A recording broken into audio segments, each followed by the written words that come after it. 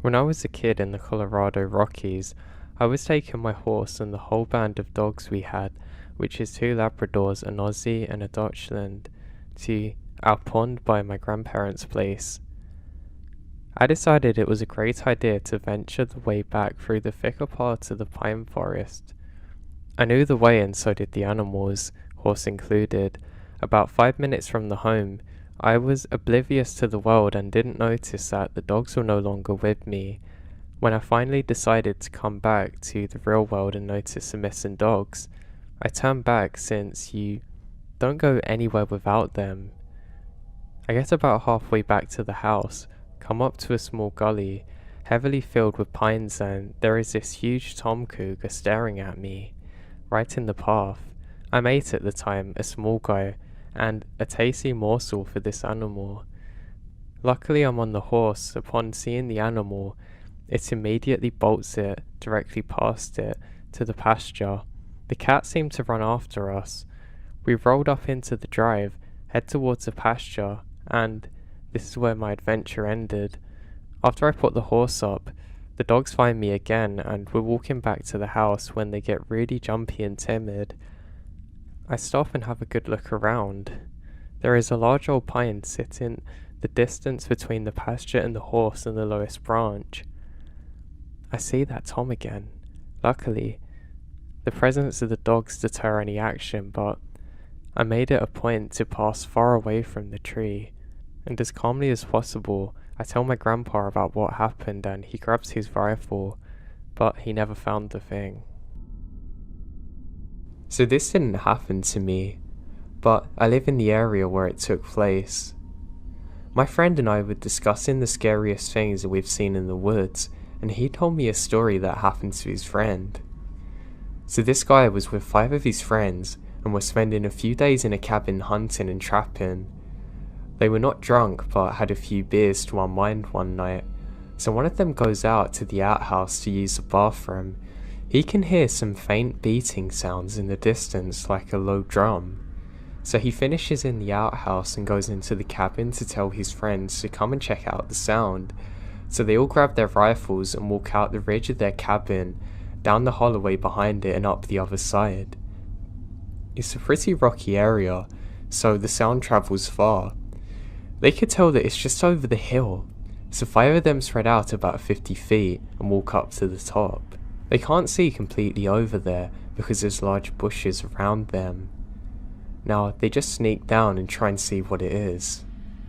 One of them goes over there and he stands there and watches for about 30 seconds to a minute before telling his friends that they have to run as quick as they can and saying what he saw was evil and they need to get out of there now. He said all he could see was a bunch of naked people dancing around a fire pit with some kind of pentagram on the floor. He never told them about everything he saw. He just said he was too scared ever to go back in the woods again or near that area.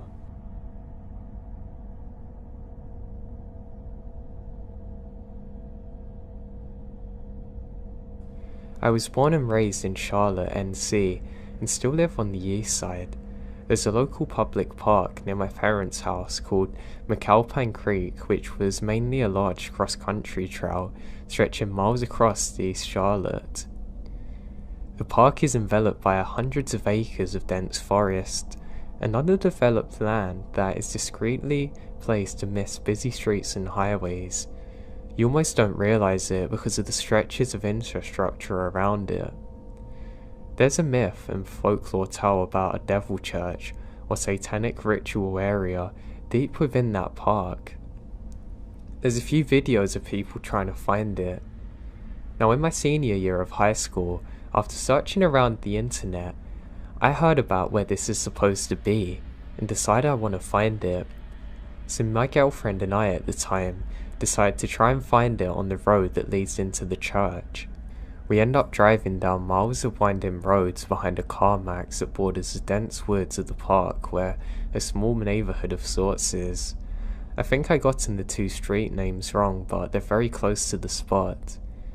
Now cautiously driving down these quiet and dark roads, we found a seemingly abandoned dirt track offshooting from the paved road. Keep in mind that there's almost no streetlights anywhere. We're driving about another 2 or 3 minutes and there had been a pickup truck behind us for maybe 50 feet or so. Upon seeing the dirt track and everything else around, our interest had peaked. We stopped the car to discuss what we want to do. We began to slowly pull onto the dirt track simultaneously. The pickup truck ahead abruptly stops and stays in place.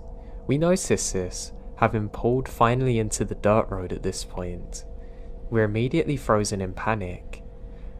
The driver of the truck quickly puts their car into reverse and began to immediately back up towards us at max speed. I throw my car into reverse and panic in an attempt to back away from where we come from. I was able to get turned around and drive back into the woods fairly quickly. The driver's accelerating at us at full speed now and I have to floor it to try and get out of there.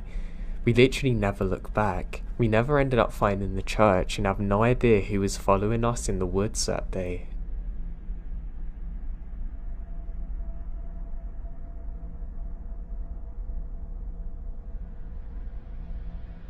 I'm not sure if this is the right place for this, but when I went to high school in a small Minnesota town, mostly farmland intersected by wooded areas, and of course dozens of small lakes. One side of my neighborhood was bordered by a relatively large marshland that you could access by a slope that wound down a trail. This trail curves through the marsh into a big patch of woods, about 3/4 of a mile away. In the fall or spring, after heavy rain, a fog would often settle over the marshes, as it was much lower than the surrounding area. It really looks like something out of a Stephen King novel. After one of these rains, my brother and I, he's probably about 13 and I was 16 at the time, decided it's a great idea to explore the woods in the fog. Although the sun was setting fast, we knew that we could make it into the woods in about 10 minutes if we left immediately. We grabbed a couple of flashlights, knowing that it would get dark by the time we got home, and we head for the trail. Once we're in the trail and moving, it hit us just how thick the fog is. We'd only been walking for about a minute or two, but we have absolutely no visibility behind us, and 5 to 10 feet max in front of us. So we continue walking for a few more minutes, now we come up to a curve in the trail. This curve signaled that we're only about 100 yards from the entrance of the woods. At this point, there's a small lake on the left side of the trail and some marshland further to the right. Now we began walking past the lake when we hear a splash. Definitely much bigger than a fish jumping, almost like a person done it. It's a really strange sound. Now we couldn't have been up there for more than 15 seconds when we heard cracking and shuffling in the brush up ahead to our left. We stopped dead in our tracks and waited. At the end of our eyesight, which could only have been about 10 feet, a figure steps out from the brush bordering the fog. Now, it's so thick that we can't make out details, but he must have been about 6'4" and very broad-shouldered. As this figure made its way into the middle of the trail, my brother gasped and stopped. Its head shot over and looks right at us. It felt like it must have been an eternity, but it couldn't have been more than a few seconds. I felt true terror in that moment that I've never felt before. I began to take a small step backwards, and suddenly, the figure took over into the marshland running again. There were no houses or buildings or anything for miles in the direction that we ran. We kept on sprinting until we got back home, and we never went back to that area again.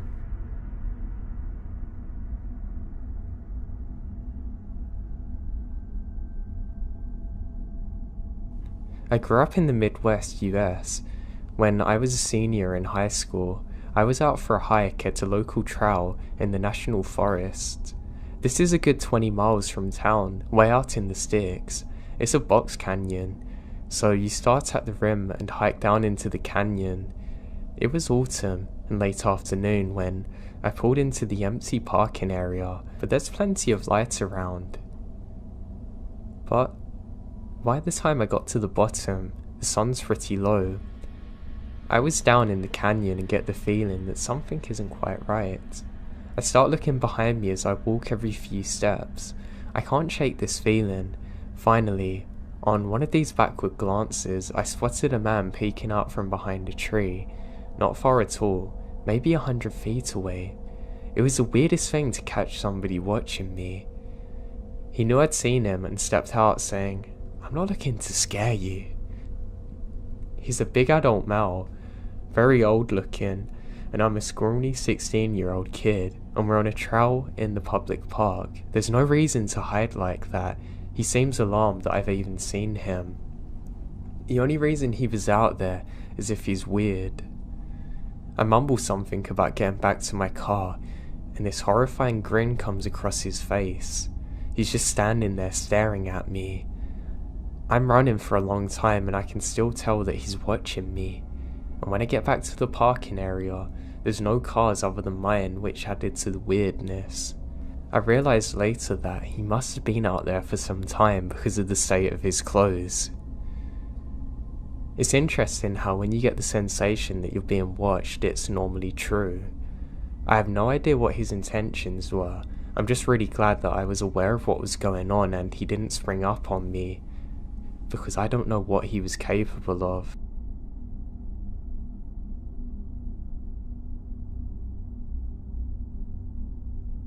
I went to a summer camp in a rural part of New Jersey back in the mid-1990s. The camp was situated on a long, narrow man-made lake. One end of the lake was reserved for swimming, which we'd do as a group activity every day or so. The swimming area had one long dock stretching straight out onto the water. The two square floating docks further apart. One of the two floating docks is further away, and although I had spent a few summers at this camp, I'd never seen anybody use the second dock. One day on the group, a dozen 11-year-olds got to the bright idea that we're going to swim out to the faraway dock. I consider this to be a challenge. When we reached the dock, I noticed a strange looking spider on the ladder that you had to climb up. I would have a heart attack. It was quite large, in terms of overall footprint. Probably 3 inches from end to end. Nah, screw that. Spiders, of course, are normal critters in nature, but this one stood out as looking unusual. After the long swim, we took a few minutes to lie on the dock and rest in the sun. No way did they just go over that spider like that.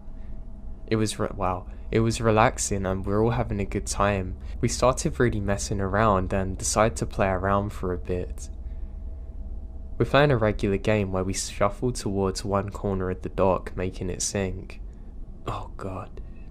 As the corner of the dock starts to sink and fill with water, suddenly hundreds of giant spiders come, frantically crawling out from between the boards, swarming over around the feet of those who were still standing on the dry ground.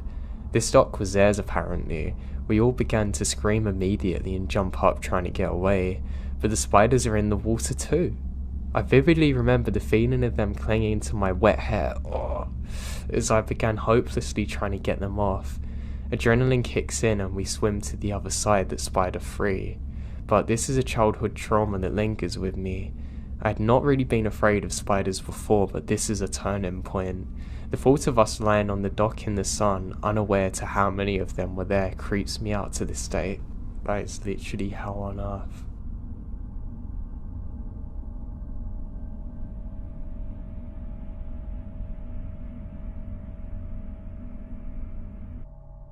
I'm a child of the mountains and my hometown was completely mountainous, so I spent most of my childhood running through the forests and stuff, and one event that happened when I was 10 remains unexplained.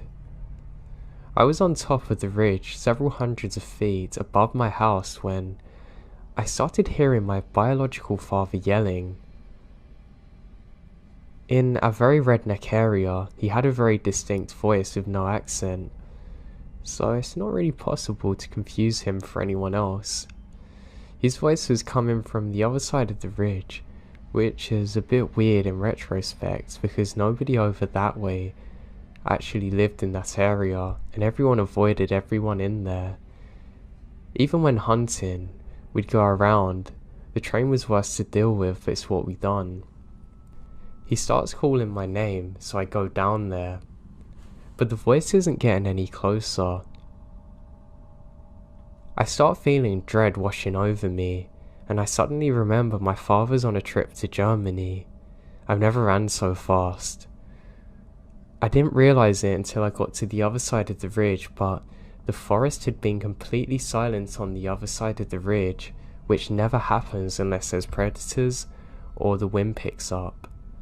Normally, I'd think I was just getting closer to black bear territory, but the voice obviously makes it confusing. Unlike a number of stories like this I've heard over the years, the experience didn't really stop me from going into the woods. It just made me more curious. I've never had an explanation for it since, and it kind of worries me. The closest thing I've heard it could be is like a skinwalker, but I'm not sure. It may even be a person who is trying to stalk me in, but I guess I'll never know.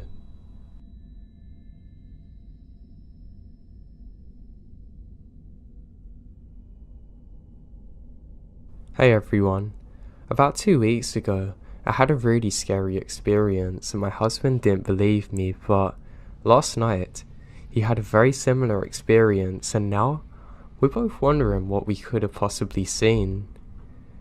So our puppy was barking to go outside and use the bathroom. It's about 4 or 5 AM. I took him out and stood on the steps of our deck because I didn't want to get my feet wet.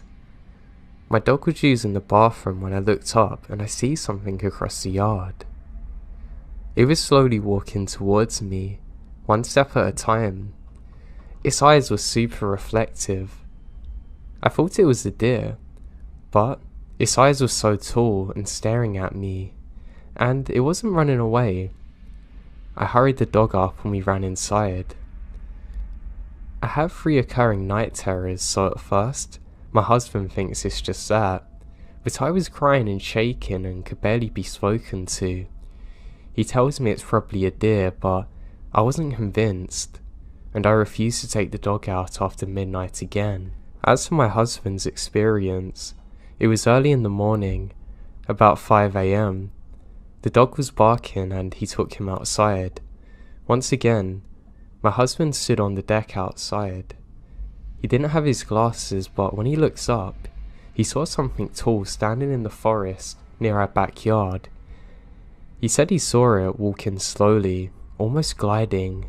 He said that the moment he made eye contact, his nose was bleeding. My husband is typically not prone to them either. He said he wanted to get a closer look but felt the need to go inside, almost like an instinct. My husband's a zookeeper. He's not really afraid of animals and can recognize many of them. I still have no idea what this is. We live in Eastern PA.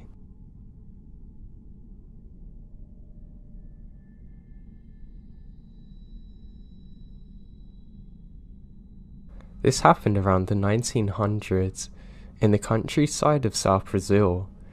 My grandmother's grandfather was coming home from a ball very late at night.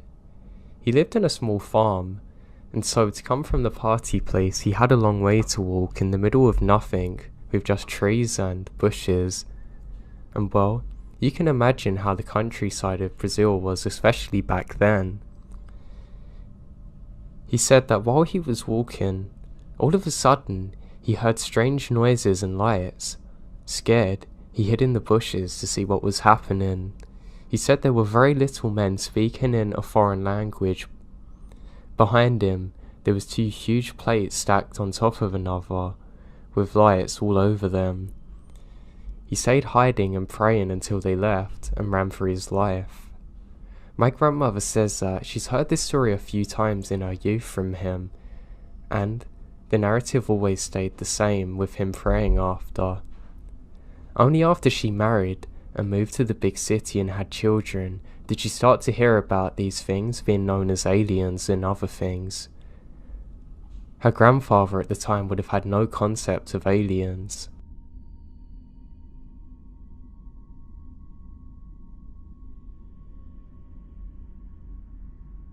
After a heavy night of drinking and camping, we woke up and nobody wanted to make breakfast, so we decide to drive into town and find a diner.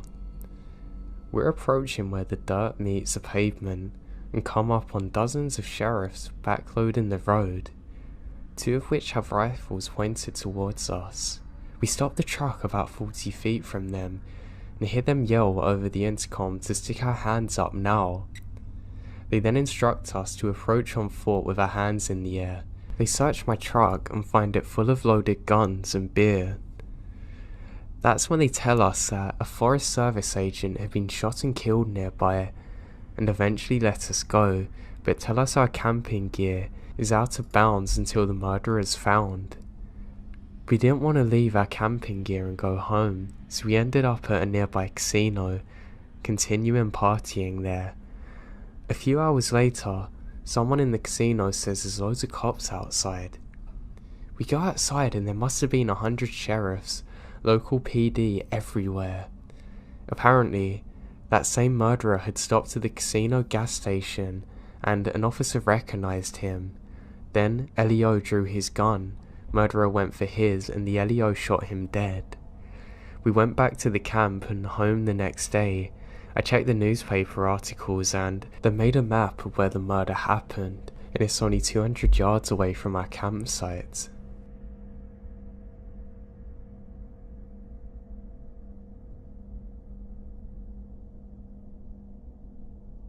I have a friend who's a trail ranger. He's basically a ranger who can't get you in trouble. He told me about this time he was gathering illegally placed wildlife cameras and knocking them down and whatnot. The other ranger wasn't feeling well, so he said he was going to head back, but it's a 1-hour ATV ride. My friend finished up the last one when he hears voices. He kept in mind that he's far off the beaten path. He calls out and no one replies. As it was getting dark, he starts to head back and found his ATV won't start. He then realizes that the batteries are not connected. He reconnects it and started to drive but isn't going fast. Less than half a mile later, the whole thing died. He radioed back saying, "Hey guys, someone picked me up." They said they would do it but are gonna take an hour. He said, "Can the other guy come back?" and he said no. So he settled down, made a small fire, but heard voices again. It's dark and he's angry. The voices sound like an argument now. Someone was angry, yelling at someone else who sounded scared. He called out and said, "Does anyone need help?" The voices don't care. He thinks they're less than 1,000 feet away. He radioed again, and they said they're having trouble finding what path he'd be on, and haven't left yet. He said to them just to get another ranger there. About 3 minutes go by, and the voices start again. He decides to walk there, hoping maybe there's some drunk people that have a map. He walks in their direction, but the voices seem to be getting further away as he got closer. Finally, 20 minutes later, he gave up and walks back. He got a radio call, and they said the other guy was passed out, covered in vomit, and was taken to hospital. They don't know exactly where I come from still because he crossed off everywhere that he went.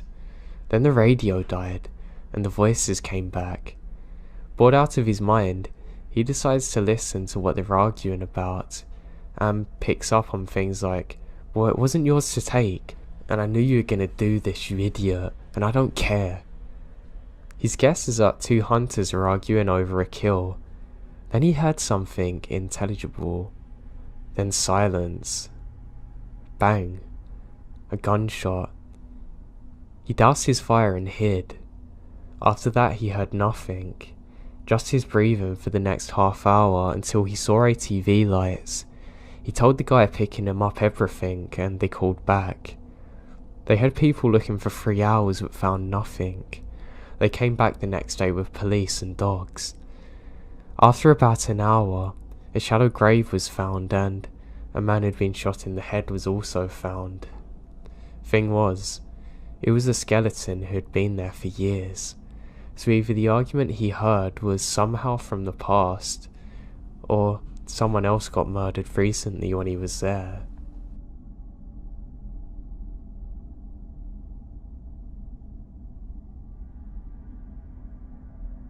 This happened while I was doing my army service in Switzerland. I'm not allowed to talk about exactly what we were doing there, but I'll try and keep this clear. My company has installed a huge antenna and it has to be guarded day and night. So we're on a hill, away from a city near a massive forest. It's 1800 hours and I had just started my watch of 6 hours with another soldier. Everything's fine. We smoke cigarettes and keep ourselves occupied until our night watch ends. Then, we receive a call from our superior who said that one of the soldiers that's supposed to watch hasn't come out and we have to stay for another 6 hours. So we tossed a coin to see who's going to stay from midnight till 6 AM with temperatures of -20. And of course I lost. And I had to wait for the other soldiers to come and join me for the rest of the night. They sent Jon Snow. No, I'm just kidding. They've only sent another soldier, but not the best because I knew he would sleep all night when I saw him climbing the hill with his sleeping bag. And that's what he did. He immediately took place in the tent and fell asleep. It was the coldest and longest night of my life. Nothing special about it. The weirdest part though happened in the morning. We received another call from our superior telling us that we had an NBC exercise. It means that we have to wear all-day chemical suits. The one with the gas mask and everything. I was really upset and exhausted because I wasn't able to sleep with that thing on, and sleep was my only reward for the 12-hour watch. Well, I get out of this tent, and I saw this thing that still scares me to this day. I see a woman standing next to the antenna. She wasn't moving, she was just standing there, meters from my tent. I couldn't see her face because of the sun starting to rise behind her. I knew she's a woman because she had really long hair. Remember that we're in the middle of nowhere and she's standing there, not moving like she's frozen. I start to freak out and call the other guy to see what I'm looking at. I don't know why, but he wasn't scared at all, and he told her to leave. But she didn't. She just stood there staring at us. I was confused. How could a woman ignore two soldiers in a forbidden area? I mean, we're in Switzerland. The army's not that impressive, I know, but people usually don't do this kind of thing. They would just move away, especially when it's 6 in the morning. And what she's doing in the middle of nowhere is beyond me, not dressed for cold climate. How long was she there? And how did she get there? I don't even see any footsteps. So, there's so many questions running through my head. The other soldier didn't think twice and starts walking towards her. When he almost reaches her, she starts running very fast into the forest. I see her going deep into the forest and I never see her again. I'm a really rational thinker, but I have absolutely no explanation for this. Thank God there was someone there with me because nobody would have believed me if it was just me there at that time.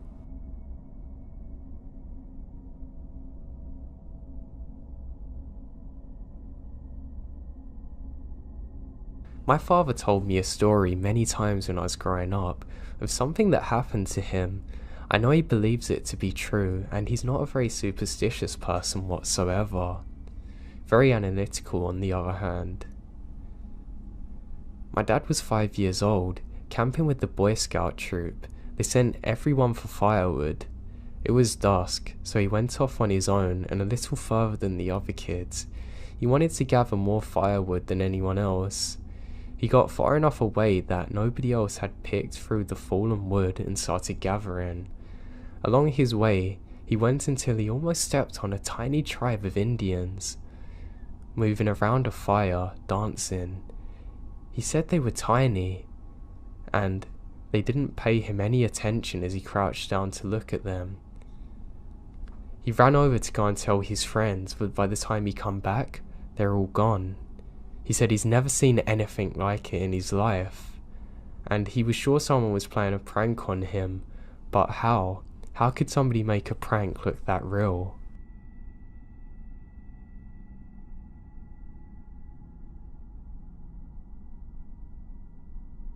I live near a very large, very popular national park. Locals here, like myself, are pretty aware of the goings on here. Strange sounds, weird creatures, and strange disappearances. I've dealt with these in my past times and hikes, and even just relaxing in the park. Here's one that still freaks me out to this day. I was at my grandma's house that's deep in the Bonnies, and the only road there is a gravel road that's washed away. Without a good car, you're not getting anywhere. My cousins lived in a trailer with their mums, right below my grandma's. We played all sorts of games, which mainly involved me getting chased, being the youngest. My grandma was in hospital with my aunt, so our oldest cousin, who I'll call D, had to watch us.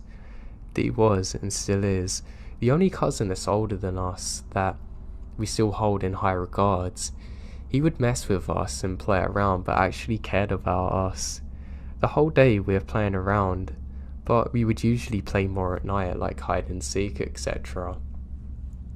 We'd been playing pretty far away from the house and it was starting to get dark. We decided to go back to the house and grab flashlights and play manhunt. Of course, I was the one being hunted. So I ran pretty far into the woods on the other side of the property, hiding behind a log. I heard my cousins getting closer, so I ran and they saw me. We ended up running to the very back of the property line, and we saw my cousin D. He looked at us and kinda growled. We all run from him, thinking it's a game. We ran back to the gravel road when we saw him walk out of the tree line, but he did in a weird way. Gloatingly, in fact. We ran into the house and decided to barricade the door to play a prank on him. We moved a couple of things in front of the door, but decided to move the big coffee table in front of it too. As we loudly scooted the table, they come into the living room from the bedroom. We had obviously woke him up, and we said we saw him chasing us, and he got wide-eyed. He said stay in the bedroom. We sat in the bedroom for about 20 minutes, and he come in and told us not to worry, that he's just scaring us. It wasn't until 4 years later, when I was 13, he told me the truth. He's pretty certain that it was a skinwalker. He told me he's dealt with it before and was terrified it hunted us, and he was too scared to tell me at the time because I'd get worried.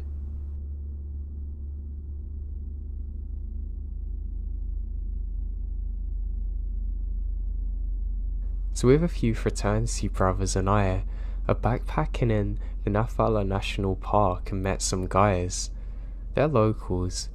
I mean, not local hangout bros, but local backwoods people who lived there for generations, hate the government and society types.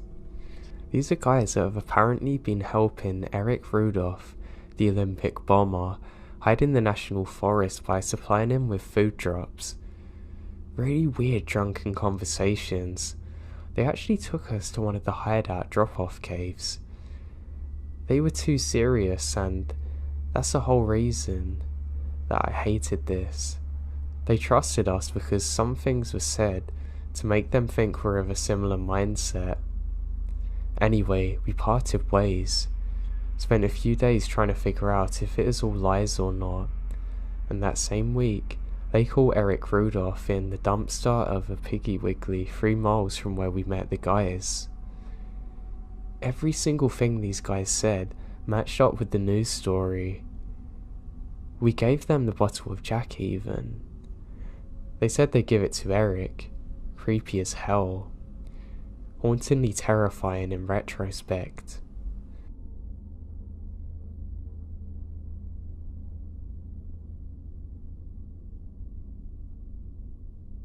So when I was about 5 years old, I was at my sister's graduation party. My father had rented out a pavilion at a heavy wooded area of Country Park.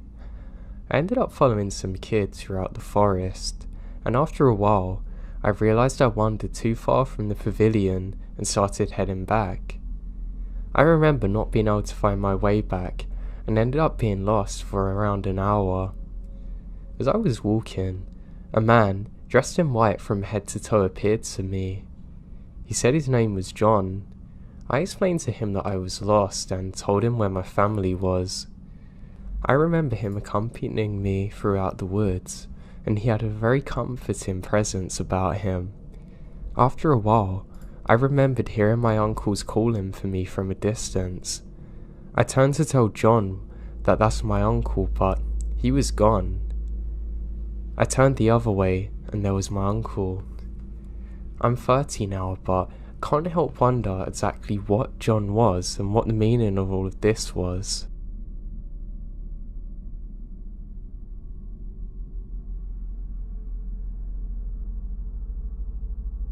I guess I'll write what happened in chronological order.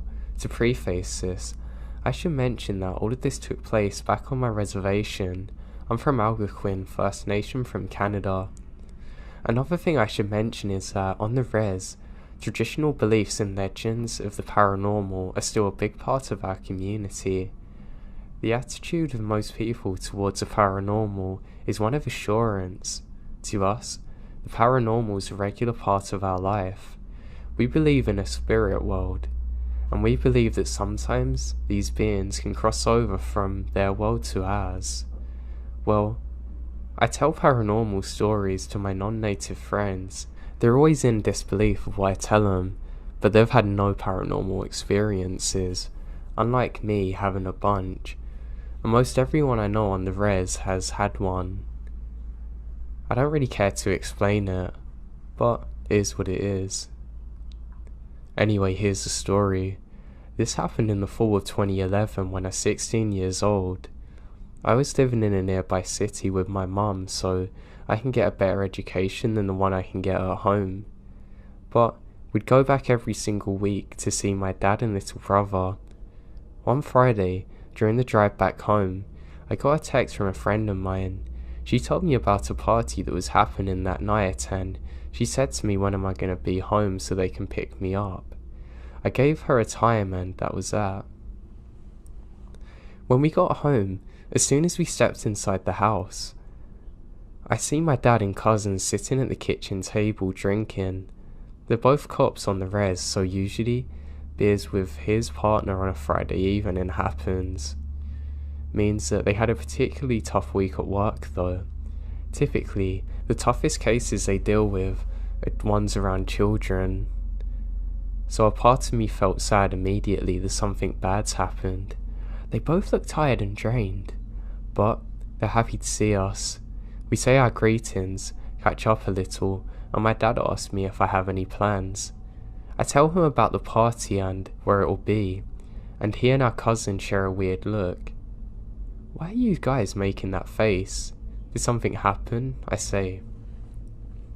I don't know, should we tell her? My cousin said, looking at my dad. He laughed and said, yeah, we probably should, because I'm gonna have to be going to a cottage pretty deep in the woods later that evening. They start off by saying the first strange call they get is on a Monday night. There's an elderly woman saying that there's people outside of her home knocking on all of her windows. She can't see anyone, but there must have been at least 3 people, judging by all the different locations of the knocking. They arrive at the woman's home, inspect all around the house, even the woods, but find nothing. They tell her that it's probably some teenagers playing tricks on her, but sadly there's nothing they can do really, besides patrol the area in case they come back. On Wednesday night, the same woman called again with the same problem. It had been raining that day too, and there was mud everywhere, so they figure at least they're gonna know where they went. But they don't find a thing. This is when they start feeling like something is off, because one of the windows where the woman was, she's adamant that there was someone there, but it's completely impossible to get there without going through a huge puddle. This is when they start to think she's lying, but they just told her the same thing they told her friend a few nights prior. By Thursday night, everyone on the res had been talking about these strange experiences. It turns out that she wasn't the only one experiencing it. She was just the one to call. I mean, all of this is taking place on a res. So it wasn't long before people were linking it to the supernatural. My dad still wasn't sure if it's just a group of teens playing a prank on people, but they get another call from the same woman for the same reason. They rush over there, but are met with the same situation, except this time, the neighbour walked over looking pale as a ghost. That's saying something for him. He says, "Is this about the knock-in?" They notice he's a little shaky. "Yeah." "Did you see something?" They ask him, and he nods and said, "You guys are gonna think I'm crazy, but yeah." And he goes on to explain what he saw. He said he stepped out for a cigarette on his front porch when he heard knocking. He looked around to see where it's coming from, and when he looked to his neighbour's house, he saw it. There's a black figure standing outside of the woman's window. The same one with the puddle, looking at her home. He said it looked humanoid in stature, but completely made out of a shadow. You could tell it was something solid-ish, but you cannot make out any features on it. He stared at it completely in shock, and watched that thing as it knocked a couple of times, then darted around the house knocking on every window, moving so quick it's like a blur, and it went around the house a few times. The man ran across the road into the tree line, behind one tree in particular. The man was frozen but couldn't look away. It then leaned out from behind the tree, staring directly at him with yellow eyes that reflected the light similar to a cat's, and then it smiled, showing its small but numerous pointed sharp teeth. "I almost had a heart attack," he said while it happened. Fast forward to Friday. Stories are being exchanged all over the res about sightings and experiences people are having. On top of that, multiple people are experiencing the knock-in. There's also quite a few sightings with everyone describing the creature in the same way. One woman was bringing her trash to the side of the road, and she thought she saw the woman somewhere in her peripheral vision standing near the trees. She walks back up the driveway and into her home, feeling as though she's being watched. Right before she's about to open her door to go back inside to her home, she looked back and saw two reflective yellow eyes staring at her from the trees, saying it's about 5 feet above the ground. Another couple was driving at night and said they saw a humanoid figure too. "You sure you still want to go to that party?" my dad asked. But my friends were already pulling into the driveway. I gave my family hugs and kisses goodbye, and they told me to be careful, but I felt fine. A common belief among native people is that negative energy attracts negative energy. Therefore, an evil spirit will draw to people with unresolved issues, traumas, and sinners, I suppose. If you're someone who's spiritual, self-aware, and basically a good person, you're pretty good.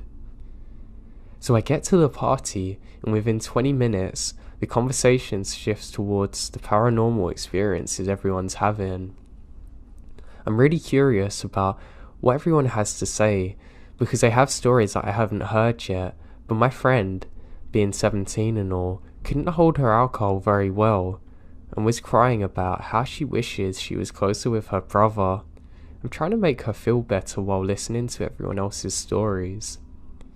One of the people from the party was related to the neighbour of the woman who was calling the police. The experience really shook him up, and my friend was just explaining everything that was going on. For one, he smudged his entire home, which is something people do for extra protection from the paranormal.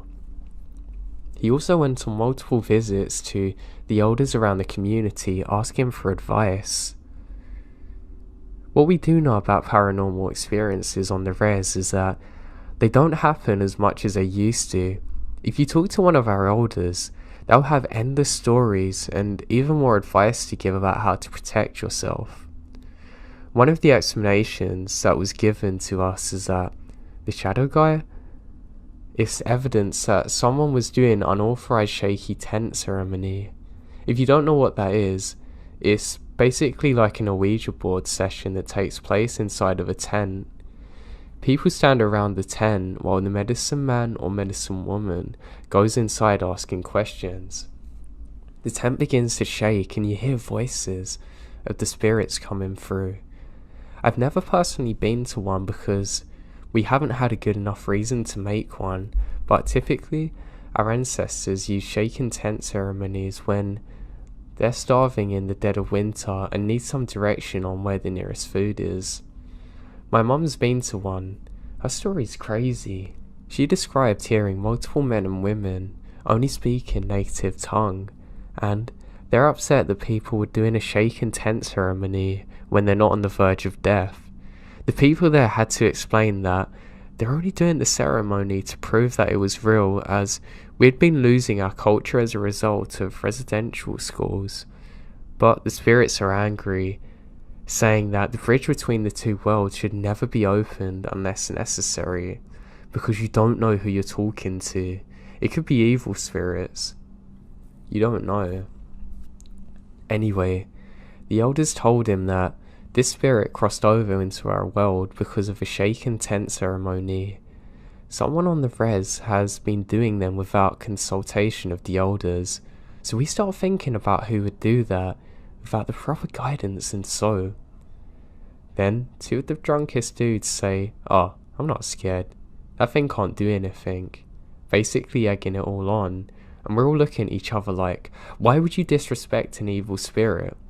That's exactly how it's attracted to you. And that's when I decided to leave the sunroom where everyone's hanging out. I went to the living room to console my drunk crying friend when I noticed the rocking chair outside of the porch moving. I slowly moved away, refusing to make direct eye contact, but I do in my peripheral vision. Anyway, I'm inside the cottage and I keep seeing this rocking chair moving back and forth. But another thing we're raised to do in our culture is to ignore paranormal. Spirits feed on energy people give towards them, so if you freak out, if you get angry, if you start crying or yell at it, that's exactly what it wants. It thrives on energy of any kind. So while I knew something messed up was happening, I wasn't about to pay attention. 5 minutes now go by and I still see it out the corner of my eye. That's when my friend screams and she runs on the other side of the sunroom. My other friend, too, sprints to the girl, number 1, who's sitting, and busts through the French doors onto the balcony. All of this happens in a split second, but I immediately go to the patio and ask what's going on. Girl 1 is crying on the couch with friends all around her. She claims to have seen the spirit. She said she was listening to the boys talk about the spirit when she saw boy 2's face as he was looking onto the balcony behind her. She turned around to see what he's looking at, and directly on the other side of the window was the shadow spirit on the rocking chair smiling at her, literally 3 feet away from her. That's when boy 2 sprinted towards it and burst through the French doors. I walk outside to find boy 2, and he's on the lawn, staring into the woods. I call his name and he looks up. All he says is, "Get everyone inside," and the tone of his voice makes me scared. I get all of us inside the cottage. This is when the phrase, "Come at me, bro," was gaining popularity. So you can imagine the drunk kid yelling that into the woods. It's terrible. I eventually get everyone inside. Boy 2 comes inside and tells everyone to clean up and that we should leave as soon as possible. Everyone has trash bags and we're clearing away the beer cans and whatever. Everyone goes inside the cottage and it's only me and boy 2 in the sunroom now. I look to him for answers and he says, "It's outside." I nod and start cleaning faster. The sooner we're out of here, the sooner we get away from that thing. As we're cleaning in the sunroom, we hear knocking on multiple windows. The entire sunroom's made of glass, but it's dark out, so you can't even see. And he says ignore it. I'm really scared now. Within 2 seconds, someone comes running out of the bathroom and says, "I'll kill whoever's knocking on the bathroom window." But everyone's accounted for. Someone else comes running out of the bedroom saying that there was knocking on the window as well. Now everyone's freaking out, and me and boy 2 and our one other friend are the only sober ones now trying to calm people. We get the place clean and get outside and to the cars immediately. Everyone's getting into the trucks and I'm standing there. The guy looks relaxed, then all of a sudden looks worried and shoves me inside his truck. We peel out of there quick. A few days later, I end up hanging out with boy 2 and he tells me the story from his perspective. He said that when the boys started talking about the spirit, it appeared on the rocking chair behind girl 1. He said he made eye contact with it but couldn't look away. They were staring at each other, and that's when girl 1 and boy 2's expression changed. He said it was instinct to defend the people he's with and ran towards it. He said that the feeling he was getting from the cockgee was almost like daring him to do something.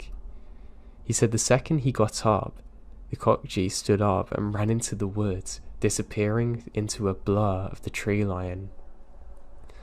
Boy 2 ran off the porch, looking around the lawn, when he saw it standing there, right next to the woods.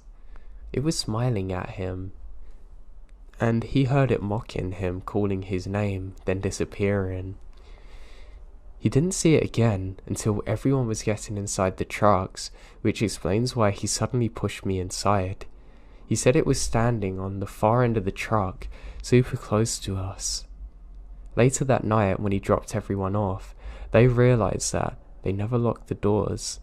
So he went back to the cottage, but his friend was too scared to go in, so he goes in on his own. But the second he opens the door, he sees that thing standing inside. He locks the door as quick as he can, and they peel out of there. The sightings continued for a few days after that. We definitely weren't the only people on the res to have them kind of experiences. It was the talk of the res. Everyone was curious about what happened. Would it come back? What was it? All I know is that it terrified us, and it's 2018 now, and no one else has seen anything like it since.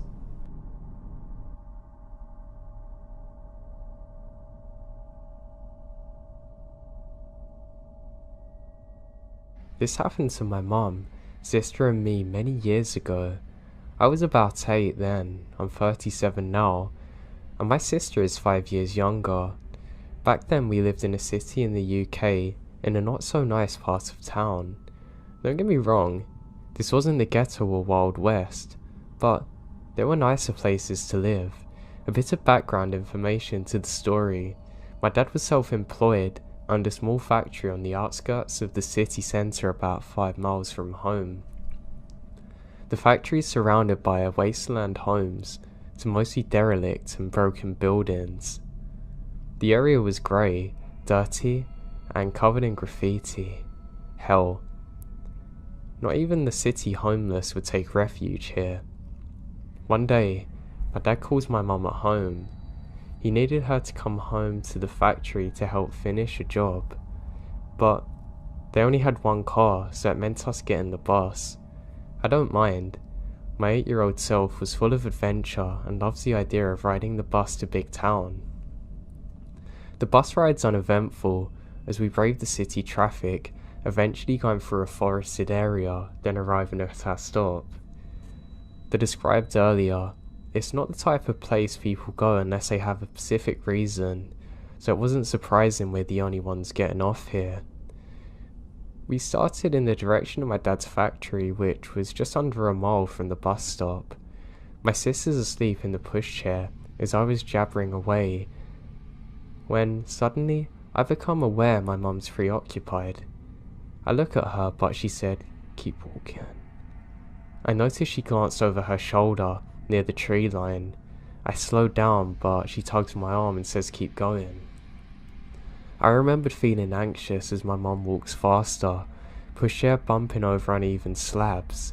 Then I heard him. First the footsteps, clumsy and heavy, then his raspy voice. He was muttering incoherently, having a conversation with, I guess, himself. Suddenly my mum crosses the road, holding my arm tightly while steering the pushchair. He crosses the road too. My mum's cursing under her breath. We cross again. Whenever you think you're being followed, there's always a nagging doubt you're paranoid. But when we cross the same road for the 4th time in 5 minutes and this guy's still following us, I knew it was on. This was back in the 80s, no mobile phones, no internet and no SOS texts. You're really off grid. But now I can feel adrenaline. We're approaching a T-junction. My dad's factory is only around the corner, but it's about 500 yards away. If you didn't know where you were, you'd assume you're heading further into the ghost town. As we turn the corner, my mum told me to run as fast as I can to get my dad. I hear my mum and the pushchair thundering behind me. My heart is pounding. I ran like my life depended on it. My feet are crunching on broken glass. I don't dare slow down. I could see the small road ahead leading to a car park of the factory. I knew what I had to do. I shout for my dad as loud as I can. My throat is burning as I gulp for air. Hot tears stain my red cheeks. I burst in the door crying and my dad comes out running. He grabs the nearest object and ran towards the car park. I stood looking out there, watching my dad sprint across the car park. I see the pushchair too. My mum told my dad where we'd been followed and points in the direction, and my dad took off. He come back 10 minutes later. The creepy guy's nowhere to be seen. My dad said he probably ran off when he heard me shouting. With all the old empty buildings and wasteland, it's easy to disappear, even into the woods. My dad wanted to take the car and drive around to try and find him, but my mum doesn't want to be alone, even in the sanctuary of the factory, so he agreed to finish up the job, and we all drove home. My parents never reported it to the police.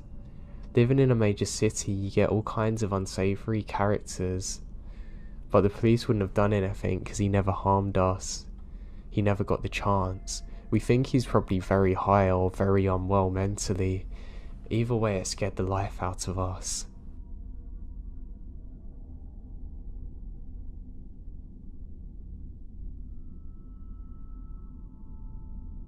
My father sadly died and I needed to clear my head, so went on a solo trip to a cabin in Oregon with my dog. Now I had a couple of weird things happen. My Pop-Tart incident still trips me out, but I think I can write that one off as maybe someone messing with me. But here's my story. I'll be the first to say that all of this could have happened in my head, like with anything. The mind's a freaky place and can play tricks on you. Now whenever I was scared as a kid, my dad always told me that in life, you shouldn't be scared of ghosts. Fear the living, they'll hurt you. In my late teenage years, I come into some money after my father committed suicide and I received an inheritance from him. Near the time of my dad's passing, he and my mum owned a cabin in Oregon. The cabin had been put up for sale by my mum, who could no longer afford the payments or renting it out. The cabin was set to go on the market for sale in less than a month and was in the process of finalising a paperwork with the realtor and lawyer. So for that month's time, the cabin was not going to be rented out any longer and was going to be vacant. I saw this as a chance to get away for a while and clear my head in light of all things that were going on. I quit work, packed up snowboarding gear, grabbed my dog and headed up in my dad's car that he had wheeled to me to the cabin. Now, this was our family cabin that my parents rented out throughout the year when they're not using it. I had keys to the cabin and also had the code to the alarms, so I didn't feel the need to stop at the rental management company and advise them of my stay. That has nothing to do with my story, but I felt the need to mention it anyway. The first few days of the cabin are normal, and nothing seems unusual. I spent my days playing with my dog in the snow, snowboarding, and in the evenings I played PlayStation or listened to music, drinking and smoking on the balcony. I already stocked up on food, cigarettes and liquor, so I was pretty much shut inside apart from the occasional venture out to the shops or the slopes. With my dog as company and my DVDs and PlayStation as entertainment, I was content and started to feel relaxed after all the drama that preceded my outing. The cabin itself was 2 stories. Bottom store had the living room and a side guest bedroom, along with the small kitchen. Upstairs had another 2 rooms, along with a walkout balcony attached to the master bedroom. Most of my time was spent either in the living room, kitchen or master bedroom. I never ventured into the other rooms and always kept the doors leading into them shut. Open doors to darkness scares me. Anyhow, the 3rd day came around. I was going through my usual routine of playing with my dog, playing games, etc. It was pretty heavy snowfall out, and I didn't feel like trekking down the hill to the main road in my car and decided to stay in. That's when things started getting a bit weird. In our area, there's only 2 other cabins adjacent to ours, maybe a block away from one another. All other cabins aside from these 2 are a mile away from ours, surrounding us with mostly forestry and very tall pine trees. Both these cabins are empty from the past couple of days from what I knew, and no one's currently there. Now, that's some background and I'll jump to the weirdness. Around midday, while outside with my dog, I noticed what appears to be footprints in the snow around the area surrounding our cabin. It was still snowing, so the footprints looked semi-fresh, like someone's been there in the last half hour before me. I thought that maybe someone was staying in the cabin near me that I haven't noticed. Maybe they were shut-ins like me. Well, alright, whatever. The prints lead away from the cabin, but disappear in the snow towards the tree line. Disregarding the footprints, I went back inside. Nighttime came around and I decided to head to bed. My dog Midnight was laying on the bed with me when I noticed his ears perk up. This was followed by him quickly jumping off the bed, running downstairs to the living room. I lay in bed and stay silent. I can hear him moving around downstairs, back and forth. After around 5 minutes, he ran back upstairs to me, starts doing his doggy dance, as a sign that he needs to pee or wants to go outside for something. Oh, well fine. I can't say no to him, so we both went downstairs to the outside driveway for him. He didn't want to pee though. As soon as he gets outside, he started to pull on his leash, trying to drag me to where he wanted to go. He kept looking into the dense part of the trees where the prints had been earlier, but he also kept sniffing the side of the house and looking up towards the roof. That's really odd. After he figured out that I'm not going anywhere near it, he sat down and just stares into the darkness. This is a bit unusual for him, but alright. Maybe there are forest animals out there that he wants to chase down, but screw this. Do not want to chance anything, so I pull him back inside and we both head back upstairs. Around half an hour later, I was lying in bed when I hear what sounded like hoofs walking on my roof. It was only a series of around 6 steps, and I rationalised that it could have been a pine cone falling from a tree onto the roof, or maybe a kind-hearted forest animal running around. But here's the thing, the footsteps aren't spaced apart like a man's stride would be, so that was freaking me out. Midnight, I also heard the noise and was quick to run to the balcony screen door, expecting to see something, but there's nothing. Alright, you know what? I'm a tough guy and at the time considered myself fairly well built and strong enough to handle myself. I grabbed my coat and shoes along with my cigarettes and flashlight and went out on the balcony. Screw it, right? As soon as I was outside, I lit up my cigarette and started wondering what this could be getting onto the roof with my light. Nothing there, and snow on the top was undisturbed. Crazy. Maybe this is all in my head. What about the midnight before? I'm paranoid now. But I think it's in my mind and calmed down. My eyes started to adjust to the darkness, and I kept smoking and just staring at the stars and trees next to our cabin. That's when I saw it. In a tree that was little taller than our cabin, around 20 feet from the balcony, I saw what looked like a man crouched in a squatting position in between two branches. It was squatted on one branch with its arms extended above its head, holding onto the branch. Wow. What is that?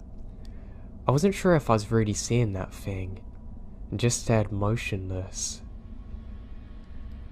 I noticed Midnight stand up and start pacing behind me and lightly barking at the same time.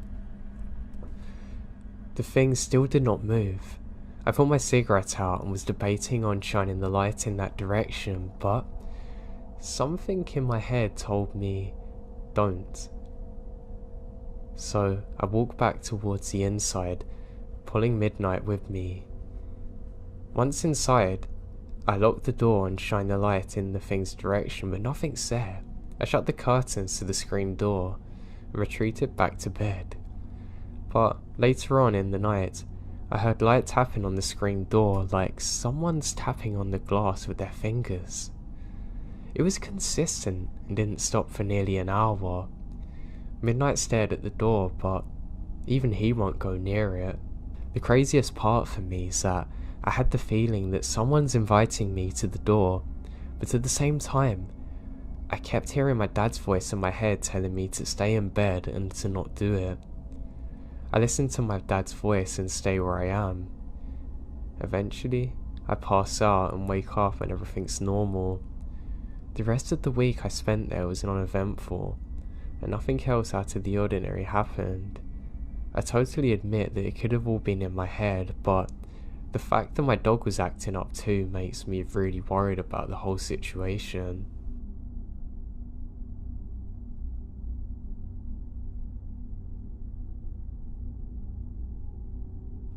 A bit of preface here. I was around 10 or 11 when this happened. Old enough to stay home alone, but not old enough to recognise some red flags. I attended camp over the summer, the typical 8 to 3 route.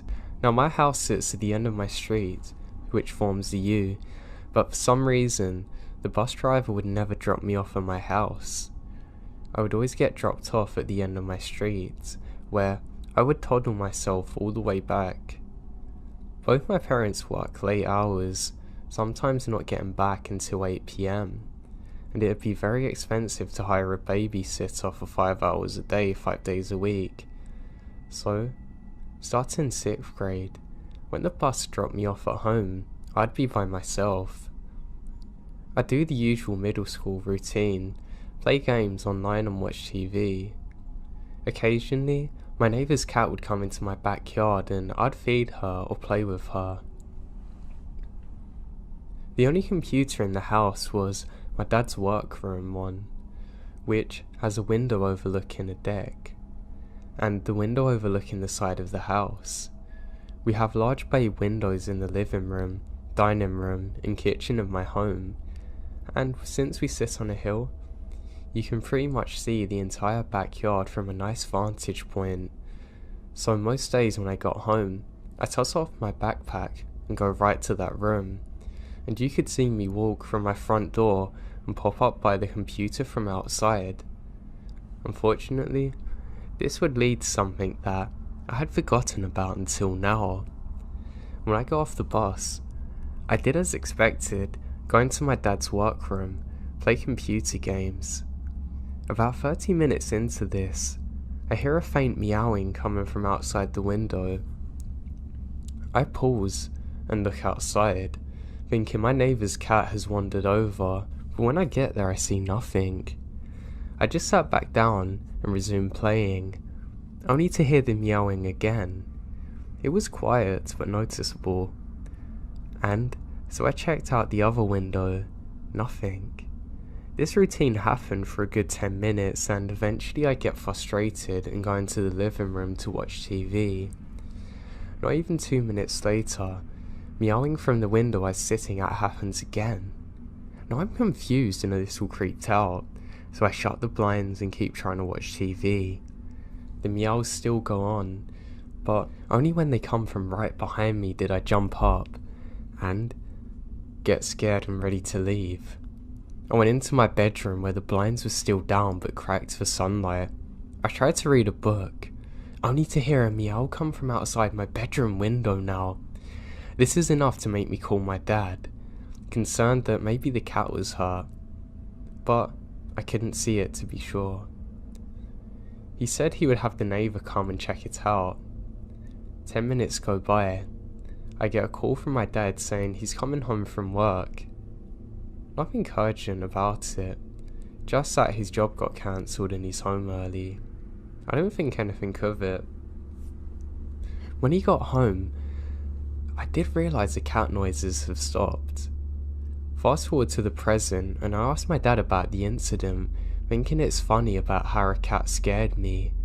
But what he said next made my blood run cold. After I called him, my neighbour indeed did come and check out my house. What he found were large footprints circling the house, right next to the windows. Someone had been stalking me through my house, seeing where I was, making cat noises trying to lure me outside.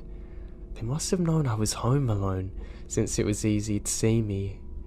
And they must have known that I played with the cat. My neighbour immediately called my dad and searched the property, but found no one. The police weren't called since there was nothing but footprints that led into the woods. I never saw anyone. My dad stayed home with me for the rest of the week. It sickens me to think that people would use those tactics to try and lure someone like my younger self out of their homes to do God knows what in the woods with them.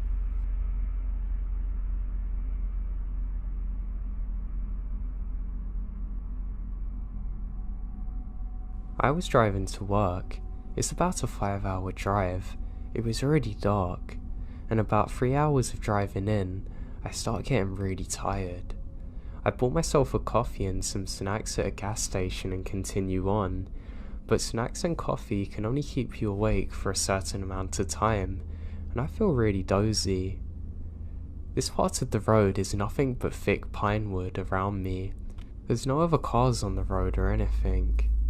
Only insects smashing into my windshield now and then on the empty road. Now I'm extremely tired, and at one point I nearly drove off the road, for almost falling asleep. I have to sleep now. I can't wait for a gas station. I must stop or I'm gonna crash. Now, I have such an urgent feeling to find a place where I can stop. It felt like an hour, but it was probably about 5 minutes to go by, and I spot this little pocket in the road. It's like a parking space for quick stops, like peeing, switching drivers and stuff, not a resting area. I stop there, turn down my windows to check if I hear any weird noises, and there's total silence. I turn up my windows again.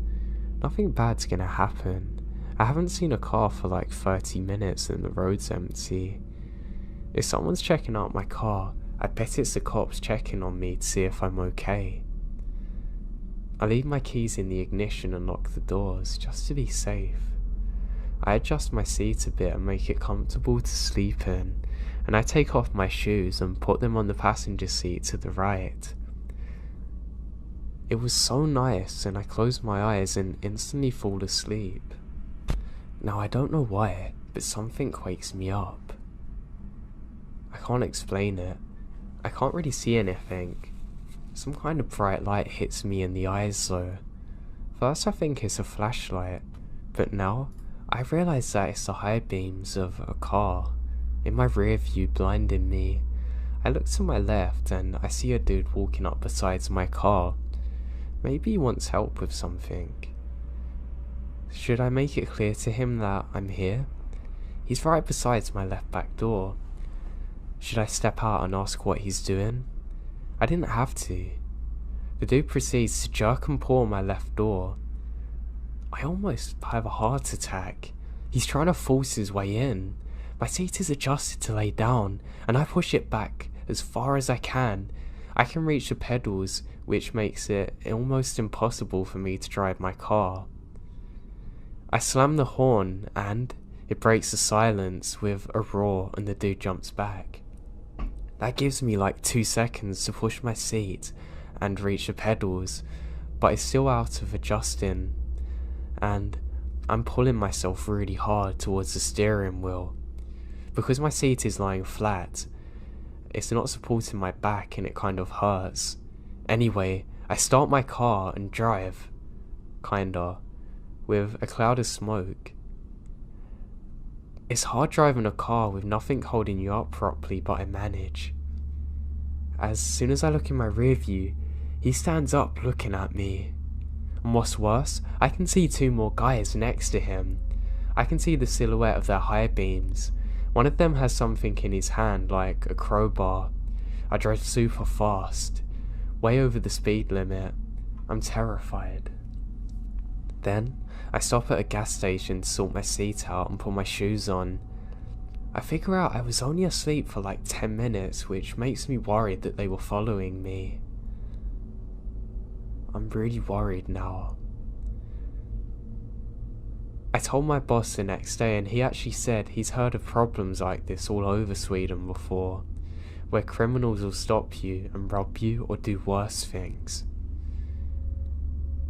I've never had anything like it in my life and it makes me terrified to stop when I'm driving again.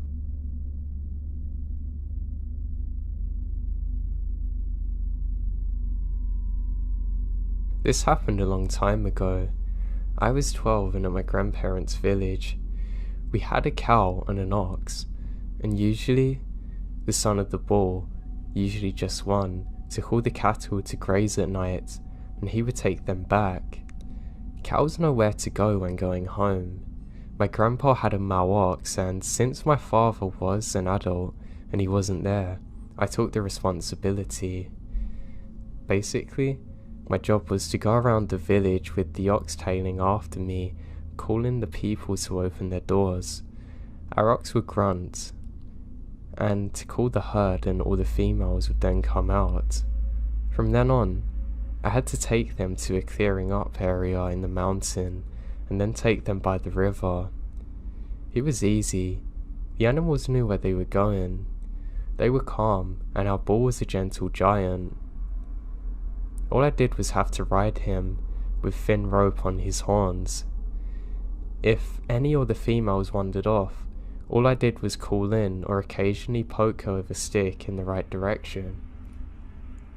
My grandpa said that if I see a wild, very rare boar or fox, I should just stay on the ox. Not many animals dare to go near an ox herd. There is a dark part of the forest where it's very quiet, and even the bravest hunters won't go. It is slippery and dangerous. They said that even the deer and boar don't go there. I was forbidden to go there and honestly never wanted to. So during this event, it's during the morning and everything seems fine. I was on the ox going up the mountain. I was glad he let me because it was a hard trek up. I saw that one of the females was wandering off. I followed her and left our ox and the dogs to guide the herd. She went into the forest and I ran to her. I tried steering her away, but she continues. She went in the dark part and stopped. I didn't want to go off just in case she ran back and left me there. And then I heard a crunch and turn around, and a very old man is walking towards us. He looks frail with dirty clothes and has a long beard. I was scared. I'd never seen anything like this my entire time out there before. Now, I laid on the ox clinging to her, not wanting to fall if she ran. Oxes aren't like bulls. They don't jump or kick when scared. They either attack with their horns or run. I was ready to hold on no matter what she chose. Our oxen don't take kindly to strangers, and before I took them out in the mornings, they're always paranoid. Now that's a good thing though, because they trusted their owners. But knowing her, I knew she would either bolt or attack. But weirdly, she just stood there. The stranger then came to us and petted her on the head, whispering something I didn't understand. He looks at me and his eyes are completely white. Then he turns around and disappears into the trees. Suddenly, the female grunted as though she had woken up now. It was crazy. I'd never seen her act like it before. She suddenly bolts away with "Come," and we found the herd. I quickly got on our rocks and yelled water. He knew that command and went down towards the river. I then ran into one of the houses and tried to explain everything. The couple there stayed with me and sent their daughter to call my grandpa. I literally couldn't sleep for days remembering those white eyes. My grandparents wouldn't let me out of the house after that, even if it's just to play in the trees. Later I learned they were protecting me from a lesnik, a forest spirit which can take the form of a man or an owl or wolf. It hates when people go to his part of the woods and can kidnap you. I later learnt that the ox which took me there fallen ill and died almost immediately after.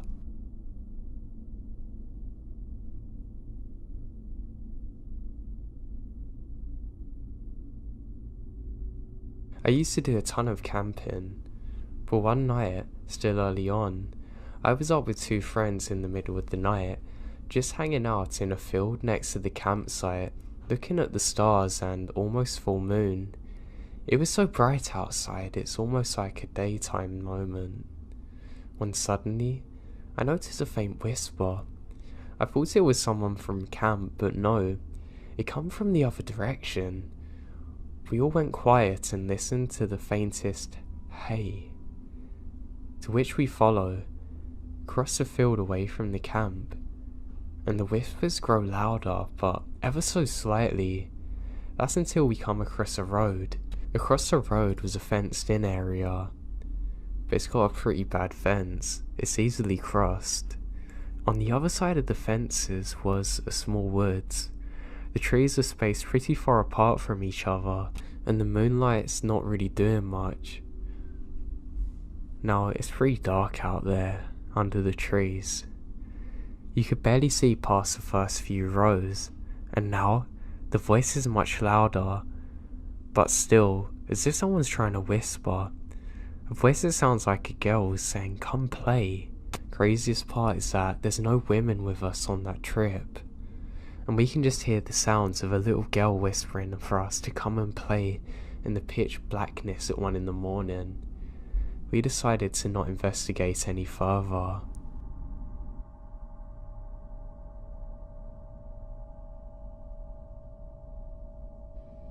My ex-boyfriend and I did a rainforest walk, which dips deep down to the bottom of the forest.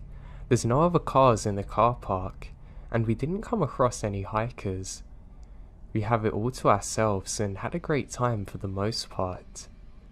As we're walking up, my ex was ahead of me and suddenly stopped, raising his hand to signal for me to stop. I look up and there's this woman staring at us ahead.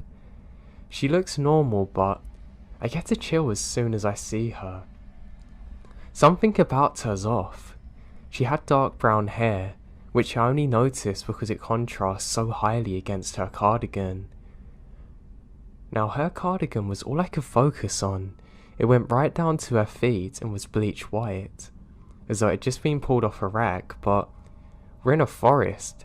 How is it so white? And why on earth would you wear it hiking? We stare at her for what must have been 30 or 40 seconds, but feels like an eternity. There was no way I was going to take another step towards her. Instead, I felt this kind of stillness, as if the forest around us froze in time and went silent. She finally turned around and started to walk slowly back up the trail. We watched her and waited, not saying a word to each other, until she's out of sight before we start going again. The car park was still around half an hour away, and we just fast walked in silence, a bit on edge, just trying to listen for anything. We look back and don't see her. It's absolutely the strangest thing that ever happened to me. The one thing I can't explain was how her cardigan was perfectly white. Even the bottom of it had no signs that she had been in the forest whatsoever. It gives me chills thinking of it.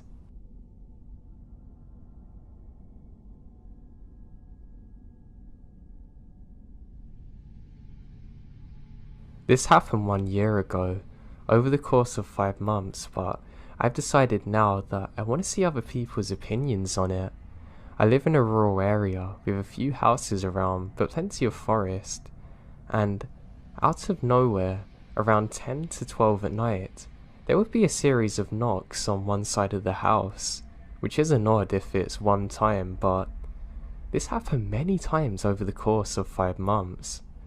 If I had to put a number on how many times it happened, it's probably around 30. It's the exact same kind of knocking. At first, we thought maybe it's just some kids banging on the other side of the house, but no kid has enough dedication to continue it for this long with no reward. Also, I've stepped outside to see if anything's there, and literally, it's as if no one's there. I don't really believe in the paranormal, but I genuinely have no clue as to what this could be.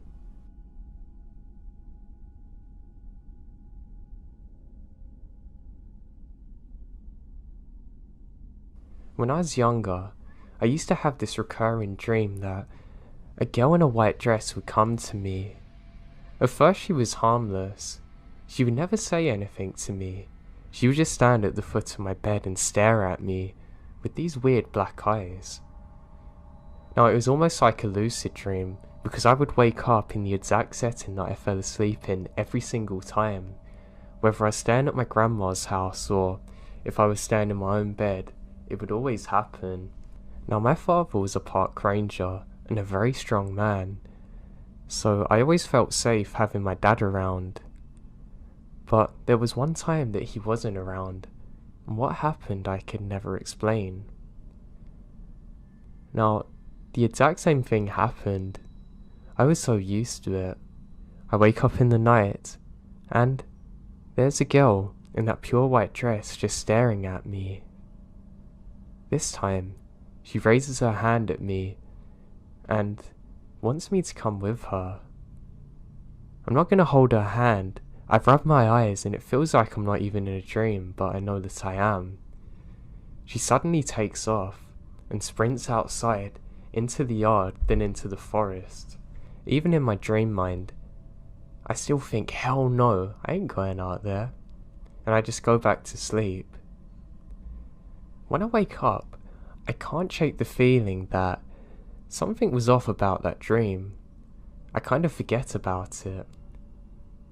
A few years later, I hear off my dad that he's also had the same dreams, and some of the other park rangers have too that he works with, and he's never been able to explain it. He just thought it was nothing more than a dream. Well, that was until one day, I was out with my dad. We were just gonna go into the forest for a small hike together. I was really looking forward to it and always enjoyed doing so.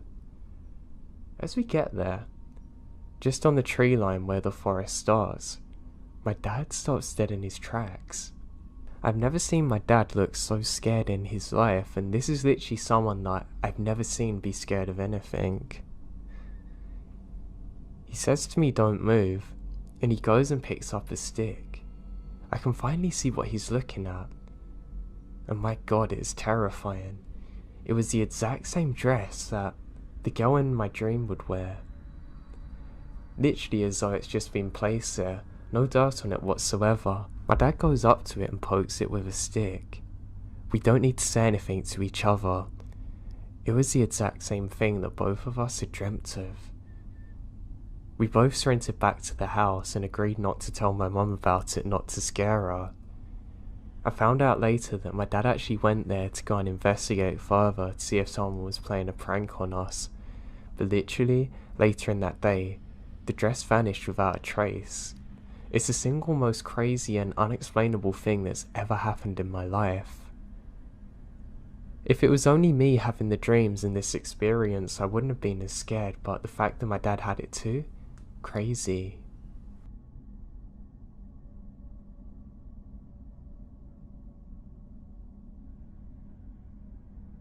Now my native language is French, so sorry if there's any problems telling this story.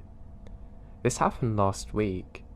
I was searching for a cave with my girlfriend, and in France, we have incredibly detailed maps telling us every cave that has been explored.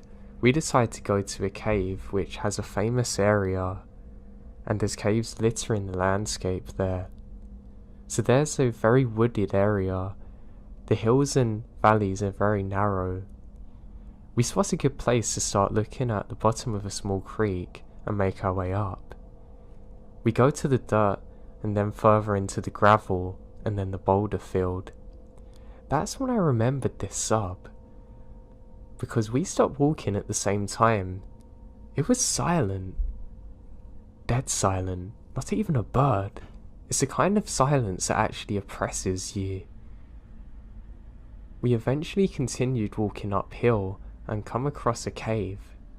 Soon after, a bird breaks the silence, and we realised we are almost dead for asphyxiation.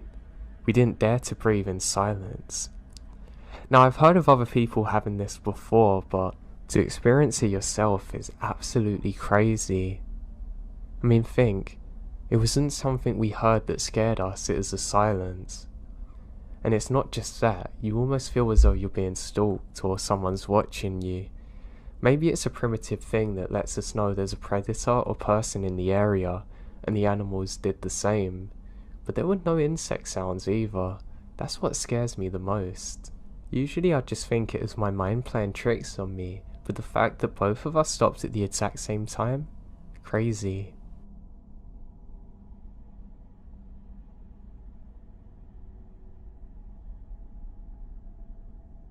The details I have on this story are very vague, but someone told me about a teenager who went into the Okla National Forest to hike, and then was reported missing several days later when he didn't return home. A couple of months later, when he was found in the woods, he was a different person, appearing like he was drunk. He was tested but had no signs of drugs or alcohol. The negative results. Mentally, he wasn't all there, but physically, there's no signs of him being exposed to anything to cause this. He kept telling people that he encountered something strange. It was several months before he was himself again, and he had very little memory of what happened on those days. I've asked people that I know who live in Okla or have camped and hiked in the Okla National Forest, and they've never heard this story. I really didn't know this person who told me this story, but it's crazy. I do know that over the years, people have gone into the Okla National Forest and never came out. Some of them are harmed or killed by animals, others murdered by the worst enemy of all, humans, and never found again with a trace. Now, I've driven through the forest on State Highway 40, and it's creepy as hell. It's creepy enough in daytime.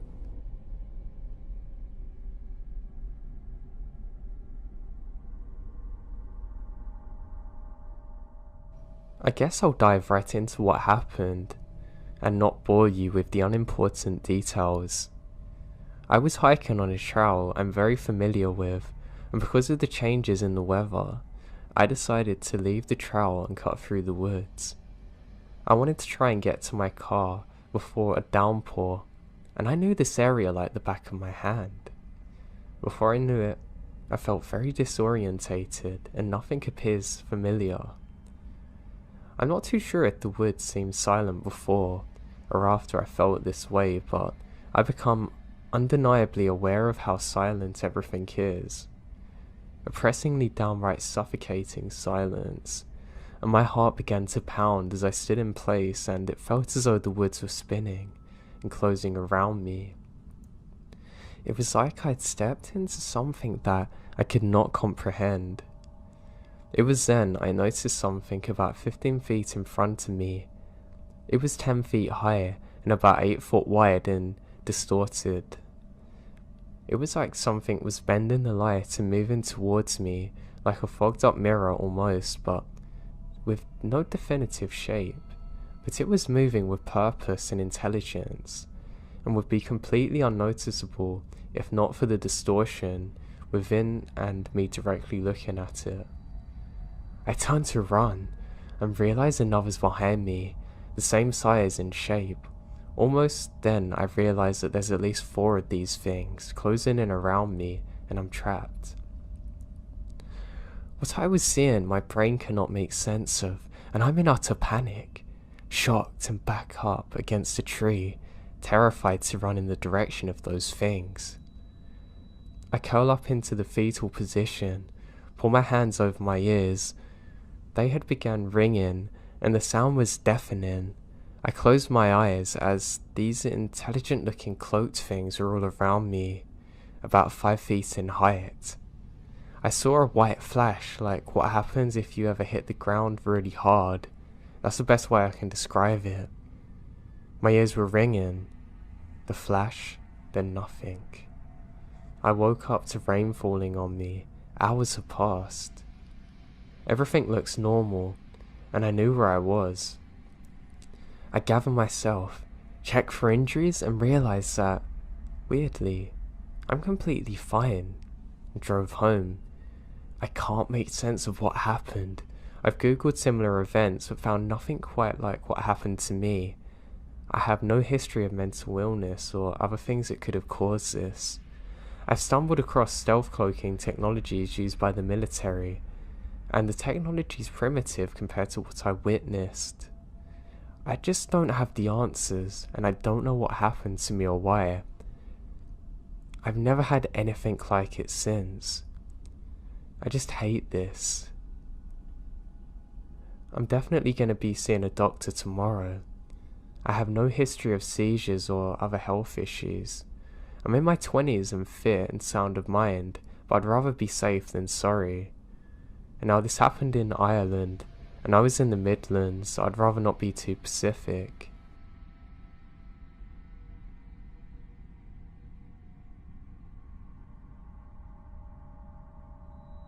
So my story isn't recent, but I needed to share this. I'm 19 now, but this took place when I was 12. It's something that's always stuck in my mind. The night this encounter happened, everything was pretty normal. I was going back to school the next morning after summer break, so I had to be in bed earlier than I wanted to be. I remember falling asleep to the movie Meet the Robinsons, playing at probably 10:30 PM. And then I woke up, and I knew it had to be late. But the first thing that I registered was that the TV is completely scrambled. I mean, almost like a DVD that doesn't play so it skips. But it was frozen, so the image was warped and boxy. Except the Meet the Robinsons DVD was fine. At this point, I guess it's around 2 or 3 AM. The second thing I registered was that there's voices coming from the kitchen. I got out of bed to see what was going on because the voices are talking really loud and sound panicky.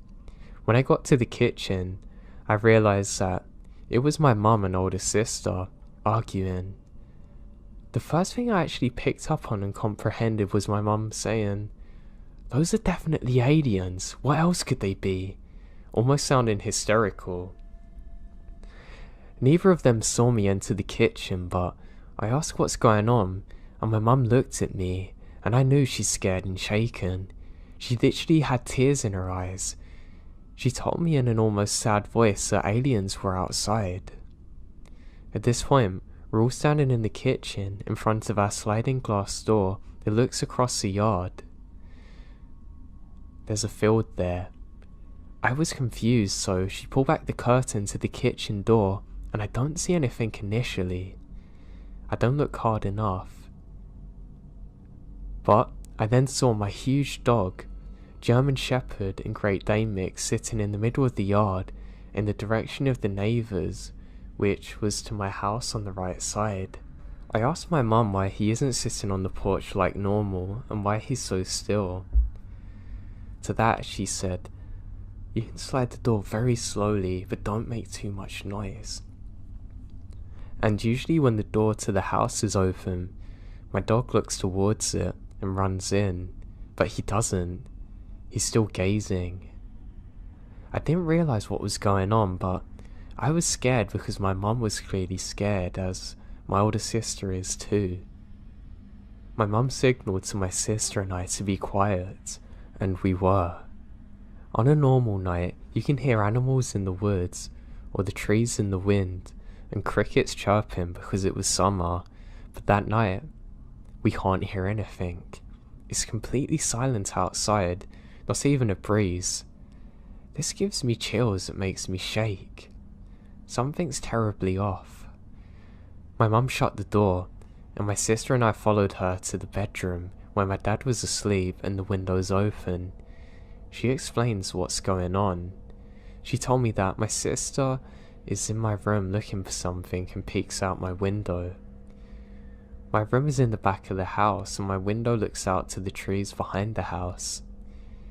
She saw what she thought was a pack of coyotes, but there's 30 of them, and the closer she looks, she starts to see distinguishable features, and that's when she dipped out of the room and told my mum.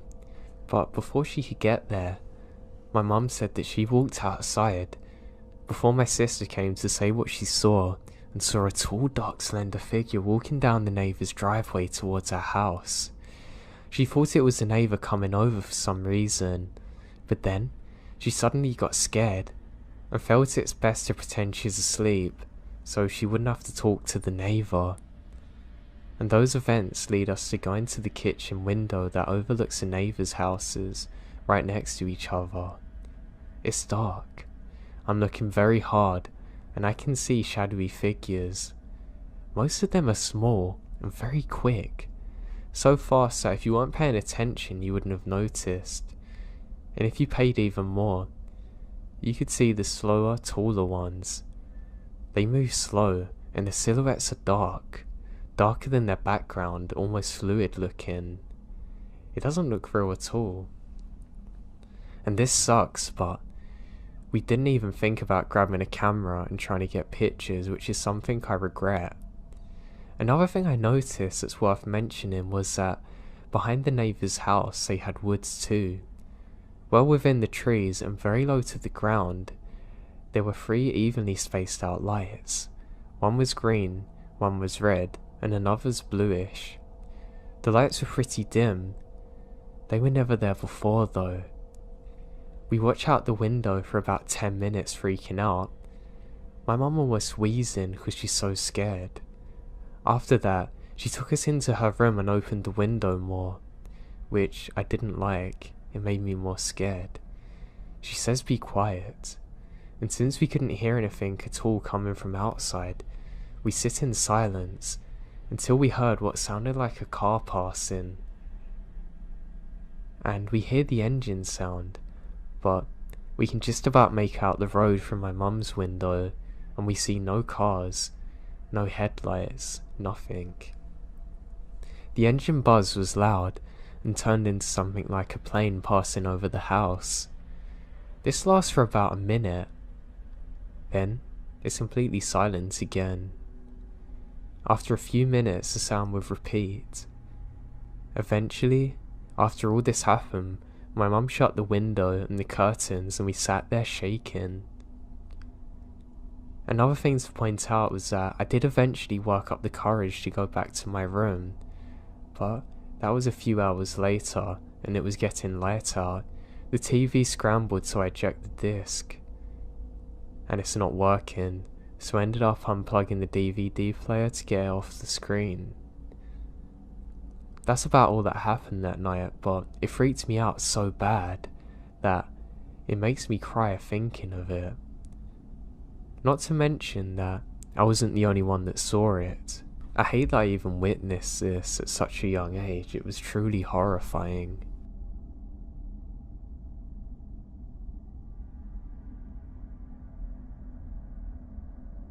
A lot of you wanted to know my cousin's story on the skinwalker, but I'm going to try and get to the actual story from him tomorrow and fill you in there. I do have another one though that I'd like to share, however. This one doesn't have anything to do with skinwalkers, at least I don't think so. There was an old legend about a lost town in the forest near where I lived, and for the most part, it was only a legend. However, it was noted as being true, and a ghost town is near my town. The story that I'm about to tell is one that happened when I was 11, and still scares me to this day. My dad likes to take me on the little off-road rides in his Jeep. It wasn't necessarily an off-road one either. It was a Cherokee, so it wasn't really built for the backwoods dirt trails.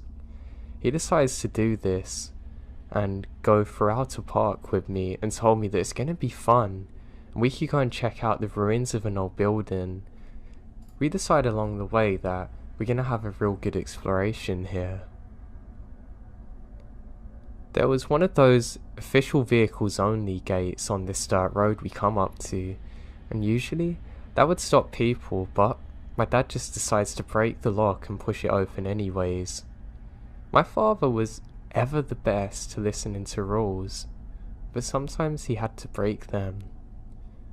About 30 minutes into our drive on this road, he's shining a flashlight out of the window, trying to find this building, and he has his headlights on full. We're both looking for signs of, well, anything. Eventually we come upon this really steep hill. He says, "Oh, I think I remember this," and just guns it up there. Naturally, we get stuck at a certain angle. We can't reverse or accelerate. My dad never likes to admit when he's wrong, and said he can fix it, and started thinking that he's going to be able to fix this really easily. I was very curious, and I still am, and I got the flashlight and started looking into the woods around us. I'm kind of worried about bears or wolves, to be honest. I then noticed a little light in the valley below us, and turned off the flashlight to see it. At the same time, my dad's cursing at our car, and I decided to get a little closer to the light and see if I can figure out what it was. Mainly to see if there was somebody who could help us. As I got closer to it, the trees took it apart a little bit, and I can see there's a very small town. The best way I can describe it is like a town from the movie Big Fish. Just very numbered set of buildings. As I got closer, I hear voices, and I saw people, but something just seemed really weird, like they weren't really there. I decided to try and get closer to the town, but the closer I get, the more weirded out I feel. I eventually felt if I didn't turn around, I would never come back, which is very odd, and I've never had this feeling before. I decided to turn around and go back to my dad. He didn't get the car unstuck by himself, at least, and we just slept in the car. The following morning, the park ranger showed up, and after a lengthy talk with my dad and a very hefty ticket, he helps us get the car unstuck and be on our way. Before we left, I try and catch another glimpse of the village, and it was the ruins that my dad was talking about. I talked to the park ranger about it, and he said, well, this was once a thriving village, just lost in time. I decided not to say anything about what I saw to the park ranger, but did tell my dad, but his usual skepticism turned me away. I have visited since, and it's a pretty decent place, and I told my friends about what I saw, and they believed me for the most part, and we decided to stay out one night to try and find it and see if anything happened, but of course nothing did. But I still remember that night as if it was yesterday, and I still get goosebumps thinking of it.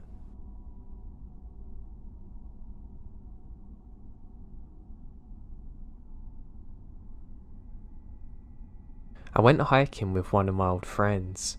He used to be homeless and in a bad situation with his parents, so I let him stay with me until he got back on his feet.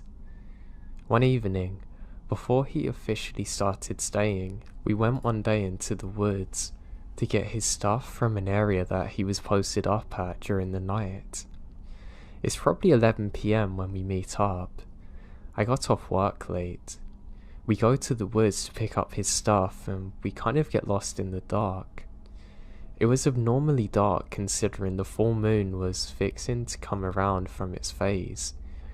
Neither of us have flashlights and my phone had died, so I can't use it. Bad planning, I'll admit that. We stumble across a bunch of decently large moulds of dirt in the offshoots of the woods.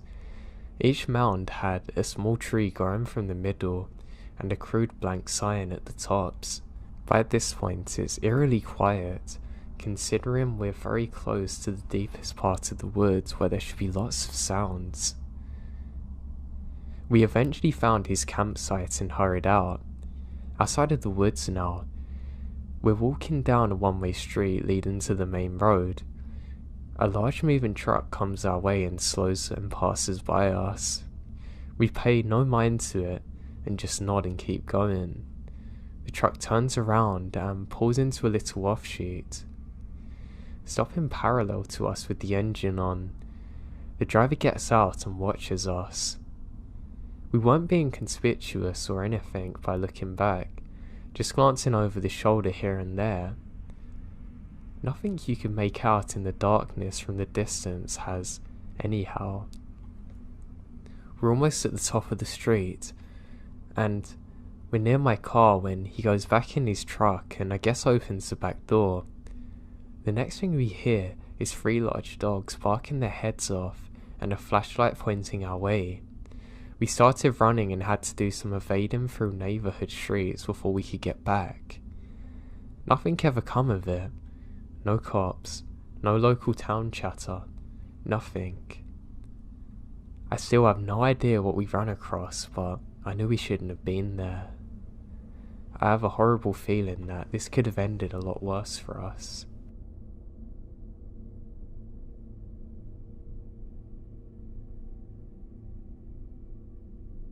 So this happened about 15 years ago to my brother and me, and I still can't come up with a satisfactory logical answer to our experience. For detail, this happened in Ontario, Canada, and we were 8 and 5 at the time. It's in a suburban area, built around a medium-sized forest, and our house backs onto the woods. We were driving home with our mum, and we were arguing. She told us to get out and walk the rest of the way. She dropped us off in front of the woods at the playground. There's a connected public path leading back up through the woods to our street. It's about a 5-minute walk away, and a small hill between the playground and the main road. We weren't pleased that we got in trouble, so we made up quickly and start playing on the sliding swings. My brother goes up and says, "Hey, who are those guys?" I look over and saw 2 men dressed in black suits, white shirts and black sunglasses coming over the top of the hill towards us. They're walking briskly and purposely in our direction. They have brown hair, not close cropped but short and fairly pale skin. It's beyond bizarre. It scared me immediately. I told my brother to come down the slide and we have to go home. They had already unnerved him enough that he actually listened to me. We started down the path, and when I look over my shoulder, they're still coming towards us quickly. That was horrifying, so I start to walk even faster, holding my brother's hand. Maybe 30 seconds later, I looked behind me again, and they've started running. They're gaining on us. That pushes us over the edge, and I scream at my brother to run home as fast as he can. I know he's quicker than me. I think he's going to be able to tell my parents if we're going to be kidnapped. I have honestly never ran so fast in my life, and we didn't look behind us again until we made it home. Our parents were still unloading the groceries and were surprised. They figured out that we had spoken to someone, and they couldn't really understand exactly what happened as the men never said a word. They're accompanied by a wall of silence.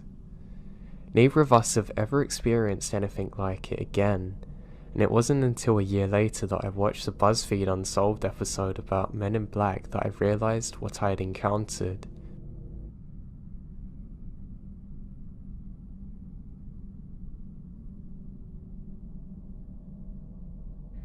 My dad and I went on a hiking trip a few days ago. My dad is a waterfall fanatic. He wants to see as many as possible. So he and I are hiking along a very pretty trail. We're hiking along a river. It's flowing nicely. There's mountains all around us. The trail is weaving around big, beautiful boulders. I'm hiking at most 30 feet ahead of him, looking for a spot to sit down and have picnic lunch on. And as I round a blind curve in the trail, I just freeze. Sitting on a stump maybe 10 feet off to the right is a guy. But he's wearing one of those colourful badger hoodies. With the hoodie pulled up, he's wearing a Halloween style bunny mask. He sees me and stands up right after my dad rounds a corner.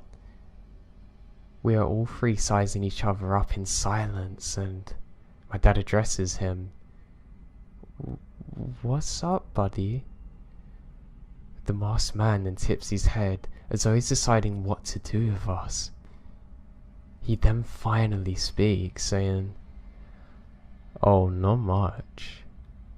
You aren't the guys I'm waiting for. You have a good day." And then he turns and jogs off quickly.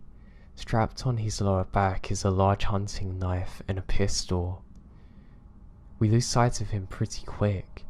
We hadn't seen a soul on the trail all day, and we'd been there for almost 4 hours. Needless to say, we leave the waterfall for another day and turn quick. Once we're off the trail, we report it to the local forest service and police, but they say they can't do much aside from keep an eye out for any suspicious activity. Now the guy had no backpack or water or anything, which makes me think that he either had it stashed somewhere or was camping nearby. I hate to admit it, but I desperately wanted to ask the guy who he was looking for and why.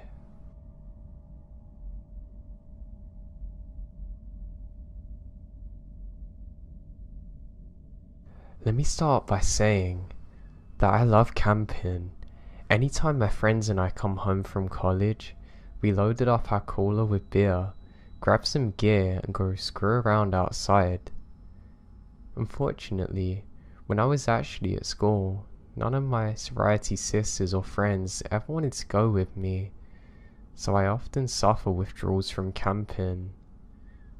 One day, the weather was way too nice to waste, so I grabbed my gear, hopped in my car I borrowed from a buddy and drove to a spot that's secluded yet within safety of civilization if I need to get help.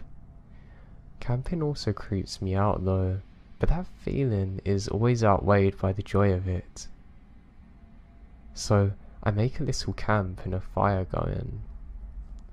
I hadn't brought all that much, but I'm enjoying myself reading and looking around the area, that sort of thing.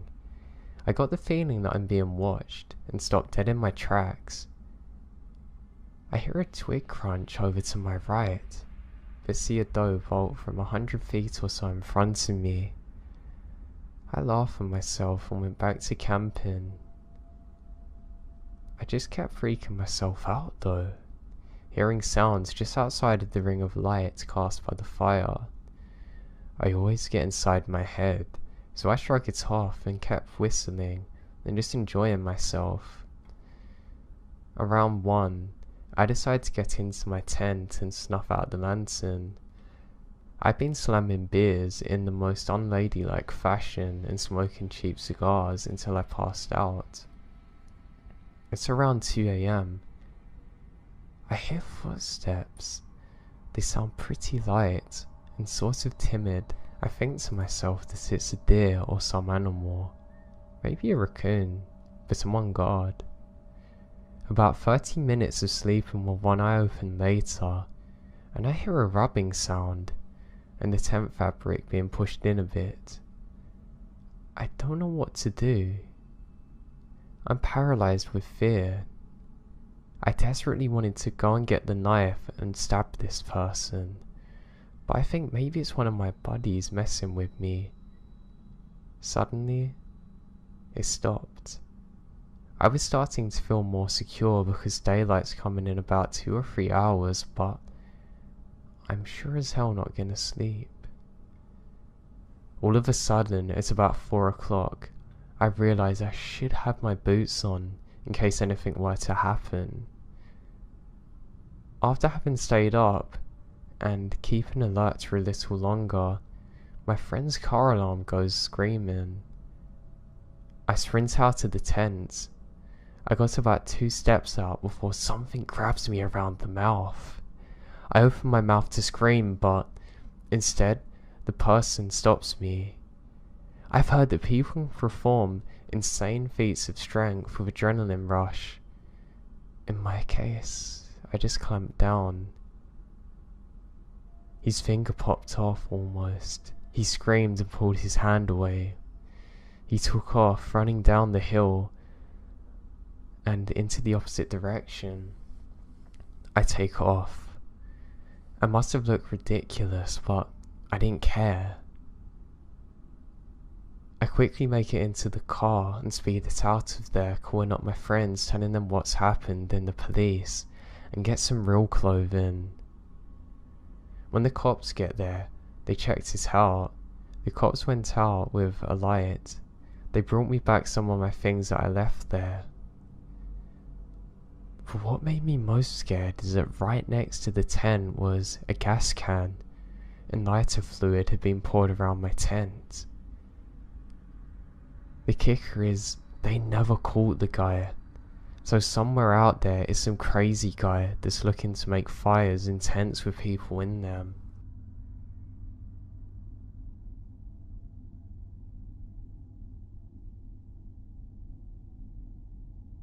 Growing up, every summer in July and August, my family would get together and camp out for 2 weeks at the White Lake State Park in Tamworth, NH. Some of my best childhood memories were made there, with rollerblading, Nerf gun wars, etc. Now when I was around my late teens, my family stopped gathering together to camp out after my grandpa passed away. One of the last years I was there, this one particular memory always stuck with me. A little over 10 years ago, I was 16 years old. It was around 10 PM at night when I noticed I had a missed call on my cheap little track phone. My family was sitting around the campfire cooking s'mores and sharing some laughs, so I decided to go and get some privacy to return the call. I then took a long narrow trail that winds in between other campsites that, at the end, leads up to the bathroom. I wasn't going up to the bathroom. I just wanted to find an empty campsite and sit at a picnic table to make my call. There was plenty of those, since this whole side of the campground was where I'm going and it's vacant. There was no other campers nearby in that area. It was quiet and dark, so I chose a campsite. I sit down at a table. There's lights from a distance that light up from behind the top of the hill behind me, illuminating my surroundings just a bit. I called my friend and was carrying on a conversation for around 20 minutes. As I'm sitting there, staring straight ahead, I see the silhouette coming down from the road in front of me. The figure is coming towards my direction, where all the empty campsites are. I can see it's a person. It's not that unusual to see people strolling through the campsite for a night walk. The people I see usually have flashlights, so this person doesn't, but I'm not creeped out, just curious. As the person gets closer, I can see the outline better now, and that it's a man. I also noticed his pace slows down. I kept my eyes fixated on him as I continue conversing on my cell phone. A minute or two passes by now, and now he stopped moving. He's just standing there in the road looking straight into the campsite where I'm at. Now I don't know if he can see me. Oh wait, he can now. He's staring at me. I step back. He was a little heavy and tall. I can make out he's wearing a jacket. I can't see many facial features, but I would guess that I was staring at a man in his late 40s or 50s. Alarm bells are going off in my head now. My mind has turned to mush at this point and I'm frozen. I was no longer listening to what my friend is saying. I just stare off at this guy. He starts moving now. He was tiptoeing towards me, very carefully, like he didn't want to make a sound. He put one foot in front of the other, leaned forward in a slight hunch form. It looked as though he was charging towards me. In that moment, I snapped out of my mind-mushy frozen state and leaped forward off the picnic table and began running through the campsite back towards the trail. Thud, thud, thud. I can hear him getting closer now, leaves scuffling, heavy yet fast footsteps. Footsteps were getting louder and closer. I made it back to that narrow trail. Once he gets close to whereabout I was, I heard the sound of twigs snapping and the sound of someone annoyed that they've tripped or hurt themselves. Most likely he wasn't familiar with the trail like I was. Whatever the reason it was, it causes him to just stop. I don't stop looking back. I just keep running and running until finally I make it back to my family's campsite. When I got back there, they're still having laughs and smiles by the campfire. I break down crying and I'm trembling. I explain what happened, and my aunt woke up and said, "Oh God." He probably thought that he was someone he knew and was doing it as a joke, dismissing me. My cousin saying, "Yeah, he probably stopped running after he realised he didn't know you, idiot." I wish I was taken seriously, but other than that one thing happening, there was no reason for them to really be afraid. My experience makes me think twice about going alone camping now. I always carry pepper spray with me too, and an alarm. I hope I never see that guy again.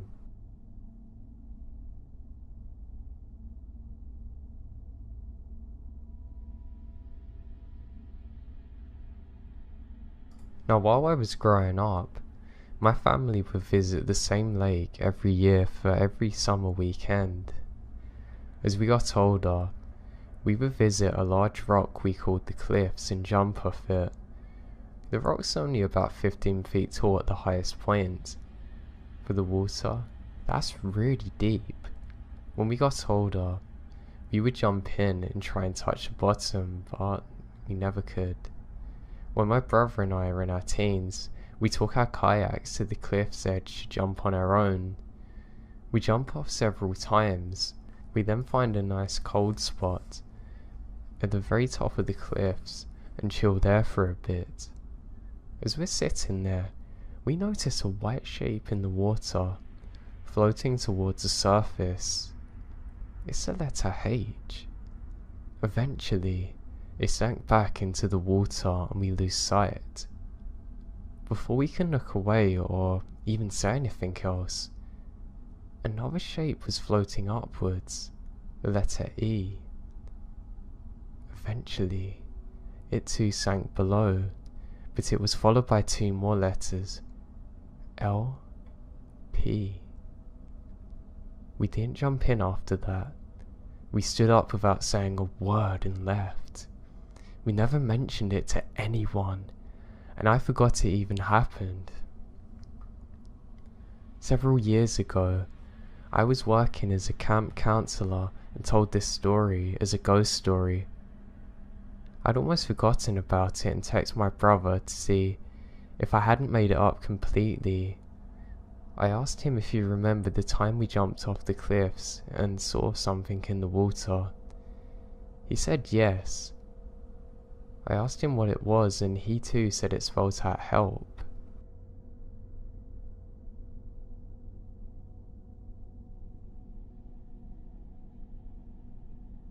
One of my friends always has these get-rich-quick schemes or shady ways of making money on the side. Now, in one of his more brilliant moves, he decides that he's going to rent a house out near the country line to host illegal poker games in. Yep. Anyway, on this property is probably 4 or 5 acres with this tiny rundown church about 1,000 yards away on the side, and there's a redneck guy who lives on the side in a trailer probably a quarter of a mile or so down the road. However, the property backs up to the woods, and since it's always cheaper than the range, and I and a third friend ask our renter friend if we can go shoot some guns on the property. He obliges us, and we head out there on a Saturday afternoon and find a nice berm at the tree line to shoot into. Now, we're just shooting paper targets with pistols, so we're not that far back and don't need that much room to do so. After a few magazines, we decide to venture deep into the woods to see just how far the property goes. Now, we get down to the bottom of the hill and see fluorescent ribbons that the server ties to the trees to mark property lines. We realize that the property is way bigger than we ever thought before. We're already 200 yards into the woods now. Now, just as we're remarking how big it is, we see a dead animal about 10 yards away from the property line. Walking up to examine it, we see that it's a goat that's had its head cut off, clearly done by a human. Then we see a severed goat head a little further away. Now, the really creepy part to this is that it's not the same goat. There's 2 separate ones, and clearly due to the decay, it's been multiple days apart. Now, if we weren't armed, it would have been way scarier, but it's still creepy because I fear humans more than anything in the woods now. Now, I say this was out in the country, but it's in South Carolina, so there's really not crazy expanses of wilderness. Being an East Coast state, that's pretty much all settled by people. The thing that gets me now is that there was a serial killer caught not too long ago around the time we were there, and apparently he started on animals too.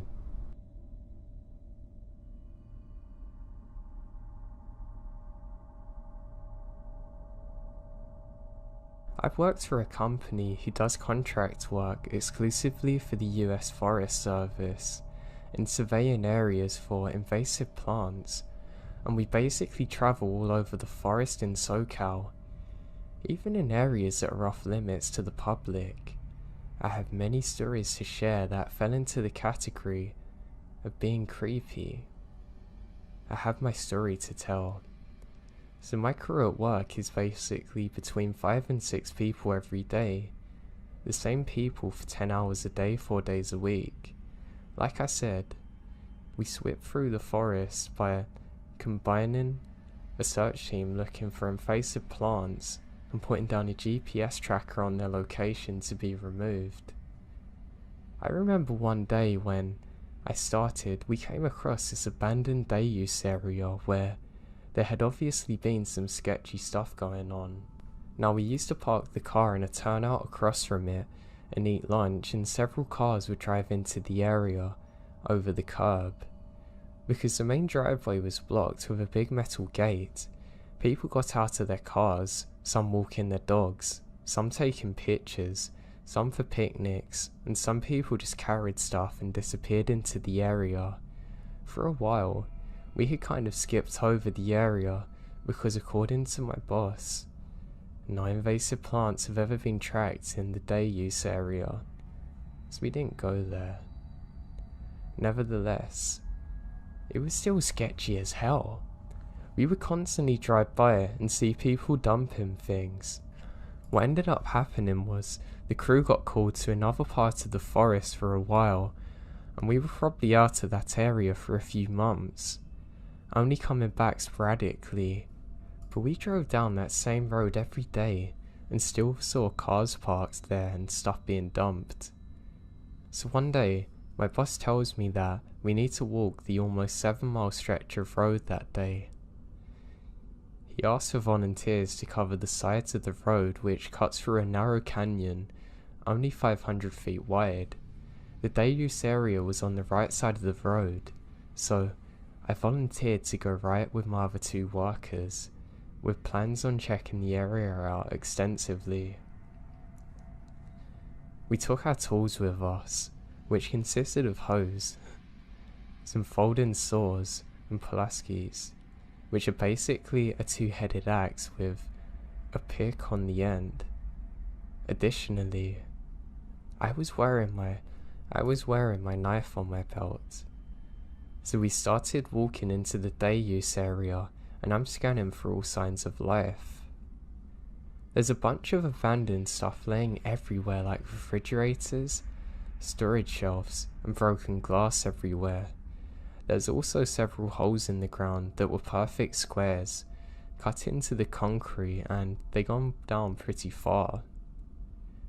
They weren't that big though, probably 4x4. So we kept walking back, and I see these rags scattered on the ground. Some have red stains on them.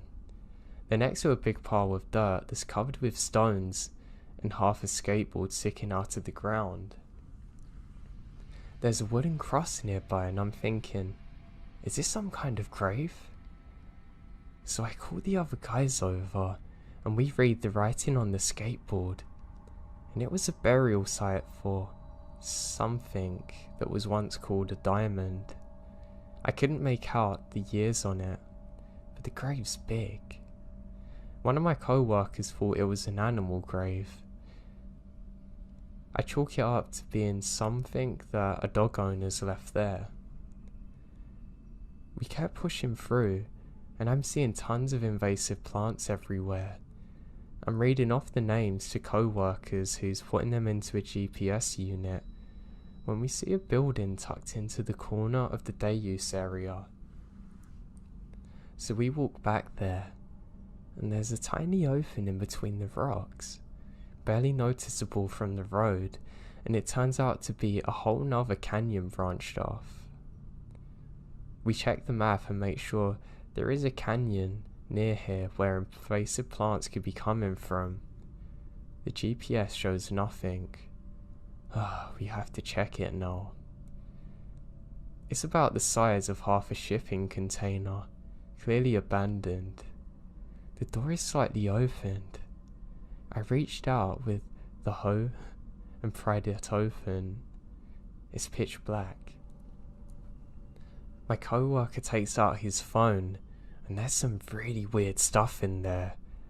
There was tons of weird magazines on the floor, pillows and blankets, as well as children's clothing.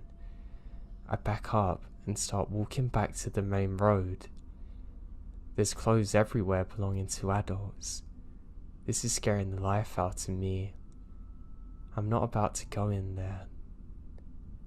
When I get back in view of the road, there's a truck in the day use area that's not none of ours.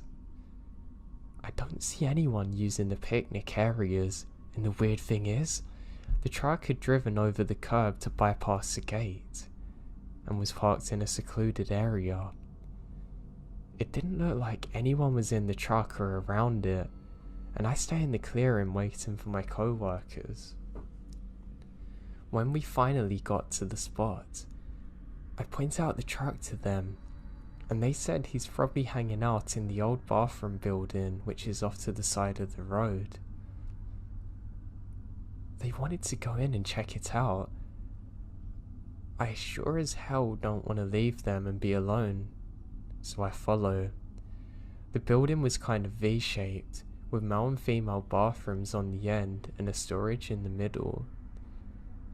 They go into the men's room, whose door had literally been kicked down by someone, and apparently there was tons of illegal magazines all over the floor, tons of weird pictures of things that I'm not even gonna say, with pillows and blankets. There was a small hole that had been cut into the wall leading into the small storage room.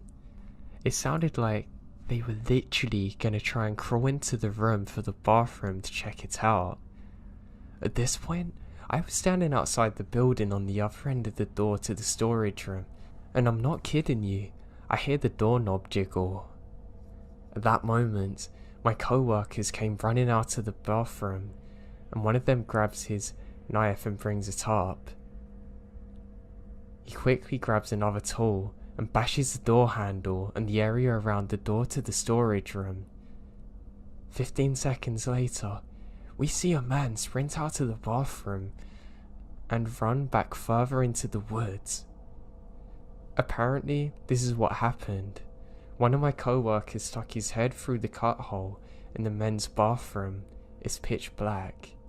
He uses his phone and sees there's a man there alone in the corner, boxes lined up with pillows and blankets on the floor. It startled him so much that he ran out too, as well as the other guy. We radioed up some of the hotshot firefighters who had a station nearby for support, and they sent a few guys and literally took a chainsaw to the door, set up a floodlight, and the room is filled with boxes and photos of really bad stuff. We told them where the man ran off to into the other building, so they went to check it out as well. Opened the door, floodlights on, and the creepiest thing out of the whole experience was that the building actually went back further into the dirt at the adjacent hills. The firefighters checked their photography maps, and sure enough, there was a bunker, and nobody went further into that place.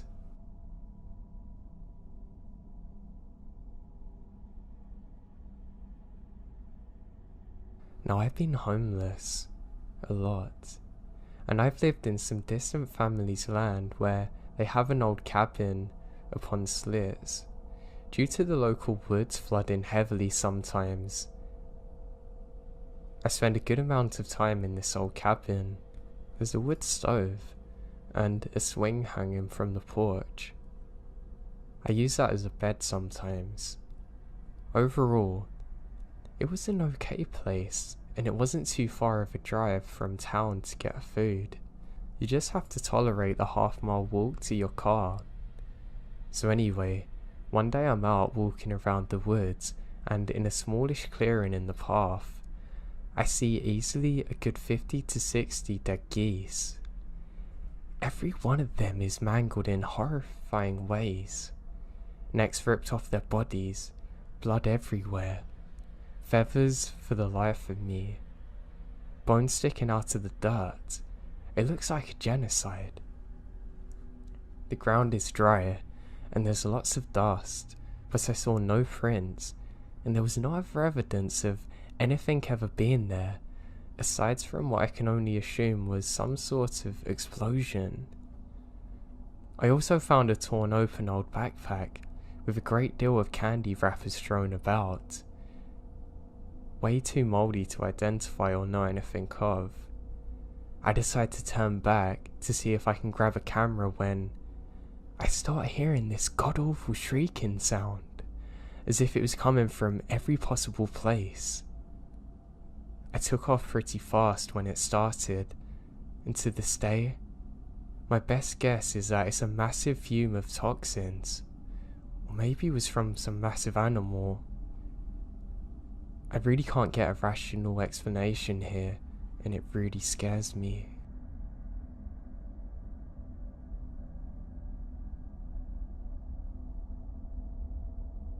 A mate of mine and his cousin decided to go on a motorbike trip around Australia. Unfortunately, on the second day, the cousin's wallet falls out of his back pocket, and it was only hundreds of kilometers later that he realizes. Now, the two of them were forced to rely on only one guy's money, since all of the bank branches refused to give out money to my cousin with no ID, which of course is in his wallet. Matters were complicated later when they filled up with non-sniffable Opal petrol, which buggered up their engines and required them to pay a mechanic to fix it. The end result was that they had almost no money, and any money left had to be rationed for petrol. They're eating 2-minute noodles for every meal and sleeping rough. In some towns in the middle of nowhere, They would go to the local pub just for warmth and company. We couldn't afford a beer. So one night they stopped at a town that consisted of a handful of houses, a caravan park and a hotel. When they went into the hotel, they met all of the locals, including the local cop and the owner of the caravan park. Mr. Caravan Park started talking with them and was getting pretty chummy because he knew that his was the only place offering accommodation and camping in that area that was legal due to the presence of crocs. Realizing that if they planned on camping illegally, they could get tipped off to the police, they decided to sneak out without anyone realizing and head out of town. They were hoping to find some shelter, but it was featureless red dirt as far as the eye can see. After about 20 minutes, they came to a bridge and hid their bikes under it to set up camp, even though they're in the middle of nowhere. Roads, trains would come by on a regular basis, and were loud enough even from a distance. The next morning, they went back to the pub to get water and noticed some old photos on the wall. One of them featured a very large crocodile. In the background was a bridge that they were sleeping under.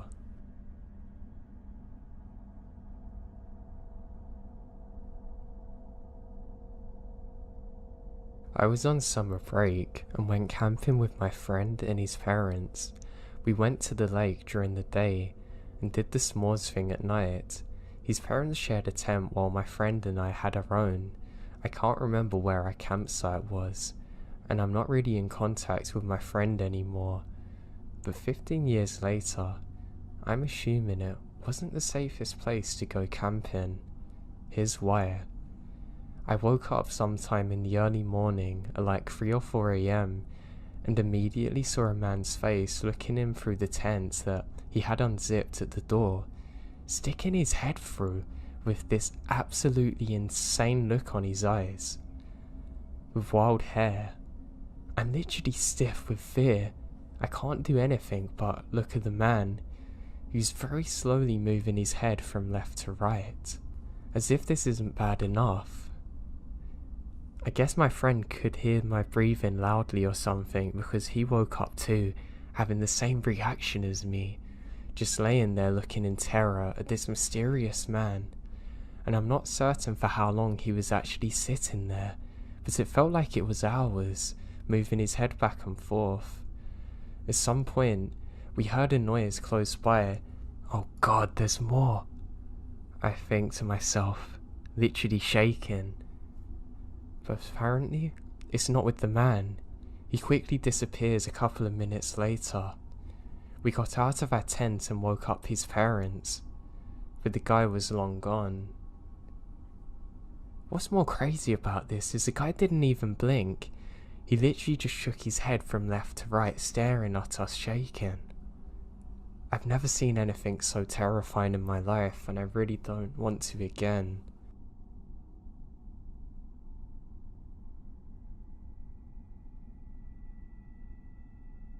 This happened about 15 years ago. I was 6 and my sister was 11. We were camping with our grandparents on a campground we went to often, in a tent trailer we always used. We had been there for a few nights, having no problems at all. If you're not familiar with a tent trailer, the kind my family owns has 2 queen-size beds that fold outwards off the trailer, and we're somewhat suspended. We have a tarp over our head attached with hooks underneath to the base. Now in the middle of the night when we're all asleep, a man come into our campground and unhooked some of the tarp under my bed. He reaches his hand in and starts feeling around. I woke up to the feeling of someone touching my hair. Assuming it's my sister, I don't react for a few seconds. She suddenly jerks up, and we both realise there's a hand wrapped around her arm, and that a man's whispering, "Shh." Hysterically, We both start screaming for our lives.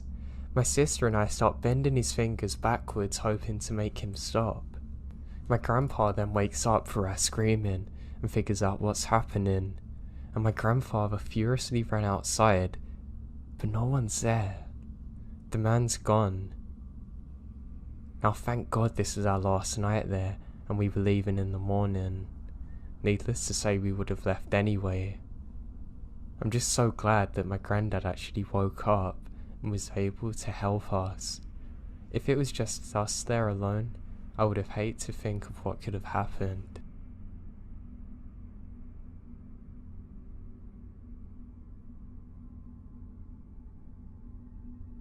Me and my father always went fishing.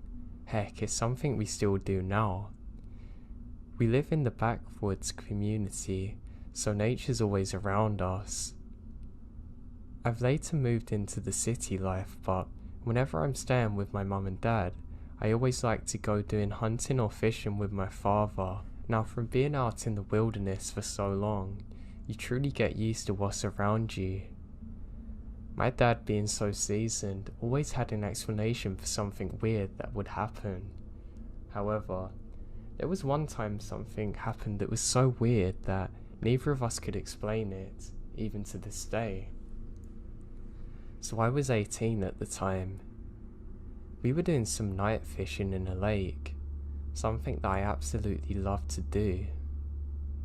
We're having a great time, just talking about life and things in general. I was actually planning to move to the city around that time, so we spent a long time talking about that. And my dad was saying that maybe when I'm older I should come back to the forest and get back to nature, but he understood the opportunities that moving out into the city offered me, and I was really excited. Now, as we're saying this, the moon seems to be shining really bright. It was cloud covered at first, so we didn't really see it. As we're sitting there talking, something seems off. We both stop talking at the same time, and I see almost a blue glow on my dad's face. I reach down to see if I have a torch on, and then I notice it. All of the water around us has a very light blue ambient glow, and I'm not kidding you, the entire lake seemed to have this glow to it. Everything around us was silent. I look at my dad, and he's just as scared as I am. We don't say a word, and suddenly, we hear an explosion sound in the sky. I'm terrified. We both jump to the deck, and stay cowering for what feels like an eternity. It's probably only about 10 seconds though. We both slowly raise our heads, and the light's gone, and there's no clouds in the sky. We quickly pull the boat into the harbour and get going home as quick as we possibly can. And to this day, I have no idea what the hell happened. I don't believe in the supernatural or UFOs, but I really think this has to have been something from out of this world. The closest thing I can think is that something carrying some kind of voltage dropped from the sky into the water, explaining the explosion sound, but it doesn't add up. My dad thinks it might have been something extraterrestrial, but I don't know. All I know is that it scared the life out of me, and I've never seen anything like it.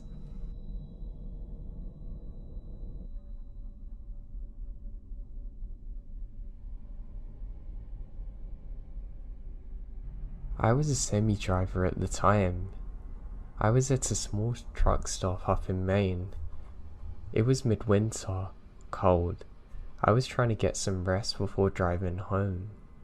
I fell asleep quickly as I've been awake for probably 29 hours, and nobody was around as far as I could tell. I slept well, until I was awoken by the sound of yelling.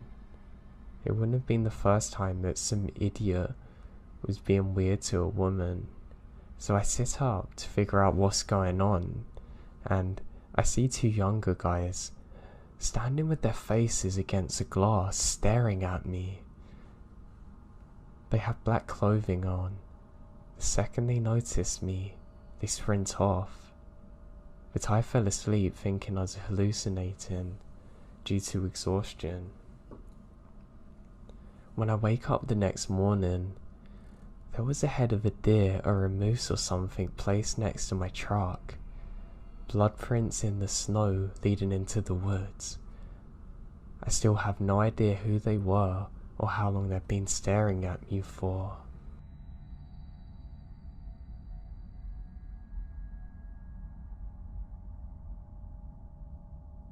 About 7 years ago, I worked at a southern-style restaurant. I'm originally from Alabama, but I live in the Midwest near Chicago. I was working one day, and a man, woman, and their daughter came in to eat. I waited on them, and they're really nice. They're probably older, probably in their 60s, while their daughter's probably 30-something. They noticed my accent and stated that they're from Alabama, as well as had moved near Chicago for work. Not knowing many people in the area, it's kind of nice to have a familiar accent as it makes me feel like I'm home. After I waited on them, they left a pretty decent sized tip, so it made it all the better when they come in. Over the next few months, they started coming in a lot, and I mean a lot, probably 3 or 4 times a week, and was specifically asked to be sat in my section. They tipped well, so I don't care. They talked to me about all kinds of things, although I was very careful not to reveal any information to them. Now, they told me that they saw me driving my Jeep, and they had a present for me.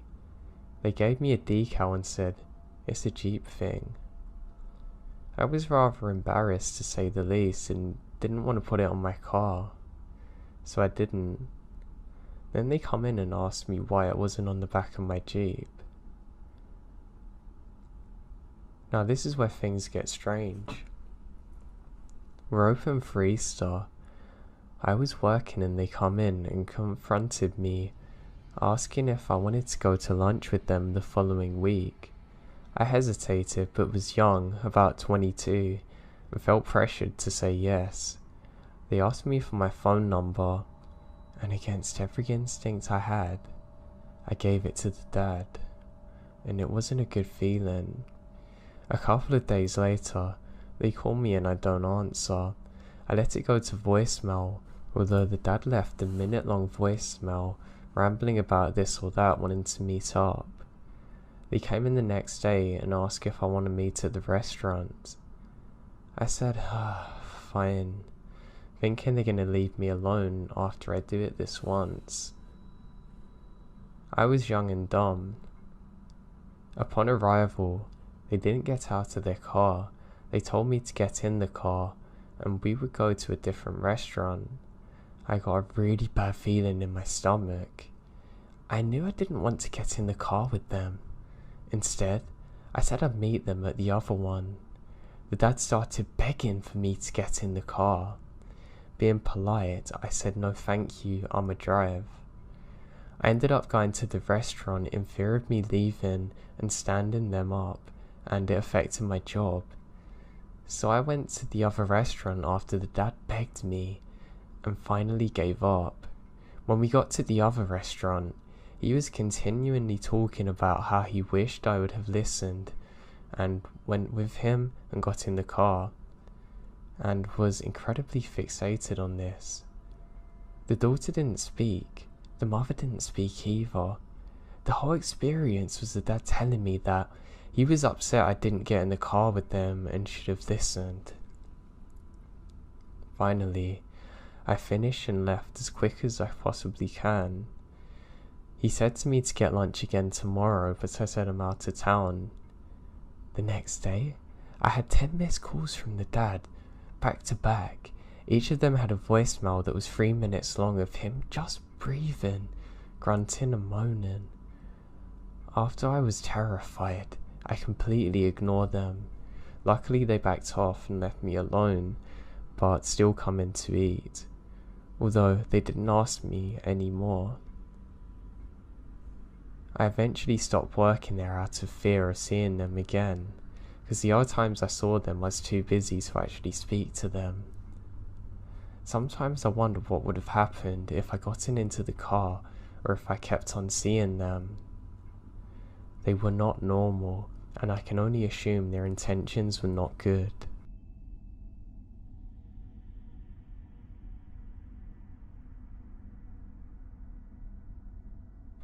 Back when I was 18, my mum had been working in the garden, so she was exhausted and went to bed early. It was winter, so it got dark early. I knew I'd be the only one awake for the next few hours until her partner got in from working at 4 AM. I went about my usual nightly routine and get ready for bed. Now the house has 2 floors and my bedroom was on the top. After I smoke, I went upstairs and continued watching whatever. About an hour later, I decided I would have one more before going to bed. I just got finished with that one, and I'm about to head downstairs when my phone distracts me. I sat back on my bed and concentrate on that. When a minute or two elapses, I hear a loud banging from downstairs.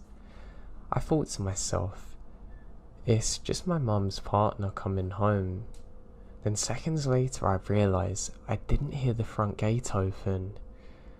I didn't hear the taxi pull up outside either. And I didn't hear the front door open. My cat is on the bed next to me and it's not him. So what was that banging sound? I grabbed my taser, which looks like a Nokia phone, and stick it in my dressing gown pocket, going into my mum's room. She normally is such a light sleeper, but because she's tired from gardening, slept throughout the noise. I wake her up and tell her that I've heard something. She gets herself ready and grabs a small metal pole, and we head downstairs. I insist on going down first because, in all my fairness, my mum is like 5'6", 130 pounds, and has multiple sclerosis and is holding a flimsy metal pole. I figure it's better to tase someone. Now, looking around, everything seems to be fine.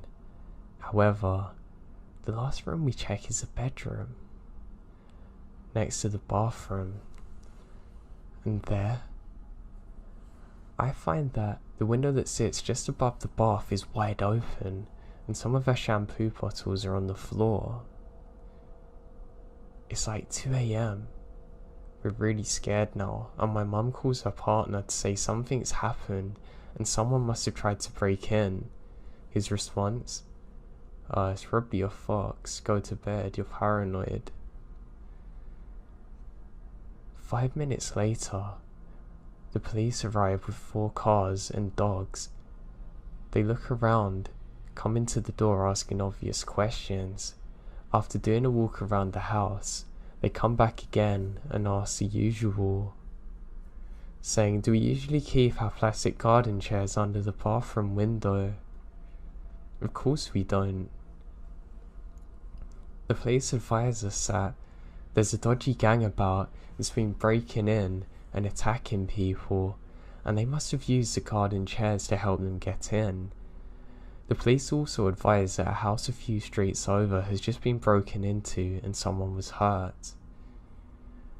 The thing that freaks me out most about it is that, had I not got distracted by my phone, I would have headed straight down there at the exact same time they're in my house.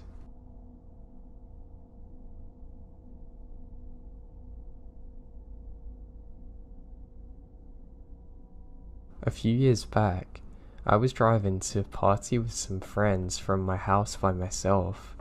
They lived about 30 minutes away, and it was around 10:30 and pitch black. So I'm driving down the road, and I see a man on the side of the road with a small white sack. Down the road, there's a white car with the door open. As I pull up, I roll down the window. He says his car broke down. His hair is greasy and long. He looks like a lot of residents that are in the area, farmers and mechanics, etc. So I pick him up as he wasn't much bigger than me. He's about 37. I say, "Where are you going?" and he says, "In town." And away we go. I start talking and he's a bit weird, so eventually I stop bothering to make conversation. Every so often, he shifts position and there's a clatter from the back. He said he needs to arrange a ride when he gets to town, saying, "Can I use your phone?" I give it to him, reluctantly because it's a brand new iPhone, and he calls up someone and starts saying he has some GPS for sale. His bag shifts, and I see there's radios in the bag. The broke down looking car he said he owned was a car he'd just stolen the radio from, and he's trying to sell them while we're in my car on the phone. I say, "Hey dude, when you're finished with your call, I need my phone back." Cool as a cucumber. I want to make him think I'm really stupid, and I'll take him wherever. So we get to about 10 minutes from where I'm going, and I know I have to get rid of him. So I'm like, "Hey, brother, I need to make a call really quickly so I can get in my friend's building." He reluctantly hands the phone back to me, and I make a fake call quickly and chuck it in the door pocket where he can't get it. So I ask him again since we're in town, and he says, "Whatever, you're gonna drop me off here then." I scan him quickly to see if he has a knife, so I slow down and stop when I'm satisfied he doesn't have one, and say, "Here you go dude, up the corner." He's like, "Nah man, we're gonna keep going." I finally lose the call and scream at him to get out now. He then reaches for something in his pocket, but I manage to push him out. I squall my tires and pull out of there and immediately call the police. A couple of days later, I see a piece in the paper saying they caught him and he's wanted for murder.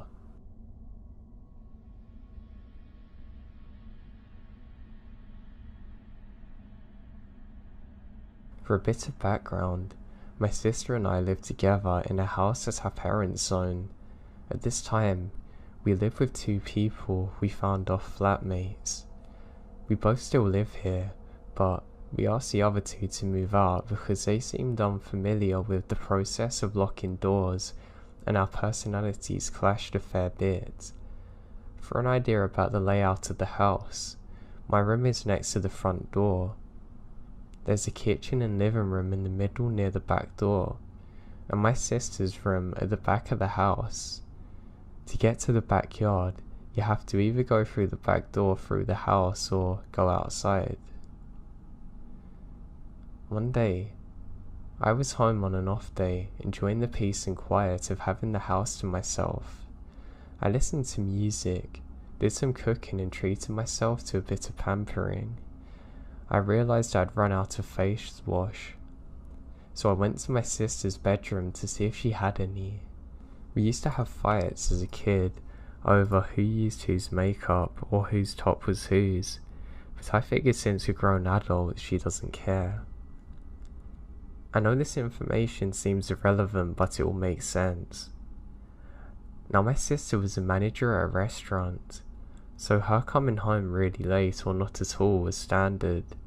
Between a lot of work hours and socialising, I didn't see her that much. But on this night, she came home when I was already tucked in asleep. The next morning, I woke up to a message from her in the early hours asking if I went to her room. There I am thinking, how did she know that? So I answer yes. I was looking for the face wash. Oh, that's alright. I did ask if you were okay, but you didn't answer at all. Also, close my bedroom door next time and keep the back door locked. It was wide open this morning. So obviously, I'm completely freaked out by this message. I had only gone into her bathroom during the day when she wasn't there. I told her that I never went into the bathroom during the night.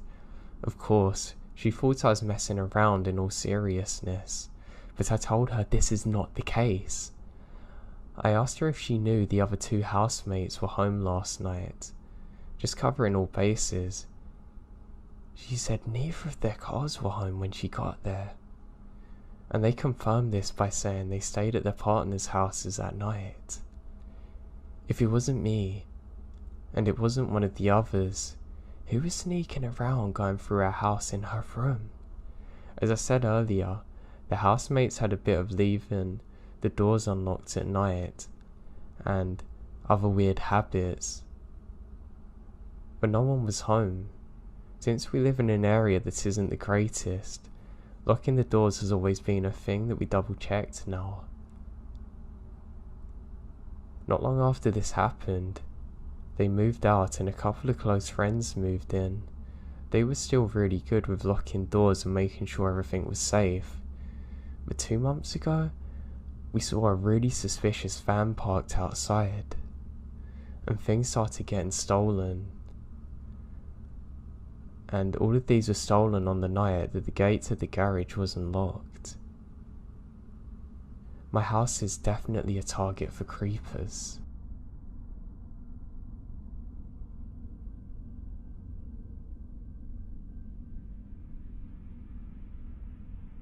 I distant hike when I can. Sometimes this means getting up early, staying out late, to get as many miles in as I can. Sometimes walking in the pitch dark with a low light headlamp seems spooky. I grew up in the wooded areas. I've slept under a canopy of stars more nights than I can count. I've trekked literally thousands of miles of trails, riverbanks, lake shores, ridge bottoms, bogs and creeks. I've hunted the game. I'm establishing this because this is very important for you to understand. I've seen, heard, smelt all about this region in terms of what it has to offer with wildlife. My scariest experience so happened at about 04:30 in the morning. It was late spring, so the first morning light wouldn't be visible from the treetops for another 30 to 45 minutes. Another hour passed until sunrise. I was on mile 5. I'm in a low bottom that's wedged between the two steep ridges. The trail I'm on was narrow, muddy, and completely hemmed in by a thick underbrush, young maple and oak. I'm confused, but focused on a small light with my headlamp, and I did hear what I think I did, a loud crack. I freeze solid. This is a part I'm having trouble describing. 04:30 in springtimes means I am the only thing making noise. No birds chirping, nothing. It's literally dead quiet. Mid-step I froze. Now it's just me and my fight or flight reaction. The thought instantly flashes in my mind as I stood there bracing myself into silence. If I hear that again, I'm turning round and leaving in a hurry. Why? Because that sound was not a branch breaking, nor a deadfall. It wasn't a widowmaker. I was damn sure that whatever did that done so intentionally towards me. Hearing it twice, well, God. To describe it as best I can, it sounded like a big piece of wood being violently smashed against a tree. More like a baseball bat, to be honest. The distinction in my head being that this sounded like a crack, not a thud or thump, as I have described it as an explosion. It's such a horrifying sound to me now. So I stood there, completely spooked. I realised the soon-to-be worst part of my situation. I knew where the sound come from. I knew where the trail went. In about 30 yards, I was gonna come to a 180-degree turn and start up the ridge going away from the creek. This meant as soon as I got the courage to move towards the noises, I was gonna have to turn back to it and get up that ridge. I'm nervous now. My head's somewhere between meth find murder and Bigfoot. Minutes pass, I just breathe, with the fog misting up on my glasses, and there's nothing. Dead quiet. I've got about 30 minutes until first light. I crank up the headlight and start to slowly creep to the 180-degree turn. When you wear a headlamp in the woods at night, every branch can cast 1,000 shadows. Without moonlight, there's little help. I get to the turn and quickly make the bend.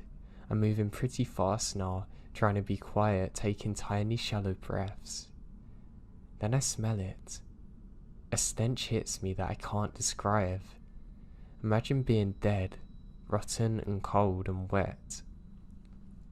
I've actually worked scenes with humans who have expired in the past, and this was worse or similar. I kept walking fast. By the time I made it to the top of the ridge, I'm huffing. The first light's here. I didn't stop moving until the full light was out. I've never heard it again in the woods since then, and I've never had a smell like that before. I honestly have no idea what the hell that sound was, or what could have been strong enough to make it.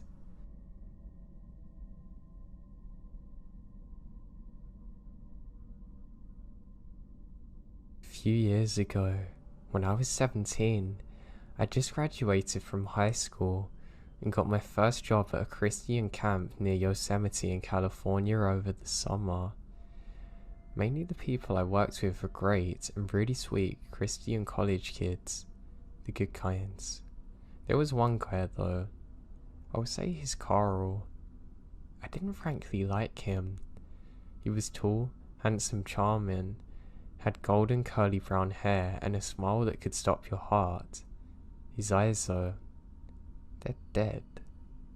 He never got those little crinkles in the corner of his eyes when he smiled, which suggests that it's not a real smile. It was like the top half of his face died. There were things I did not like about Carl off the bat. His eyes for one, the death of his smile. He never asked for anything. He tried to twist your arm. He just very softly, very slowly tried to manipulate the situation to feel as though you owed him. Each time, it felt like a part of my brain shut down, like a slamming door, almost like I'm powerless to say no. I get along with most of the little cliques of the camp. No one really dislikes each other. As far as I knew, we just kind of broke off into groups based off what we like into our free time, or who we like the most. Carl though, seemed to make friends one-on-one with a clique. By the time he left the group, it was decimate. They were fighting, not speaking or trusting each other. I know this isn't a lot of evidence, but I'm trying to take a good picture mentally and describe it to you. Now one day, everyone in the camp decided to go friendzone. We tried out a lot of camp food and wanted real dinner, maybe seeing a movie or go bowling. I was off work last. Now, at camp, we had a sign out sheet. Being so close to Yosemite, we often went hiking, so if we had left, we put our name down, along with where we're going, when we left, and where we should be back, and when. This way, if anything happens, the search teams know where to go. So, I put all my info into this sheet and head down to the parking lot. My friends had all divided up into their cars, and I jokingly asked if they forgot about me. They said Carl had said I could ride with him. I look around and I don't see Carl, although I seen his name on the sheet. All of the hair on my body stood on end. I was terrified to get in the car with this guy alone. You felt so wrong, just off, just not right. I don't know how else to say it. My friends were telling me I have nothing to worry about and everything's gonna be fine. I saw Carl walking towards the parking lot with that dead smile on his face, and everything in me was seeming to get scared. I said that I was tired and wanted to stay in tonight, and Carl laid the charm trick on me, telling me what a night it's gonna be. I owed him because of God knows what, with this dead smirk on his face. I refuse. He gets mad. Told me I don't need to be such a horrible person. Finally, everyone figured out that I wouldn't be persuaded. I hugged one of my girlfriends goodbye, whispering in my ear not to ride with Carl back. When they all left, I walked back to the area with the sign out sheets to cross off my name, since obviously I wasn't going anywhere. I saw the sheet, saw where my name was, and my heart dropped. My name had already been erased.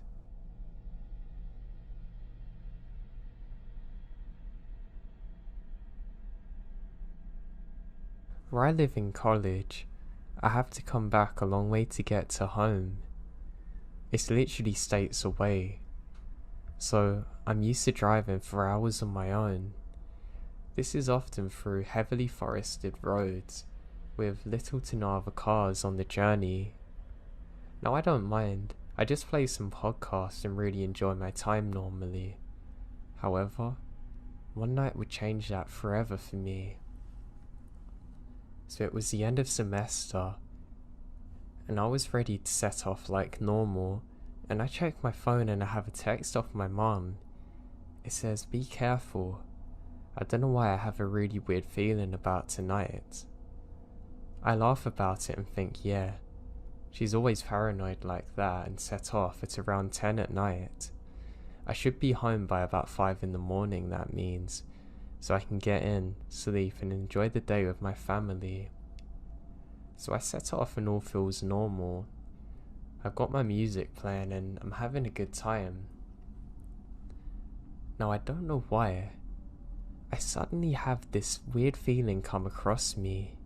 I notice that my radio starts to act up too. Not like normal interference though that I've ever heard before. This is almost like it's being jammed. I just laugh and quickly switch my phone to podcast mode. Aliens are not going to stop me today, I laugh to myself, and I continue onwards. Now as I'm driving, I haven't seen one other car yet, but lo and behold, there's some kind of light as I'm approaching a bend. I slow down thinking it's another car, making sure I don't have an accident. But it doesn't seem to move. I think this is odd. As I get closer, I realise that it's just a torch. It's been placed on the side of the road. It's as though a person's just put it there to look like a car's headlights. I think that's really odd, but decide to keep going, thinking maybe a road worker left it there by accident. I don't know, it could happen. Now as I'm driving, I switch the radio again to get a weather update, and I realise that the same jamming type thing is in place. I really don't want to worry myself and think I'm just being paranoid, so I press on. Now that's when I see the same thing up ahead again, except there's two. What giving it away is that one was dimmer than the other, but it was the same orange type of glow that the torch had from before. I'm certain that it's just going to be some road workers doing something, so I decide to slow down and roll my window down to let them know that they've left a torch on up the road and it might be dangerous to other drivers. As I do so, I see some people in high-vis jackets. When I'm slowing down though, I have a horrible feeling that something isn't right. My car slowly comes to a stop, and I decide to put my full beams on. I know some of you are gonna moan at me for this, but I didn't care about temporarily blinding someone to see what was going on. That's when I see it. There's 5 people wearing high-vis jackets, but something looks off about this. I can see that the people in the background are wearing all black and a high-vis jacket. That just isn't right. I'm confused as to what's going on. Why on earth would they wear all black and a high-vis jacket? It's almost like they're not actual road workers, but the 2 at the front are. I call out and say, "Hello, are you guys from the government?" And there's no reply. As I'm waiting there, a horrifying grin comes across one of the workers' faces. As my eyes have adjusted to the darkness, I can see that there's more lights in the background. And I can see that the torches have been placed there just the same as before. Then suddenly, I can hear the sound of rustling around me. To my left, I can see that there's a group of people coming from the tree line. And, almost on cue, my headlights go back to normal mode automatically and I can't see the guys in front of me. Just as it goes off though, it gives one flash of light and I can see that the people in the trees are carrying a lead pipe and other objects. This is the most scared that I've ever been in my life, and my fight or flight kicks in. I desperately jam my car into reverse and floor it, panicking not knowing what to do. As I do so, it illuminates the silhouettes of at least 8 other people on the left side of me, waiting, coming to the tree line. As I'm reversing out of there, to my horror, they all come into the road and just stop, staring at me, all dressed in black. What's worse is that as I'm screaming, the light suddenly goes off from the torches and I can't see them any longer. I immediately do the quickest U-turn of my life and start heading in the opposite direction. I'm trying to get through to the police, but I've got no signal. I speed the rest of the way home. In a terrified state, I'm crying to my mum. I don't know if they'd followed me or what. I made damn sure to get out of there as quick as I possibly could. I then file a police report. The worst thing?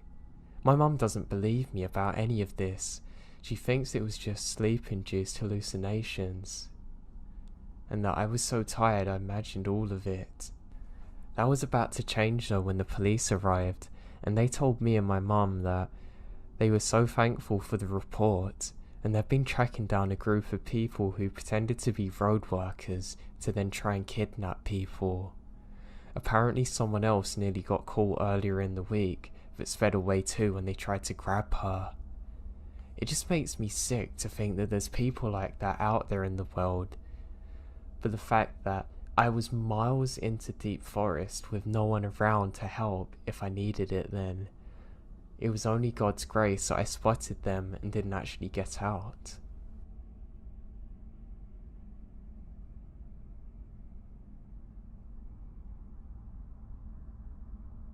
About a month ago, I moved into a house near the Blue Ridge Mountains of Virginia. It's very secluded. Everything was great up until about a week ago, when this strange thing started happening. Not like paranormal, just strange.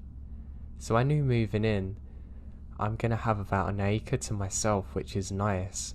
The acre itself is just about all thick dense woods. Towards the back you can't even go any deeper because the land is too rigid and the trees block a clear path into anything. Now I live alone in this tiny home. My brother and his dog are moving in a couple of weeks. The house is pretty small. It also has a basement with a sliding door to the backyard, which has a tiny little fence that can be knocked down completely if someone's trying to get over it. I decided that I was going to start fixing it up until my brother's dog becomes well trained. Now this is when the first creepy thing happened. I left to go to Lowe's just to buy one classic lump of wood for a fence, just enough to make sure a dog can't get his head over it or leap past it. Now as I was coming back home, I noticed a man on my doorstep, looking inside through my window, even though any person could have heard me pulling into the driveway. He doesn't flinch at all, even when I slam the door shut. Eventually at this point, I kind of uneasily said, can I help you? To which he replied, I'm just your neighbour and saying hello. I went out of my way to put the wood I was carrying in my hand down on the ground and went to shake his hand, and he didn't move again. He just stared at me. After this weird encounter, I was more just done with him, so I said that I'm very busy and I'm fixing my fence and it's nice to meet him. He stayed at the front of my house though for about another 2 minutes, watching me put all my wood inside the living room, looking into and around my house in the process. I'm thoroughly creeped out now. I just closed the door in his face and went about my business. About 2 days later, into fixing my fence, another woman, this one looking nicer and having put a little appearance into her look, greeted me kindly, telling me about herself. I'll call her Miss H. Now she started to talk to me, explaining how people don't normally move around here, and I was the first in about 11 years. She went on to explain the rest of my neighbourhood, whom I knew are around the same age as her, like to stay to themselves. After a pleasant talk with Miss H, I asked her, what's up with the guy that I saw earlier? She said that, well, he's about 6 foot, which you probably know, old but not too old, probably mid-50s and brown eyes, decent shape and grey hair. Miss H went on to explain that the person who lived here before me was a widow, and her teenage daughter, who was homeschooled, had left because this perv started to stalk her. She got on to say other things about this weird man, and eventually left it at that. Now last night, I thought I heard a tapping on my window at exactly 2:37 AM. I knew this because I looked at my clock. Now my window is a good 4 feet above the actual ground, and below it, I think it's just a figure of a bird or something, and maybe it's casted its shadow trying to get in. But no less than 2 minutes after silence, the tapping become 3 loud bangs. I immediately ran to the closet, grabbed my hunting .22 and hid under my bed. Peeking over, I see a figure looking in. After being scared for my life, I hear the familiar voice of the perv shouting, I need your help. Not knowing what to do with myself, I threw my curtain open, and the only thing between his forehead and my .22 was a ½ inch of my glass. He didn't say a word. Not don't shoot me, not I need help, not oh hey. He then pointed behind him to the fence. I then ran outside to see what he wanted. I still have the gun on me. I said, what's wrong? He said nothing, pointing to my fence. I look over, and this time I saw the fence had seemed to have been run over by a car, with mud tracks everywhere. How on earth had I not heard this? I look at the 50-something-year-old cars, of whom were dirty tire tracks that could have left this. I'm annoyed at what I saw and yell, what the hell? And then pull my finger on the trigger when he finally replied, that's your fence, isn't it? Jumped in his car and quickly sped off. It's currently 3 PM on March 2nd, and I've scraped the entire fence idea out of sheer exhaustion and fear. This is really happening right now, and I'm really not sure what to do.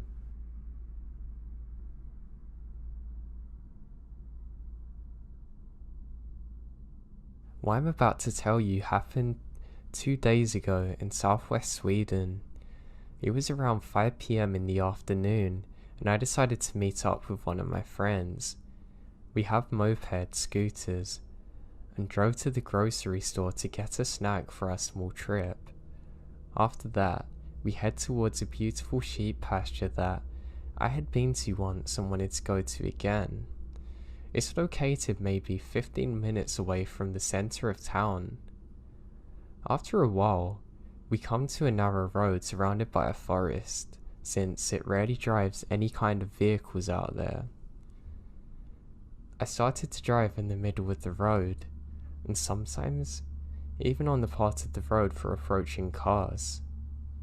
One time, when I looked in my mirror, I saw my friend driving close to the edge.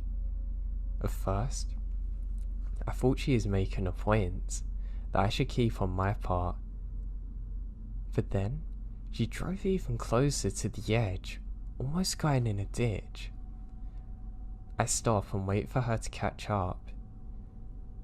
We're both kind of laughing, and I ask her what happened, and she said, "I got distracted by something weird by a tree and forgot the turn." We laugh and continue. Later, when we sat in the sheep pasture eating our snacks, we started talking about it again for some reason. I asked what she saw, and she described it as some kind of wooden plank that was nailed to a tree, and that it looks like a figure, person with just holes as eyes. My reaction was, "Oh yeah, really?" And we decided to relocate it on the way home. We stop by the roads and I turn off the engine. When I look up, I spotted it right away. It was hanging in a tree, looking dead. Now, I immediately think of some cults that are known to operate in the area. Maybe they were worshipping this. I don't know. I have a picture saved on my phone of this, and I'm really thinking of reporting it to the authorities. Something just doesn't feel right about it though. I have a horrible sense of evil when I look at this.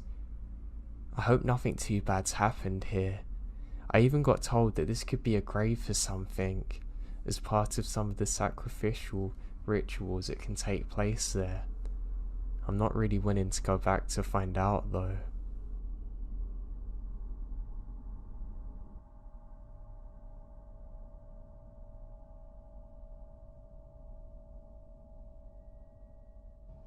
This happened when I was probably 7 or 8. When I was a kid, I lived in a pretty sketchy neighbourhood. We lived in those long apartments.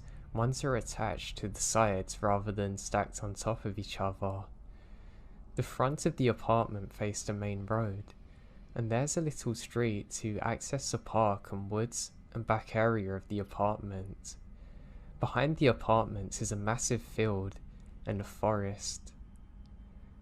Me and my friends and I used to go there to build hobbit holes in the grass. My mum hated it when we went out there because there were some rough people that lived in the neighbourhood. She didn't like the idea of 7-year-olds playing out there in the same place where people do drugs. I'm adding some more details so you can get a picture. Now one day, I was out in the woods by myself, just exploring and pretending to be Indiana Jones or something, and I was coming out of the tall grass. I could see the little back alley in between the parking area and the woods, and I saw something lying in the grass. I believe it's a deer. I think it's just sleeping, so I creep up on it, trying to not scare it. I know, cool. That was quite funny. When I got there, I knew something was off. The deer was too still and smelled horrible. I couldn't see its face, and its back was facing me, but when I got up to it, I nearly had a heart attack when I saw its entire stomach is ripped open. I wasn't a smart kid, but I knew this was messed up. When I turned to run back home to tell my mum, I saw another deer nailed to a tree next to the first. I don't know how I didn't notice this before, but its 2 front hooves are literally nailed to it. It's a disgusting scene, as you can imagine. As I stood there, staring at it, a car drove past a little alley. I remember it's a white car with tinted windows driving really slowly. I mean, everyone drove slowly on this alley because it's a residential street, but these people are barely moving. I can't see inside, but I got the sinking feeling that they were watching me. Obviously, I can't be sure that they are, but I'm 99% sure it was them. Once they were gone, I booked it home and told my mum the whole thing. She told me not to go in the field again, and I agree. I really hated what I saw. For the next month or so, I saw that car drive everywhere. It would drive up and down the main road I was on while I was playing in the front yard. It would drive down and back towards the alley when I would be back in the yard. I even remembered seeing it at a grocery store once, but they were definitely staking the house out. It was always the white car, tinted windows, maybe they're following me, and always driving way too slowly to be normal. I tell my mum about it, but she chalks it up to a neighbour just going down the road. So one day, my mum was out mowing the lawn. Because of the way the apartment is, she had to push the lawnmower all the way around the apartments to get to our backyard. Being the helpful kid I was going to meet my mum out the back to open the gate so she can put the lawnmower in the shed. As I'm walking out the gate, I see the car come along the back alley. Normally, the car goes slow. As soon as it turns a corner, however, the driver steps on the gas, zooming up behind me. The back door closest to me opens and someone gets out and starts running towards me. I don't remember what he looked like or even if it was a he. I just remembered getting back home as quick as I can, terrified. After that, my dad yelled at me for peeing myself, and neither he nor my mum believed me about the guy in the car, and I never saw him again, and we moved a few months later. That sounds really harsh, Jesus. My parents still think I made up the whole thing, even though they thought how sketchy the neighborhood was. I don't remember anyone going missing at that time in my town, but I never really looked it up. All I know is it was really messed up, and I have no idea who those people were and why they did that to the deer or what they planned for me. I just hope they never done anything to anyone else.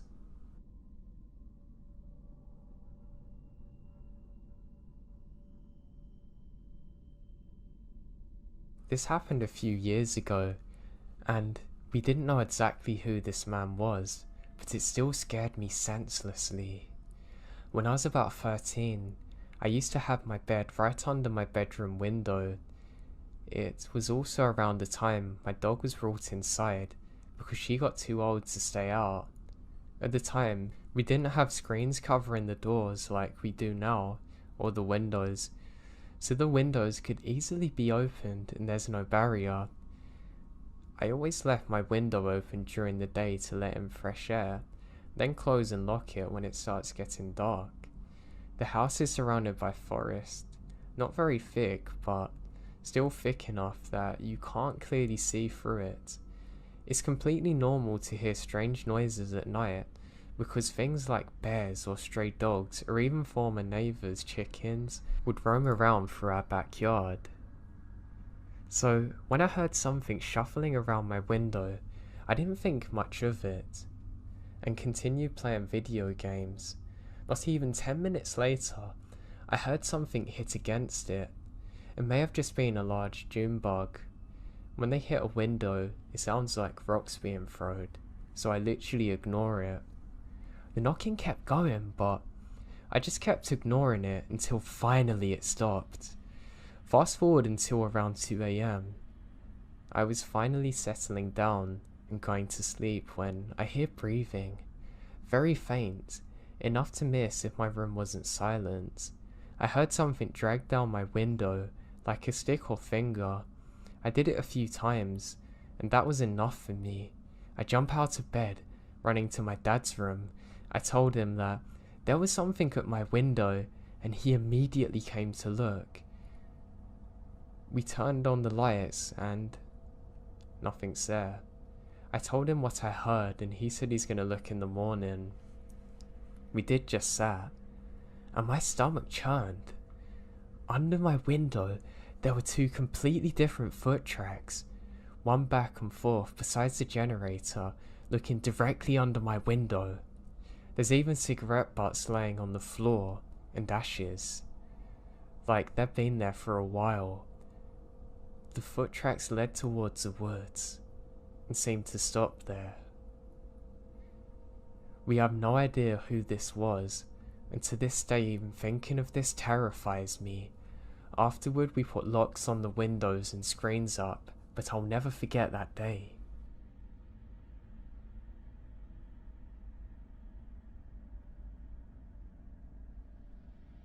Okay, so this was a normal rainy evening when I was 14. I played games until my mum come in and told me to go to sleep. But before I get to the creepy parts, I'll give you an overview of our home. Our house is located on a hill. The closest neighbours are literally 100 meters farther at the road. This road leads to nowhere, so there are rarely people going past our home. Behind the house is a little forest area that I used to play in as a child. And also, the house has 2 floors. My room is at the second upper floor. Yeah, I gotta admit it's a lonely house, with rain, darkness, and a forest that could keep me a little bit worried if I didn't know what was in there. So I went to sleep as usual at 11 PM. I fell asleep very quickly. However, at 3 AM I woke up, and I didn't do that so often. I think I had to go to the bathroom or something, so I went to pee and look through the window and do my thing. But it wasn't that relaxing nightly forest that I saw. My eyes glued on a specific character in the darkness. A man wearing dark clothes was just standing at the path of the forest. I don't know what he was doing. I started to panic, of course, and switched off the bathroom lights really quick. I sneak up to my parents downstairs, and I've never felt so afraid moving in my home in my life. We had alarms on, but it didn't calm me.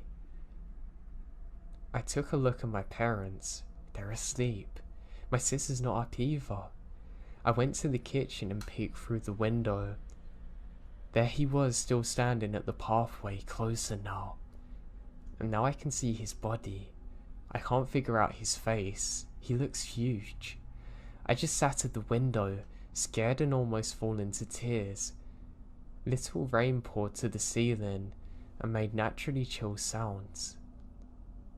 That didn't help. I peeked through the window again, and I almost jumped out of my skin when he's standing in the yard now. I can see his face. He looks terrifying. I now ran to my parents to wake them up.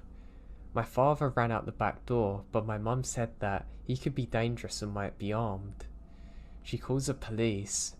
Movement inside the house made the guy move, and he runs towards the road and the forest. My father swore that he couldn't go after him, but was mad that he couldn't. Now we wait for the cops to show up.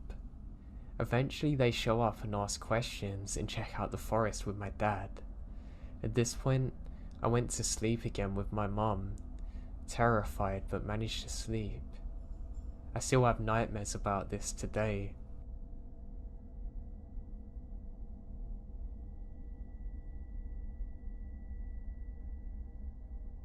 When I was young, me and my brother loved to go and play and explore in the forest near where we lived. We had a group of neighbourhood friends that we'd also do this with, and to be honest, those were some of my best memories. However, this would all change one day, and everything seems like normal. We set off on a normal summer's evening, and we decide we're going to play hide and seek. Now, to get to where we play, we have to walk through a bit of a swampland. I say swamp, it's not really a swamp, but it feels very similar to one. So we're walking through this, stumbling around, and finally make it to the giant tree. This is the exact tree that marks the spot where we play. So, I have to look for people, unfortunately, but it's my turn, so that's fine. I hide behind this tree and start counting. I finally get to 1 and say I'm ready for you lot. And I burst out laughing when I see one of my stupid friends has literally climbed on top of the tree, hid directly above me, got caught instantly, then starts panicking that he can't get down.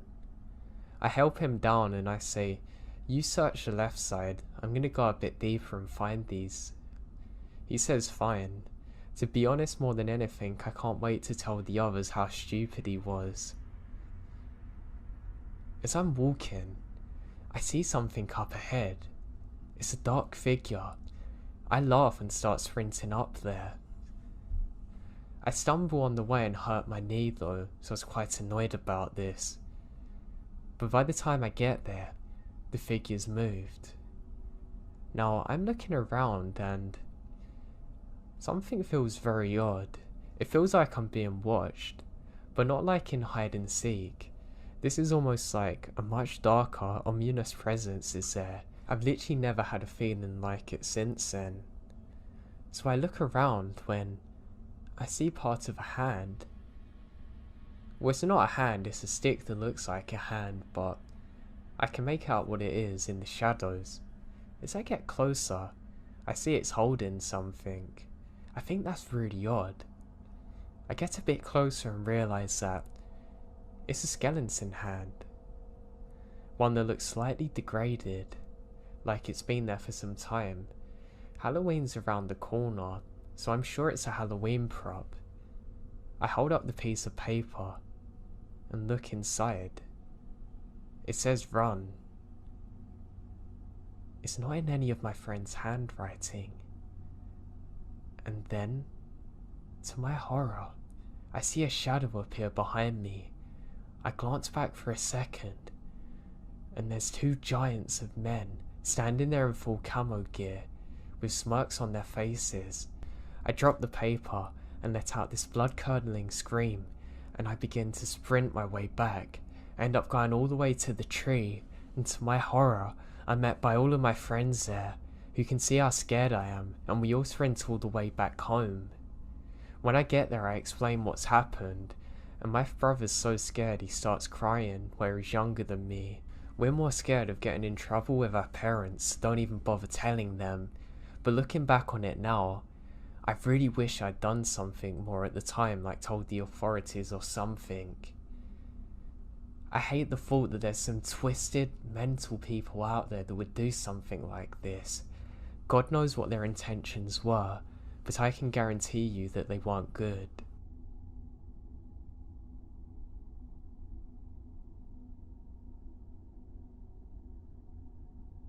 A little backstory first. I grew up in upstate New York, about 30 minutes north of Syracuse to be exact. It only made sense that I would return to my quiet little part of the world after I got out of the Marines in 2007. The only problem is that I didn't have much money. The good news is that my grandfather had an old pool behind camper that he told me I could have until I got on my own feet. So, being on my own, I decided I'd spend about a year in the pool, behind on a few acres of woods that I bought from a friend of mine while I was in the Marines. Now all my taxes had been paid for the year, so the only thing I had to do was pay for gas and propane. I managed to avoid looking like a crazy mountain man by showering and washing my clothes at a local truck stop / diner, even getting a pretty decent job working security. I filled the rest of my time working odd jobs for extra cash. Alright, so for the main story. It was mid-April. I was sitting next to a nice low fire while listening to my battery-powered radio, watching nightfall in the woods. I had gotten a nice dinner at the diner down the road, so I didn't have any work for the next few days. Generally, I don't see anyone in the woods for weeks at a time, so I wasn't expecting it when I hear a scream to break the silence. I shot up, grab my shotgun, and get out of the camper and check the chamber to make sure it's loaded. I stood on the edge of a small clearing, strained my ears to listen for any sounds. It's generally hard to pinpoint sounds in the dead of night in the woods, but luckily I hear some shouting and car doors slamming, so I knew that the sounds had to be coming from the main vehicle trail a short distance from my campsite. I made my way to the trail as fast as I could in the low light, and before I get halfway there, I heard another clipped scream to my left. I could hear a rustling in the brush. I slowly made my way there, and to where I think the noise is coming from. I come out of the woods right next to a man who had a woman pinned to the ground, just standing over her. Shaking from adrenaline, I leveled the shotgun at the top of the guy, and the woman growled at him to get off. Now I'm a big guy, but I have no doubt that the shotgun was the deciding factor in this whole situation. Each of these guys easily had a solid 30 pounds of muscle on me when I was a 200-pound Marine. I ushered the two idiots back, so I was between them. The woman's now getting to her feet. It was about now I realised we have another problem. My cell phone was cheap and didn't get reception in the woods, and hers had been broken by these two sickos. There wasn't much I could do other than march these two back to their jeep under the threat of shotgun. I get the license number, and I'm sure it was fake, and a description of them and their vehicle. Before the driver gets in the vehicle, I lowered the shotgun to his crotch and made sure he understood what a 3-inch 12-gauge shell loaded would do. They took off in one direction. Me and the woman made our way back to my campsite. We drove to the DEC station and reported it as quick as possible. It turns out that the guy I had threatened was the young girl's now ex-boyfriend. They'd been out having a few drinks when the third wheel in the situation got a little too handsy for her liking. When she said something to her boyfriend, he basically told her to stop and get on with it for once. When she refused, the boyfriend smashed her phone and pushed her to the ground. They both pushed her into the truck and drove her deep into the woods. She had waited for them to become complacent before throwing the back door open and jumping out and taking off. Luckily, the Jeep was crap and the back door didn't lock. It was a stroke of luck that I happened to be outside when she escaped. Fast forward 7 months, and that woman I helped is now my wife, and we moved into our first house using the money I saved up living in the woods. We've been married for 8 years now, and I have 2 kids, a 6-year-old boy and a 4-year-old girl. I still go out to camp every year to hunt and haven't seen the Jeep or the guys again. We heard through the grapevine that they had been arrested and actually got jail time. I'm assuming they moved to a different area because I never saw them again.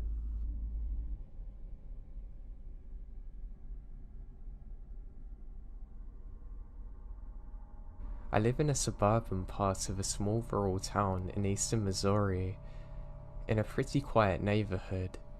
We've had one crime here in the past 3 years, and it was me who committed it. A jaywalker. Comprised mostly of elderly women and single mothers. We own 4 vehicles: my car, my mum's van, my stepdad's car, and my mum's old truck that's illegal to drive now. So I was home alone, about a week after my graduation, while my stepdad's at work. My mum was talking to my youngest brothers, and they had to go to the doctor's office, so they left. And my 2 middle brothers were at their friend's house, so I was lounging on the couch in my fuzzy robe and underwear playing Fallout. Good game. My stepdad is a professional chef and does 80% of our cooking at home. I have terrible anxiety and an addiction to investigation discovery. So whenever I'm home alone, I keep the longest, sharpest knife on myself or within an arm's reach at all time. It may have saved my life. Or something. This is confusing. There's a knock at the door, and it's not too suspicious. We frequently get solicitors and Mormons in the neighborhood, so I wasn't worried. Being a cautious person, I peek out through the curtains just a bit to see who it was. I'd seen this guy around the neighborhood before, walking around, and I don't feel threatened by him, since if it got physical, I had at least 5 inches on him and a knife. Anyway, I want to open the door, and I do so, figuring that at worst, I can politely turn him away, tell him I wasn't interested and go on with my life. At best, well, not gonna lie, he's cute in a generic way. So, I open the door, resting my hand on the back of the couch, where I've hidden the knife under a blanket, just in case. As soon as I opened the door, I knew there's something off. I've got a blunted effect due to a combination of depression, PTSD from abuse, and schizophrenic type personality disorder. So, I'm grown up, and I'm used to using fake facial expressions to fit in. I thought maybe he had similar problems because his face was not normal. He had a big friendly smile, right below a pair of absolutely dead eyes. "Hey beautiful, day out. Mind if I come in for a moment?" he said awkwardly. I kinda smile awkwardly and say, no, my mum don't like having strangers in. "Oh," his smile gets bigger. "What are you doing?" At this point, I'm starting to feel nervous. I shrug. Can't complain, I guess. "Are you here to sell something or tell me about God?" He shrugged back. "Oh, you know? Can I come in? Maybe talk to your mom?" I'll go get her. She's in the backyard." I moved to close the door and step back, not turning my back to the dude. Before I closed the doorway, he reached out and stops the door. His fake smile was gone. His face is dead. Not angry, just dead. "You're home alone. Your mum isn't in the backyard." I pause and swallow hard. Then I push the door again. "What do you want, man?" "To come in. Please let me in." I reach over, quickly sliding the knife from under my blanket and pointing it at him, saying, "I'm not gonna let you in. Leave." He looks down at the knife, back up at me, blinks rapidly, then asphyxiated the smile to his face again, saying, "Oh, no problem. Goodbye." I watched him turn around and walk back down the street until he turned the corner. Then I locked and deadbolted every door and window in the house, got the dog out of my mum's bedroom, and resumed my gaming. I ended up calling my aunt's boyfriend, the only cop I trust, let him know what happened, stayed on the phone with him until my mum got home from the doctors. She called around town, found a couple of other people who'd seen him walking and driving around, but none of them knew who he was. So we were on high alert for about a week. It's been over a month now, and nobody in town's seen him.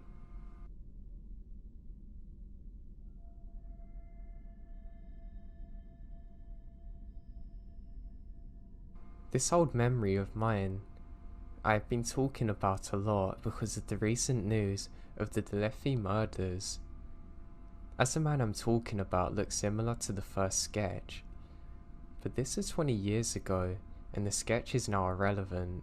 But anyway, when I was 12, I lived in Flagstaff, Arizona. If you're not familiar with this part of Arizona, it's not what you think of when you think of Arizona. It's a pondosaur, pine forest with mountains, and it snows in the winter.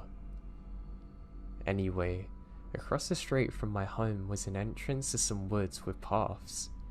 As my parents worked, and I was the first one home after school, it was my responsibility to walk the dog.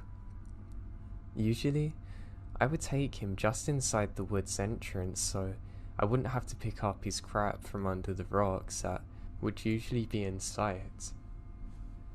Now, usually, I was too afraid to go into the actual woods. even with my dog, because he was stronger than me and didn't listen to me well when we were outside. The other reason I didn't like it is the wolves, packs of wild dogs, sometimes cattle, seriously, and of course, anything lurking. But this day, I felt adventurous, I guess, and took him over there. We went pretty deep that day, and I didn't see another soul because it's about 3 PM and the people are at work. None of the neighborhood kids really hang out there either. Now my dog was excited by anything that moved and always wanted to greet another person, cat or dog. But this day, on the way back, I remembered him being steadfast, still pulling, walking me along on the way back home, ignoring squirrels and trees blowing in the wind. Then, out of nowhere, a man appeared on the trail in front of me. Now when I say out of nowhere, that's exactly what I mean. The woods are not dense, and usually you can see people from a mile away, as long as they don't surprise you.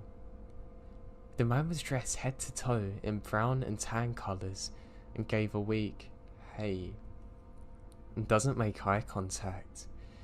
The way he dressed stuck out to me, as everything but the treetops was brown, as there's actually a drought going on at the time. Even the picture I linked is more greener than it was then. As he passed me, I took a few more steps and turned around because he made uneasy and steady pace behind me, but he was gone. I could see probably 50 feet of the trail behind me. There's no reason I shouldn't be able to see him still. My kid brain starts going, maybe it's a ghost. No, he must be hiding. There's no way I wouldn't be able to see him immediately after passing each other. Maybe he was hiding in front of me, before he came out of nowhere. Maybe that's why he's got all brown on, trying to blend in. The dog didn't want to greet him anyway. It didn't make sense. It didn't take long for my dog and I to take off running all the way home.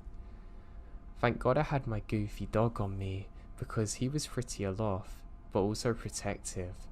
For all I know, maybe the disappearing woodsman watched me take my dog out every day, saw me wander in that day.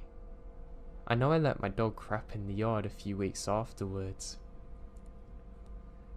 The reason it was so weird is that he was pretty much in perfect camouflage, and he had no dog on him or reason to be out there. I'm not sure exactly who it was. It definitely wasn't a hunter either, because hunting's illegal, and that's what creeps me out. Why on earth would anyone be in camouflage in the woods where hunting's illegal?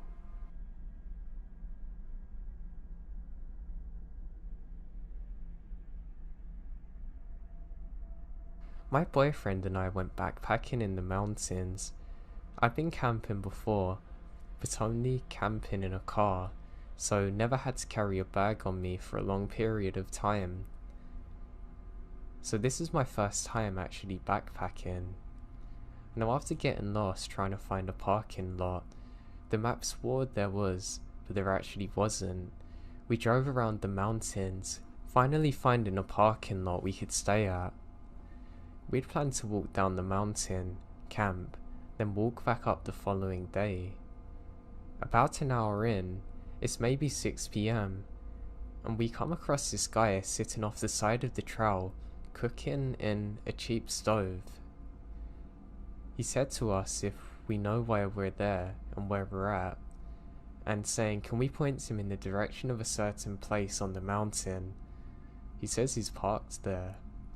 He continues talking about how he had a friend drop him off who was going to pick him up at point A, and then changes his story to that he's parked at point B, and then said another friend dropped him off and went to hike somewhere else, and that he needed a map or something to get to point C. Yeah, I'm confused, and I don't like his story. We finally bid the dude good luck, saying we can't help, and continue down the trail. Now the trail is poorly marked and doesn't correspond with the map we found online, So we're really confused when we come to a horse trail with no markings to tell us if we're on the right path still. We decide to go down the trail and see if we can find a place to camp for the night and find our way out in the morning. Both sides of the trail are lined with barbed wire, preventing us from being able to camp there. Eventually, we run into a huge puddle in the middle of the trail. We decide to turn back and go back to the part of the trail before it turns into a horse trail. That way, we can camp there for the night, because it's really dark and we're tired. About 20 feet behind us, we see the man from earlier. He talks to us again, and through conversation, we learned he had heavy narcotics, including fentanyl and another one I don't remember the name of. By this time, there's so many red flags, so we took off, deciding to go back to the car and just drive home now. We live 4 hours away, and we're about 6 miles from the car, so we take off up the trail as fast as we can go. I got severely dehydrated on the way and was struggling. I have lots of water, but it's very hot out, and we're practically running up the mountain now. Eventually, I start hallucinating, thinking I'm vomiting blood, which is red Gatorade, or there was blood coming from my shoes, which is sweat, and there may or may not have been a bear somewhere nearby, but I could have hallucinated it also. We ended up doing the full 6 miles up the mountain in only 2 hours. We reached a parking lot, and that's when I gave up. I decided to wait on a branch while my boyfriend got in the car. The parking lot was curved, so we're out of sight from each other. But he finally came back down to me with the car and helped me in. We found a gas station and slept for a little while before heading home. As we're driving out the park, we see a warning sign saying there may be an escaped convict in the area.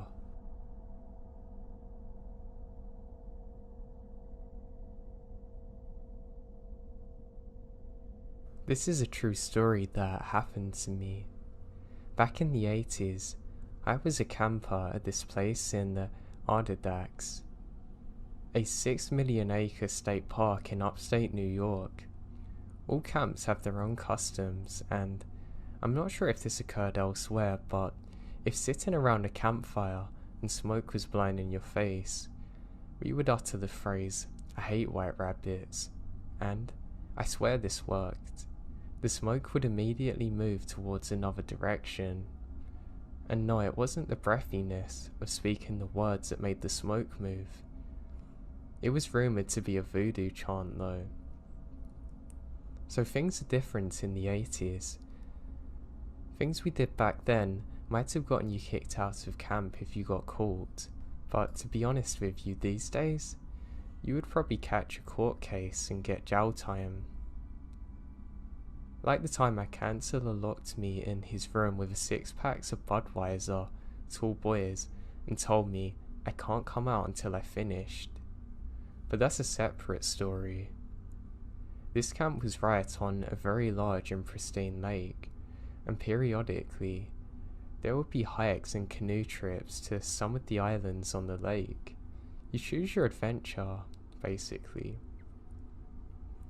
So we're on this canoe hike to a large, huge, massive island that's not too far from camp at all. We're all slackers, smokers and stoners on this hike. My kind of people. The island was so big, it had a pretty wide running trail that went around the perimeter of the island, wide enough to comfortably ride a 4-wheeler around. Were they allowed? Wider than I was tall at the time, wide.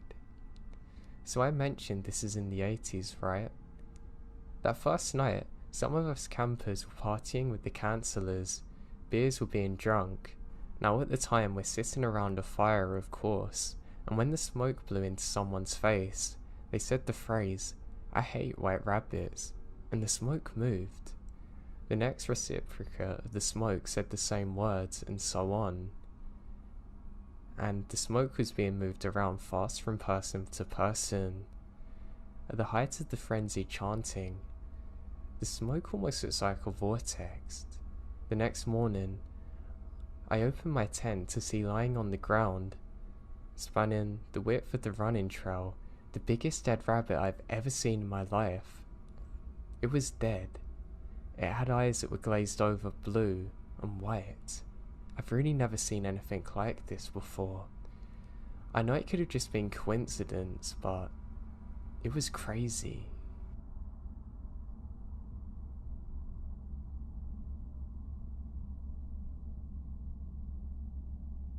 This happened a couple of years ago.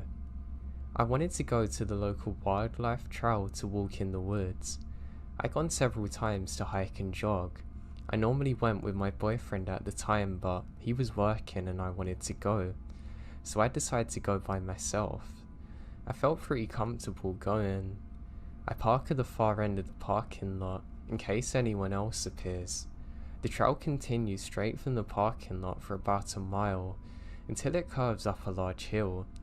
Where I wanted to go was the abandoned parking lot with a lake. The turn off to this part of the trail was about 400 yards down to the left. Once you turn left, you have about 200 yards of flat trail before it inclines. This incline section is loose gravel and it's quite noisy when you walk up it. The last section is about 100 yards. I felt pretty at ease going along the straight trail before I turned left. When I hit the incline, I began to feel uneasy. I brushed it off as being overly paranoid and continued. As I went about halfway up the incline, I began to hear crunching and snapping of twigs in the woods to my right. It sounded about 100 yards off. It was just far enough into the woods that I couldn't see what's making the noise. I froze in my tracks and the hair on the back of my neck stood up. I stood still as I heard the crunching stop. Stupidly, I brushed it off as a deer or bobcat. I continue up the path until I hit the end of the incline. That's when I heard this thing in the woods beginning to run at me. I froze in fear, my heart beating 1,000,000 miles an hour. Every hair on my body stood up. I was rooted in place. That's when I saw him. A man was running straight for me while holding something in his hand. I began to run down the incline back to the main trail. I was slipping and sliding down the gravel. I looked behind me and noticed how that he's at the top of the incline already. He had this evil look in his eyes. I noticed the item in his hands was a knife. I almost slipped up due to me looking back at the man. He called out to me, "Get back here now." His tone was malicious. I sprinted as fast as I could and took a hard right back onto the main path. When I hit the parking lot, I didn't look back. I unlocked my car and started as quick as I can. Right as I was backing up, he emerges from the trail entrance. He just stands there, partially covered in the shade of the trees. As I tear through the parking lot and onto the highway, he just stares at me. The biggest, creepiest smile comes across his face as he slowly waves at me as I get onto the highway. I never went back to that trail. This encounter has scarred me for the rest of my life. I hate walking through the woods now.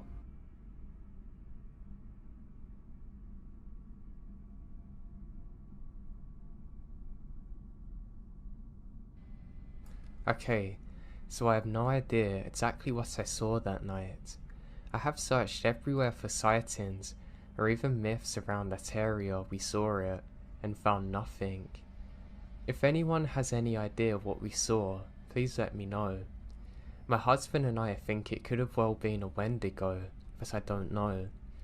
I haven't heard anyone else say they've seen anything like it. I guess more than anything I want to know what I saw and have some closure. So anyway, my friends and I go camping a lot, and my favourite place is the Red River Gorge, Kentucky. We go there often. I've been going there since I was an infant. I'm 28 now, married with a kid and still go. It's the coolest place to go where I live, and you can actually see the Milky Way pretty much every night. I mean, it's perfect for stargazing, and I've seen a shooting star every clear night that I've been there. When we go there without our kid, we might have a hike and stargaze for hours.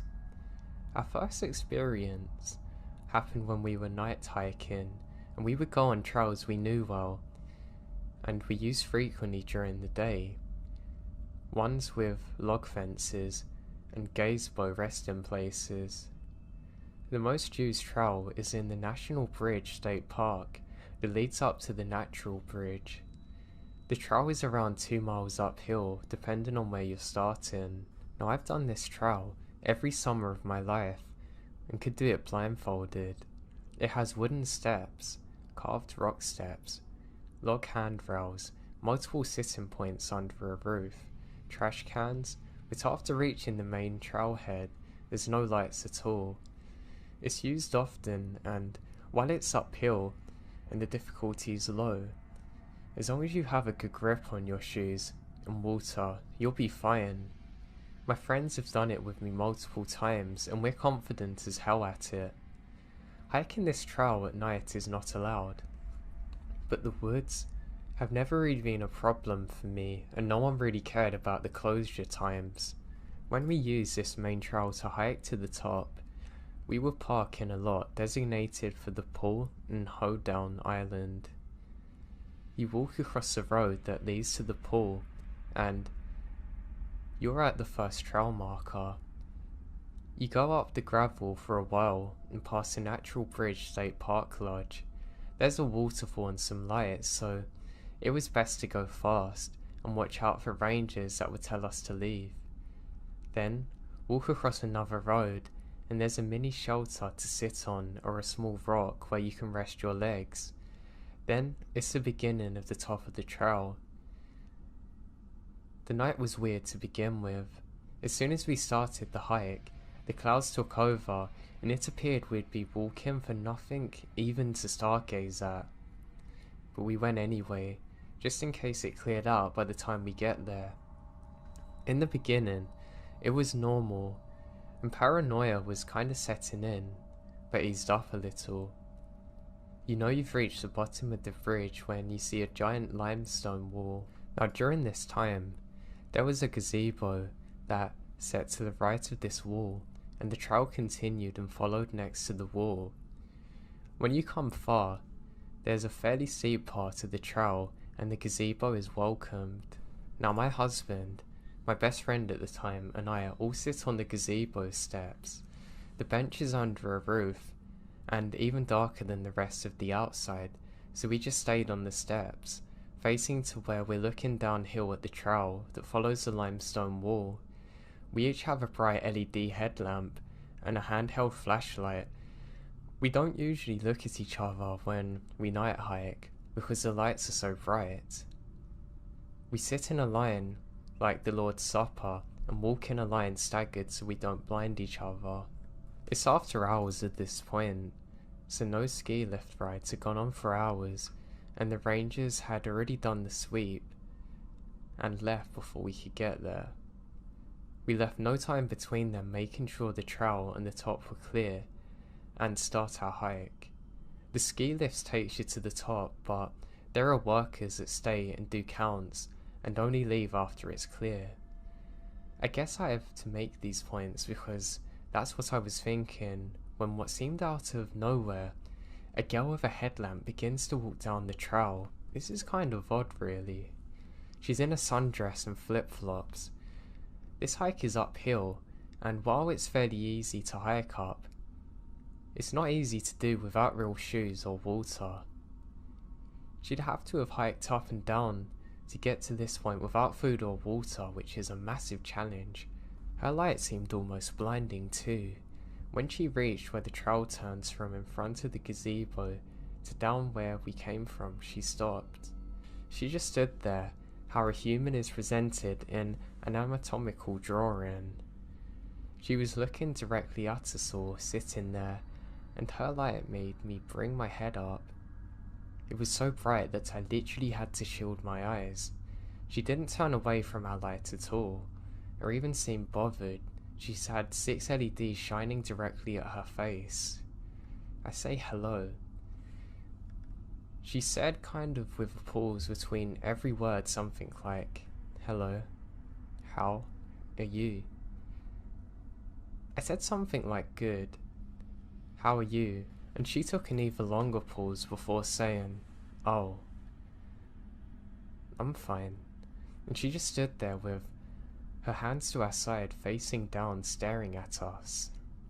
Her light made it impossible to really see her face. It was unnaturally bright. I had my hand up the entire time to not be blinded still, until she turned and slowly walked down the trail part we just came up. She got to the part where the trail turned, and we saw her light just stay in that one spot for a minute, until she turned and the light faded out of sight. We wait for a while before continuing up. I kept making comments about how weird that was, and had anybody else just seen this? And was I being overly paranoid with my fear? And why did no one come after her? Why had she done this all alone at night? And somehow without being found by any ranger. We got up after a bit and started back up to the top. It felt like it took much longer than it ever had in the past, but we made it to the top. There's stone steps named Fat Man Squeeze that you get to at the top of the bridge, and you can walk across it and whatever. Going up and being on the top, we can hear twigs snapping, almost alternating from left to right. We lay down and stargaze, but the clouds are thicker now. It was miserably hot, and we can hear voices at the same time. My husband kept checking for people.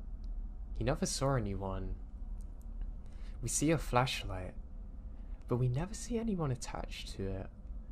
And then we hear a bird call. It wasn't like a real bird noise at all. It was like someone making bird calls, rhythmic and not natural. I'm convinced now that we're not alone, and hadn't been alone at all during this. And to say this is a lot because I'm not easily spooked. I asked to leave as soon as they're done.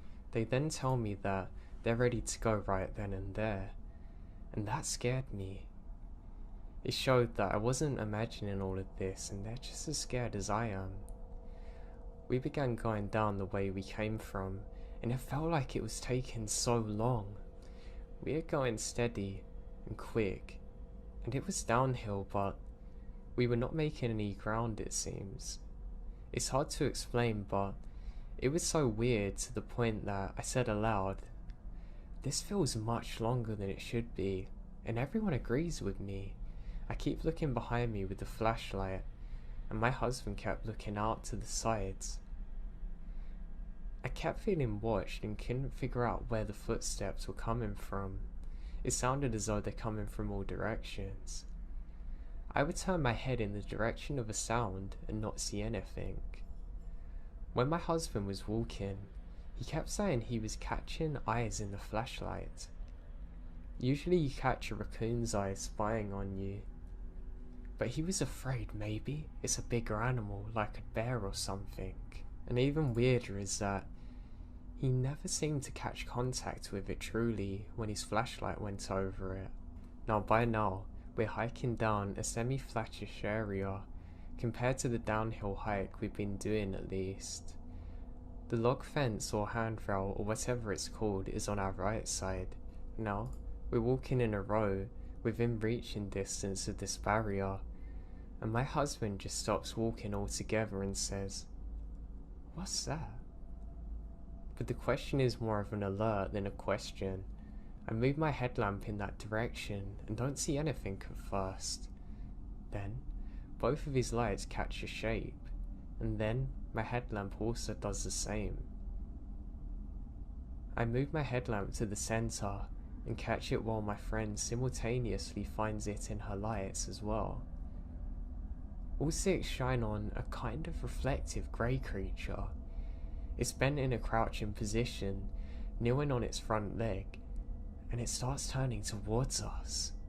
It starts to turn slowly, and my mind is racing. It looks like a human, but it's too big. People mistake human shapes for what's actually bears, but this is skinny. It's thin and big, and almost white. It's so light grey. Its skin resembles that of a dolphin. There's a shine to it, and our lights get reflected a little way when they're on it. It gradually comes to a standing position in front of us. Its head is long, and its eyes are in a human position on its face, not on the side like most animals. We can't see other facial features, just big, almost empty holes or pits where its eyes are. It looks directly at us in our lights. The way it stood is almost intimidating, almost like when a snake raises up and flexes their necks in a wild fashion to show how strong and smart they are. It was like it was stepping up for a fight, from crouching, then standing directly in front of us. The arms hung down so low, the hands seemed way too long. Its hands had to be by its knees easily. I guess it stood 9 feet or so, and not that far in front of us. No, it has no hair at all, and its head is large. I couldn't process what I was seeing. I was truly frozen. Then, I just feel my husband hitting me, yelling run. I start to understand we have to get away from this thing, and it pivots and runs to the right, going backwards on the trail so it could get around the barrier and onto the trail behind us. We take off running the rest of the way down the trail, knowing that this thing just took off much faster than us, and after it had crossed from behind the barrier, it would be gaining on us quick. We didn't talk at all because we tried to figure out what was going on and knew it wasn't good to draw attention to us. We kept running as fast as we could, but some areas are steep. It literally never feels as though we're out of sight from this creature. And we made it to the trail beginning with the gravel, and we can hear something to the side crashing down through the forest. We ran until we got to the car, then drove as fast as we could, and as soon as we got to the main road, we're finally out of there. When that thing looked at us, I knew it was smarter and faster than us. I knew that if we didn't react, something terrible would have happened. We made it back to where we're all staying, and all of us took out our phones and wrote a note of what we saw. We haven't spoke about it until after, and we all looked at each other's phones and the stories are all exactly the same.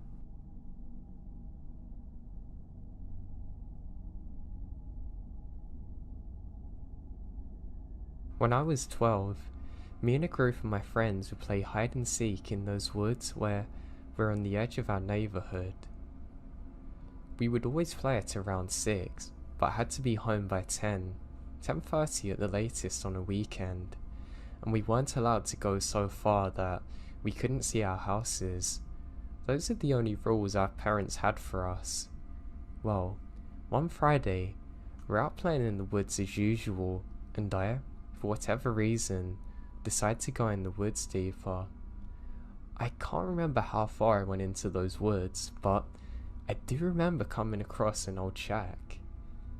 I considered using it as a hide-in place, but then I thought that they wouldn't come this deep into the woods to look for me, so I decided to head back. However, when I start to head back, I turn my head to look at the same shack one last time, and for a split second, I see someone peeking around the door. Whoever it was quickly turns their head back when they saw me, and I don't pay much attention to it and head back. I'm about halfway through my walk when I hear, "Hey kid, come over here." I look back and see an old man hiding behind a tree, gesturing for me to come. I know better, and took off running. While I was running, I heard him yelling, "Wait now, come back," and I could also hear the sounds of other footsteps accompanying him after me. When I got to the end of the woods, I ran into my friend's house, who was wondering where I was. I told them to get out of the woods, and we ran to our friend's house. I told them what happened, and eventually, I told my mum what happened too. Our parents called the police to search for the woods, but they never found anything. And our parents never let us play out again after that. Old man living in the shack, you could still be out there. I just hope you get caught and haven't done anything worse.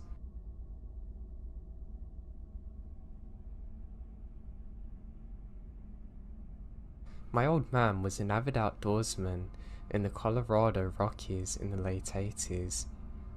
He'd go on week-long treks with his buds. One summer, they'd been out for a few days in the Pikes National Forest. They set up camp in a ravine they thought was safe. That night, my dad unzipped the tent to take a leak in the dark, and outside stood a pair of bare pale feet.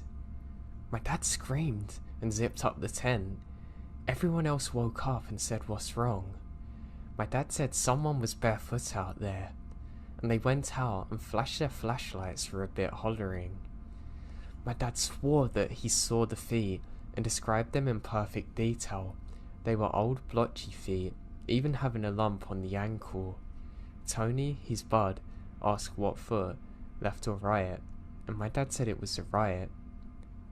Then Tony said they needed to move their camp immediately. My dad says why. Tony says he doesn't have time to explain.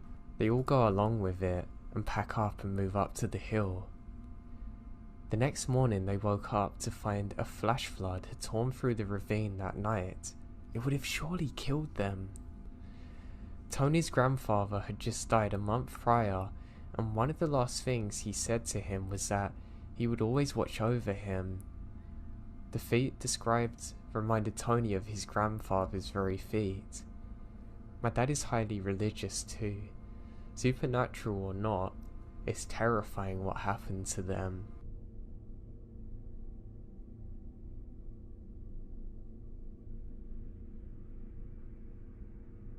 So this happened to me when I was about 7, and I lived in Portland with my grandparents. Now my grandma and I would always watch Lost together every night, and then the news would always come on afterwards. When we saw there was a sniper that was going around our area, in the woods somewhere, and they were looking for him, and lost his location, it blew our minds. I remembered one day at school, the whole school had to go on lockdown, because someone reported seeing him near the school, and so everyone had to go to the hall and wait out the entire situation to clear. I don't think we left school until 7 PM. The police caught him and took him in for questioning. Later on, we found out through the news that he was hiding out in these small woods that are behind our house, literally meters away. Now my grandma and I would go for bike rides and walks most evenings. The only reason we hadn't was because of the shooter. I refused to leave the house for a good week or so because I was scared that he'd still be out there, and I wouldn't let my grandparents leave either because I was so scared something bad would happen to them. To this day, I still have a mini panic attack every time I go near them woods. Just the thought that at some point in time, only meters away, there was a killer waiting in the woods in camouflage terrifies me.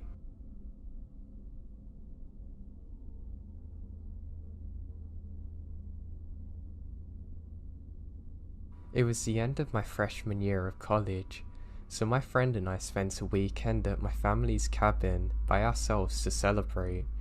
The weekend was fairly uneventful. The most exciting things to happen were burning a pizza on a grill and a chipmunk trying to join me while I was in the outhouse, which was pretty funny. But then, we had to leave. Even though I'd gone to the cabin every summer since I was born, I still didn't know very well how to get from it. We had been using my friend's dad's GPS.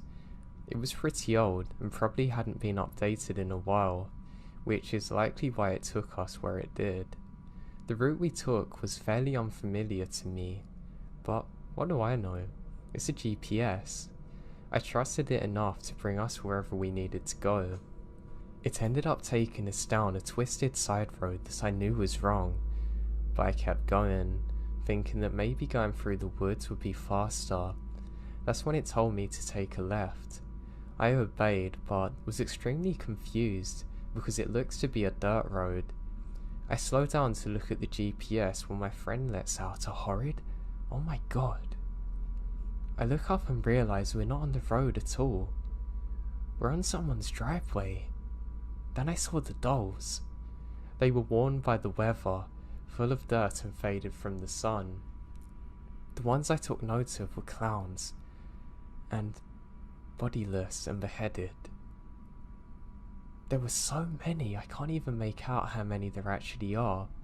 Every single one's hanging from a tree. My friend and I were both shrieking at this point. Her yelling at me to back up and get out of there, me yelling what the hell over and over again.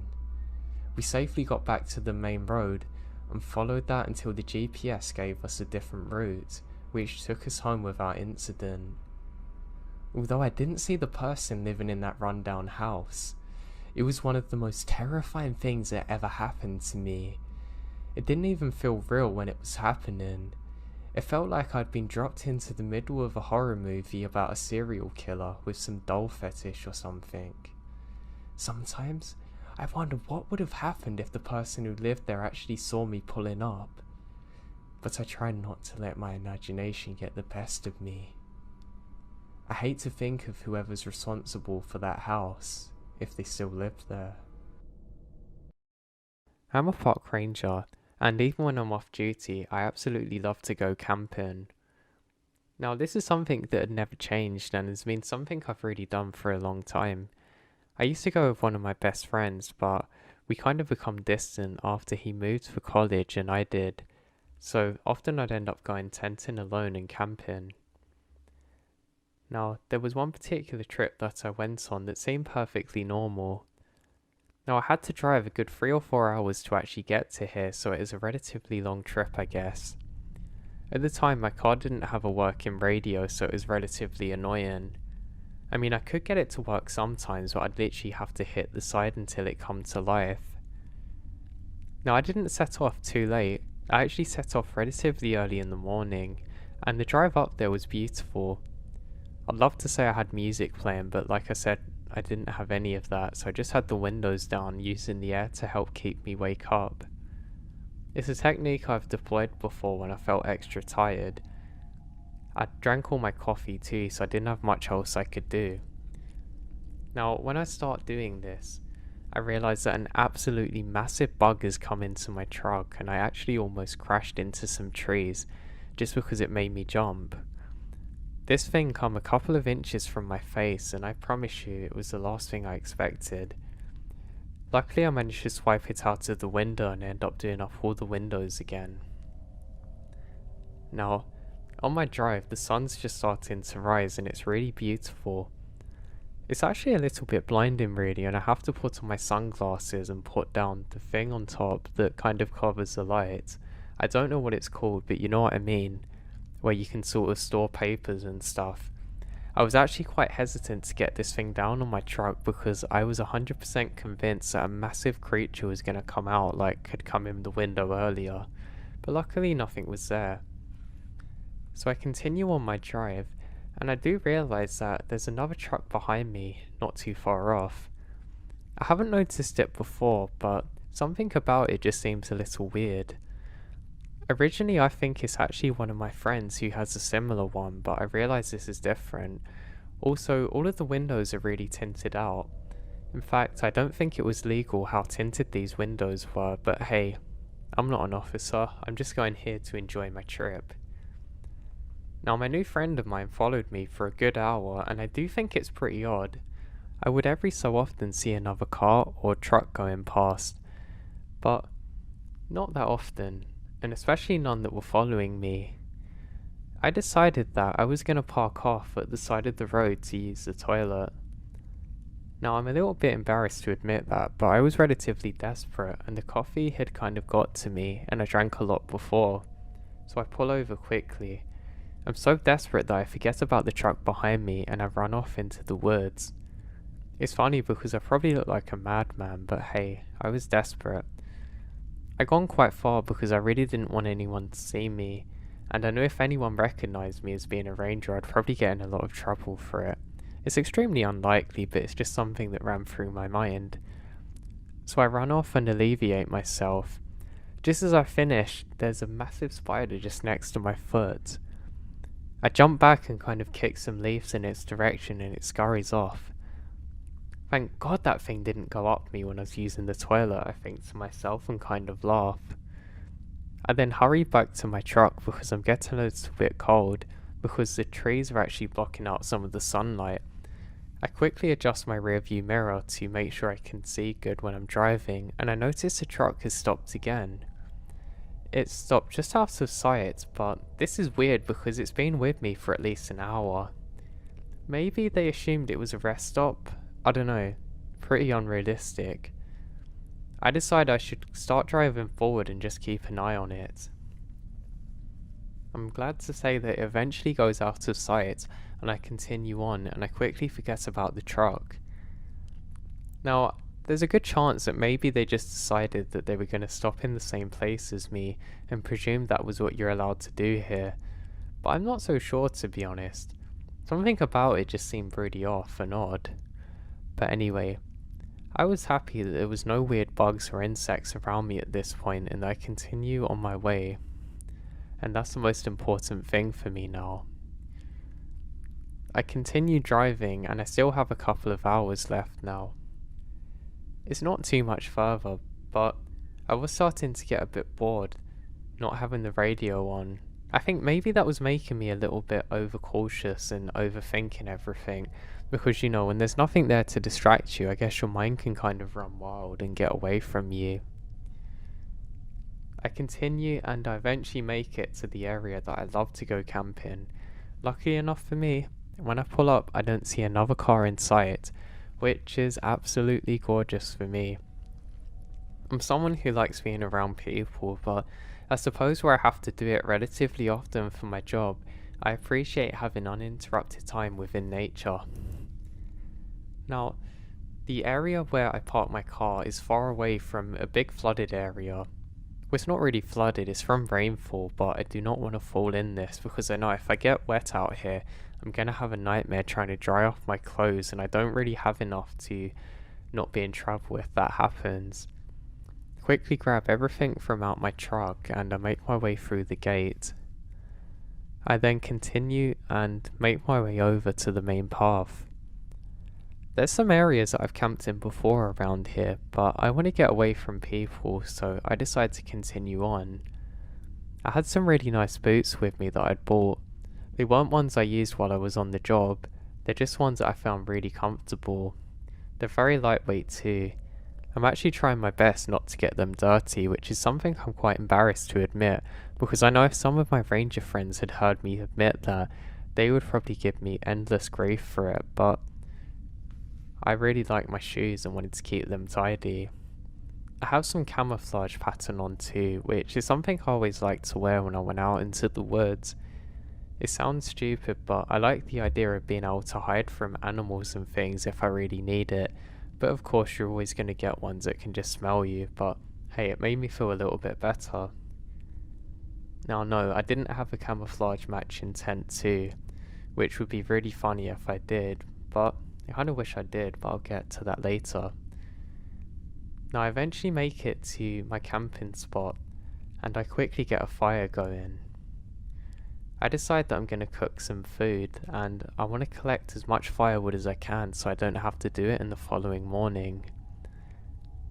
Now everything's normal, and I actually really enjoyed the first night. I remembered laying back on my sleeping bag, which I had just poking out of the tent. I was staring up at the stars, and for the first time in my life I saw a shooting star, which I thought was really cool. I jokingly made a wish to myself that I'd make it out of there in one piece, which I actually thought was really funny at the time. With my head rested on the side, I can hear some kind of rustling off in the trees around me. Now, I'm a little bit worried that it's some kind of animal, but I stop for a moment just to try and figure out what this is. The fire's gone out at that point, so I'm pretty sure they can't see me, unless it's just some of the burning embers that are going strong still from my fire. Now, I'm almost certain I can make out the sound of somebody calling out for help. What's really weird is it sounds like my brother. I know that's impossible though because he's about 5 states over, and I'm certain he's not here with me. I think maybe it's some form of delirium and my mind playing tricks on me, and I decide that I should probably get some sleep, and I needed the rest. I guess I'm kind of freaked out from what happened earlier still and haven't realised it, and maybe my mind's just playing tricks on me. I really need the sleep. I get into the tent and I try and convince myself that this is an owl. But every so often I just faintly hear it, almost like it's perfectly in place for me to hear my brother calling out for help just as I'm about to sleep. Yeah, that's it. It must be my mind, I tell myself. You're half fading in and out of consciousness, just get some rest. I eventually manage to sleep. I wake up the next day and I feel absolutely terrible. I have a really bad headache and I really struggle to get out of bed. I start to question whether it was something I've eaten or drinking, but everything seems to be fine. I actually go and smell my food to make sure that it's not gone off, but everything's fine. I think this is quite bizarre and I think, oh, maybe I'm a bit unwell and I should probably head back soon. I decide the best thing to do now is not to pay too much attention to it and just to head on. I think if I'm really unwell, I can always head back sooner, and I'm happy to do so. I then start on my journey once again. Now, for this part of my trip, I'm going to do some fishing, which is something I love, so I'm quite excited for this. I have all my bait and everything with me and a fishing rod, so I head off. I make it over to the area that I like to do fishing in, and I cast my reel. I fumbly knocked over my bait and I'm quite annoyed because all of the little maggots and things are now swimming in the water, and I'm not going to be able to get them back easily. I could say, I guess it's no fishing now. I ended up waiting for a good few hours, but unfortunately there was no fish for me to catch that day. I jokingly say, well, you're going to enjoy this food I've left there for your fish. I then turn to leave and start gathering up my stuff, and I can hear somebody scream, "No you're not," just off in the distance, just out of earshot. I pause for a moment. I'm convinced the fish aren't talking to me, but I'm not certain now. Maybe I'm really unwell and I'm starting to hallucinate and imagine things that aren't actually there. I then laugh and say, say it again. I didn't realise anyone else was here, and I'm met with complete silence. Now I think this is extremely odd because I clear as day heard somebody respond to what I just said, but the thing that really gets to me is the distance. I didn't say my part very loud, but they said theirs very far away, so how could they have possibly heard me? It doesn't make sense. I go to turn around and I can faintly see the embers from a fire just off in the distance, with another not too far off to the side of me. I realise maybe I've intruded upon someone else's site and decide to leave quickly. I don't want to mess with whoever's here, and they seem a little bit weird, I decide, and I head back to the camp. Now it was relatively dark when I started to head back, and I have a horrible feeling that something bad's about to happen, but being a ranger, I convince myself it's nothing and just to calm down and stop being silly. When I'm making my way back, however, there's something I realise that's just odd. I can still see the faint glow of embers near the water, but I don't smell any fire, and I definitely don't see any smoke. And surely if somebody was there recently I would have realised that there would have been some sign. I was too scared honestly to investigate further at the time, but I know that I have to make it back to my campsite now to be within relative safety. I'm annoyed at myself for knocking over all the bait in the water too, and decide just to get home, make some nice food and call it a night in my tent. I go over there to do that, and I just put all my things down and everything seems to be back to normal as it was. But it isn't exactly. Some of my things have definitely been moved, and I'm actually seriously questioning whether I'm very unwell and haven't realised it. I mean, waking up and feeling terrible, knocking over the bait so clumsily, and not realising where my things are when I've returned.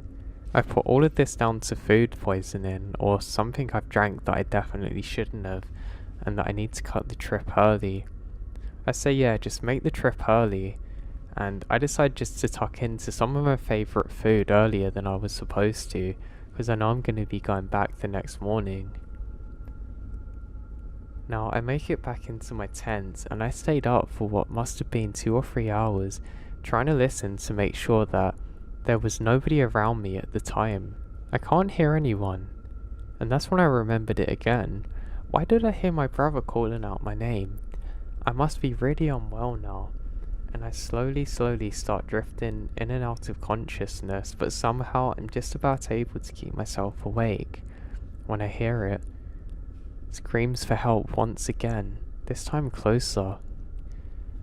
Now, it's not in my brother's voice this time. I don't actually recognise the voice, but it sounds very real. I wait for a few moments to try and listen, and I'm met with silence again. I really think that my mind's going now, but I know this was real.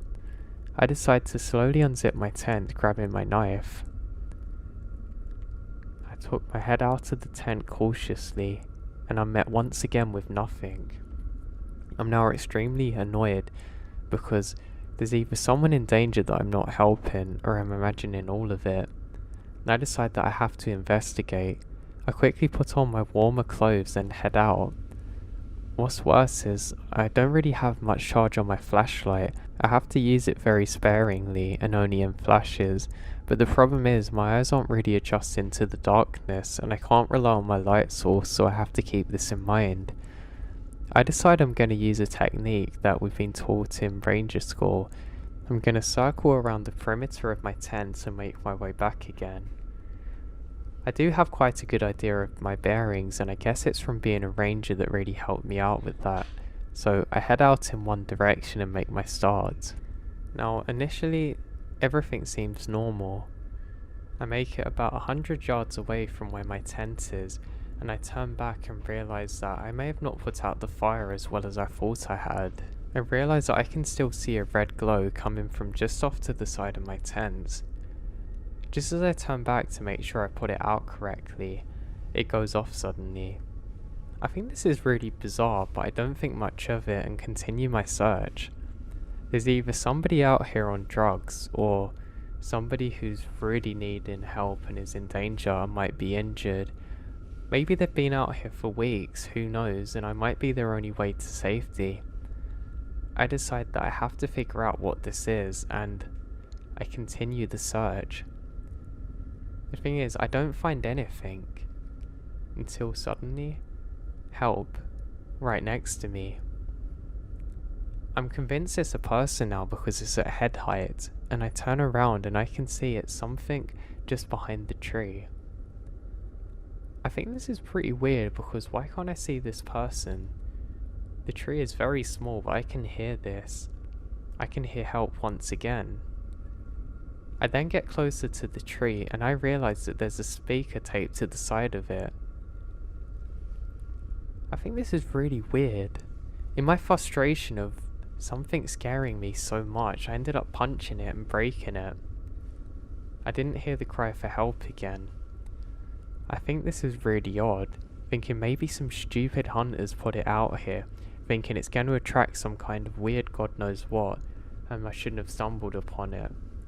I decide that I should really get back and maybe get some sleep now. Now I'm absolutely exhausted by this point, and I know hiking back's an option, but it's gonna be virtually impossible because how far I have to go. I decide the best thing I can do at this point is pick up all of my belongings and set up camp somewhere else. So I go back to my tent. I'm very cautious to make sure no one else is around me, and I gather my things. It takes me a good 20 minutes to put everything away, and the whole time I have my knife in my pocket where I can very easily grab it and get anyone if I need to. Now I try and act very confident, portraying the fact that I'm not scared, but really I feel terrified. The weirdest thing is I'm not convinced whether this is anybody actually out here or not at this point. I'm pretty certain it's my mind playing tricks on me because of something I've eaten or drank, so I'm not too worried if that makes sense. I get all of my things together and I head off.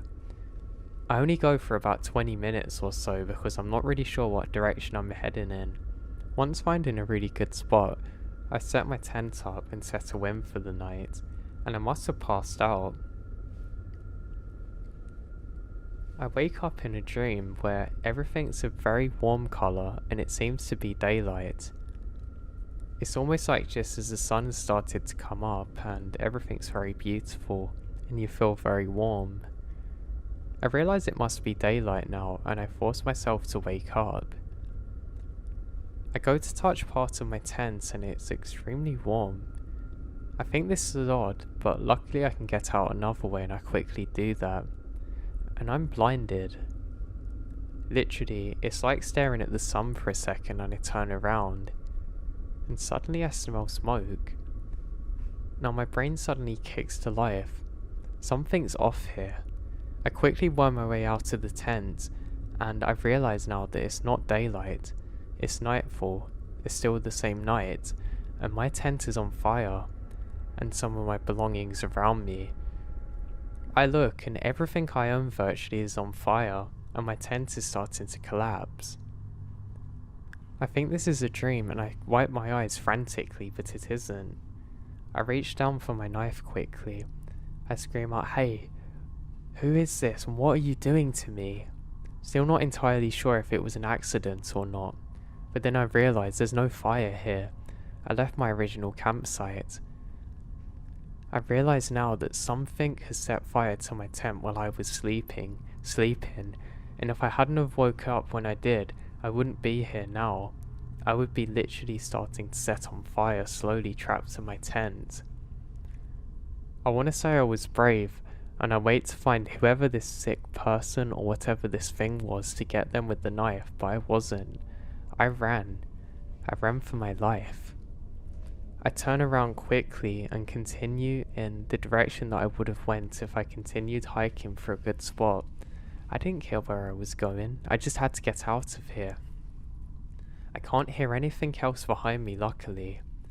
Just the sounds of the fire behind me. The thing that's worse is the fire is actually spreading now and I'm quite worried there's going to be a big forest fire. There's enough dry leaves to set up half of this place, but that's a later issue. I continue going, constantly glancing back and realising that I must have covered some distance because the fire is getting more and more distant from my view. Eventually I've slowed down a bit and just start climbing up a hill. I take one last look back at the campsite, the last I'll ever see of my tent, and I can just about make out a figure next to the fire, standing there, certainly staring in my direction. That was more than enough for me to know that this wasn't just in my mind, this was all very real and it wasn't an accident that I caused. I turn round and I hike for another good 40 minutes in the cold night air, with the moonlight as my only guidance. Being a ranger, I have a very good idea of where I'm going, luckily, and I managed to make it back to an area that I know quite well. I loop round back onto the small path that's going to lead me back to my car. This is when I break out into a sprint again when I can see my truck. I quickly get in and, almost on autopilot, get it into reverse. Now my adrenaline must have been going really strong because I actually can't remember turning the keys to the ignition, just the engine coming to life. Again, I don't remember driving down the road, but I drove for another 45 minutes until I make it to a local town. I immediately pull over into a bar because it's one of the only places that is still open now. I walk in and demand to use the phone. I don't even explain what's happened. They must have been able to see that something was wrong because they handed me the phone without asking anything.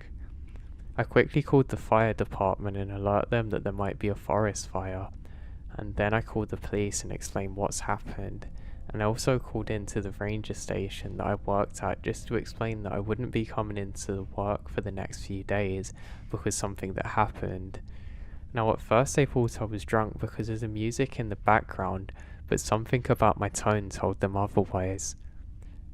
I was eventually able to meet up with the police a few minutes later and explain exactly what happened. They told me that they were going to send out a squad to investigate. A few moments later, I heard a fire truck screaming past too. Someone offered me a beer, but I declined because I wanted to make sure I was 100% sure of what had happened as I made the police report. I went over to the truck and explained everything that happened and said, "Can I please just sleep now? I don't want to investigate this. I don't want to know anything else," and they gave me their number so I can call back the following day.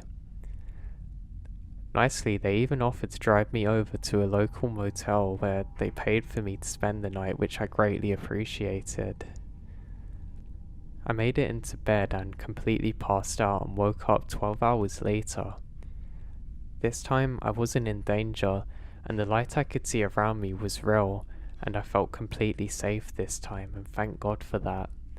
I called back the number again and the police informed me that they're still doing a continuing investigation and they can only tell me what they found from that first night.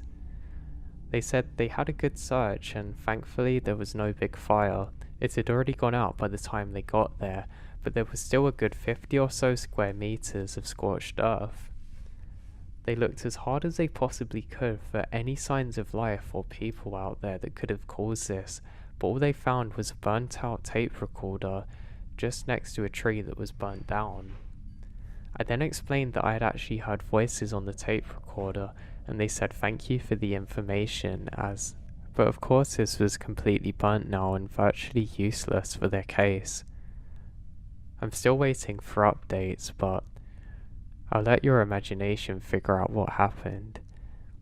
I'm convinced, absolutely convinced, that somebody was hunting me and was looking for a murder victim that day, and they'd been stalking me from the truck, probably looking for someone they thought was innocent and an easy target to get out in the woods. But they probably didn't realize they were messing with a ranger, someone who knew that wilderness very well, and was able to use techniques to stay completely calm even though everything around them was going wrong.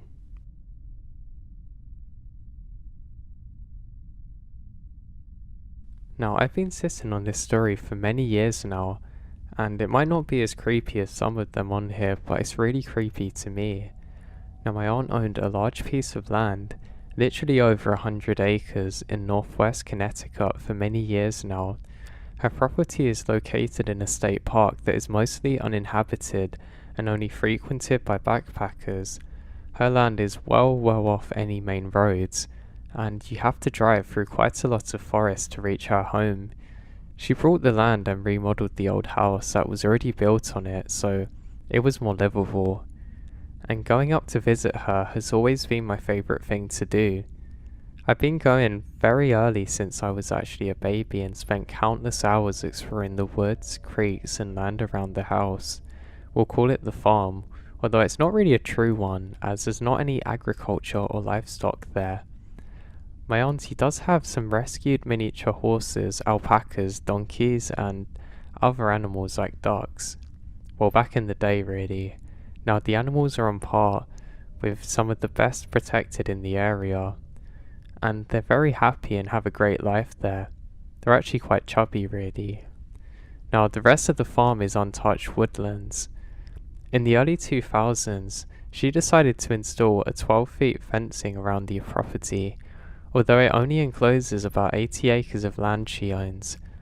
She explained to me that she couldn't stand the sound of the coyotes howling right outside her window at night, and that she had some creepy encounters while living out here.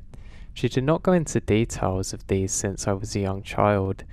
She lives alone though, so I understand why she wanted a sense of security living so deep in the woods. We are originally from the Bayous of Louisiana, so being in this type of environment was new to all of us. Anyway, Despite being initially unfamiliar with the land, I eventually learned to navigate the area very well as a child. I had a few favourite spots, and one was up a small foothill in the deepest part of the woods. I would go up every so often that eventually a small path was established in the brush, and I would bring my cousins with me to show them my little oasis. Now this is in 2008 when I was about 10 years old. I took a summer trip to my aunt's and brought my best friend Alex with me. She and I often took trips here together during our childhood, and this was not her first time accompanying me to the farm. I remembered that we were in the woods at my favourite spot, sitting together, listening to Katy Perry playing Doodle Jump on our new iPad touches. This makes me laugh, but we were just trying to enjoy some nature while getting a feel of our new tech, I guess. We were there for a while, enjoying ourselves and talking about random kid stuff, when there was a shift in the air, almost like a suffocating stillness and silence settling upon the woods. I paused the music and looked to Alex, who was already staring at me with a concerned expression on her face. We stayed still and silent for a minute, tilting our heads to listen to the woods and search out any unfamiliar sounds that normally would bellow out throughout the farm and night, but there were no birds, no summer bugs, and the trees almost seemed to be frozen in place, as if it was like winds that would usually rustle amongst us was completely vacant. It was a horrible, vulnerable feeling that Alex could feel too. Then began the sound of footsteps coming from even deeper in the woods. It took a moment for me to determine what the sound is, but the distinct rhythm of weight being picked up and down on the leaves is impossible not to realize. It was very heavy sounding and was coming up towards us from a steep slope down the side of the mountain and foothill. I remembered thinking it was impossible for a human to move so easily through that part of the woods, since it was very thick, with fallen branches and trees, even making it hard for an agile, slim child to navigate. I mean, let alone an adult. It felt as though the woods laid still, and we're waiting for the footsteps to come even closer. "Do you hear that, Alex?" I whispered, and she nods. "It sounds like footsteps," I continue, and she nods again.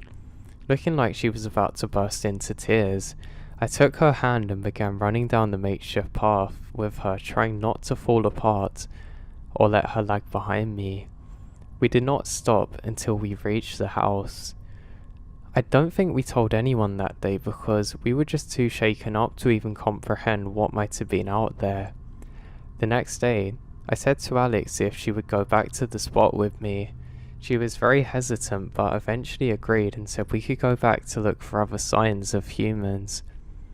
We made our way back, nervous but determined to discover what had invaded our little sanctuary.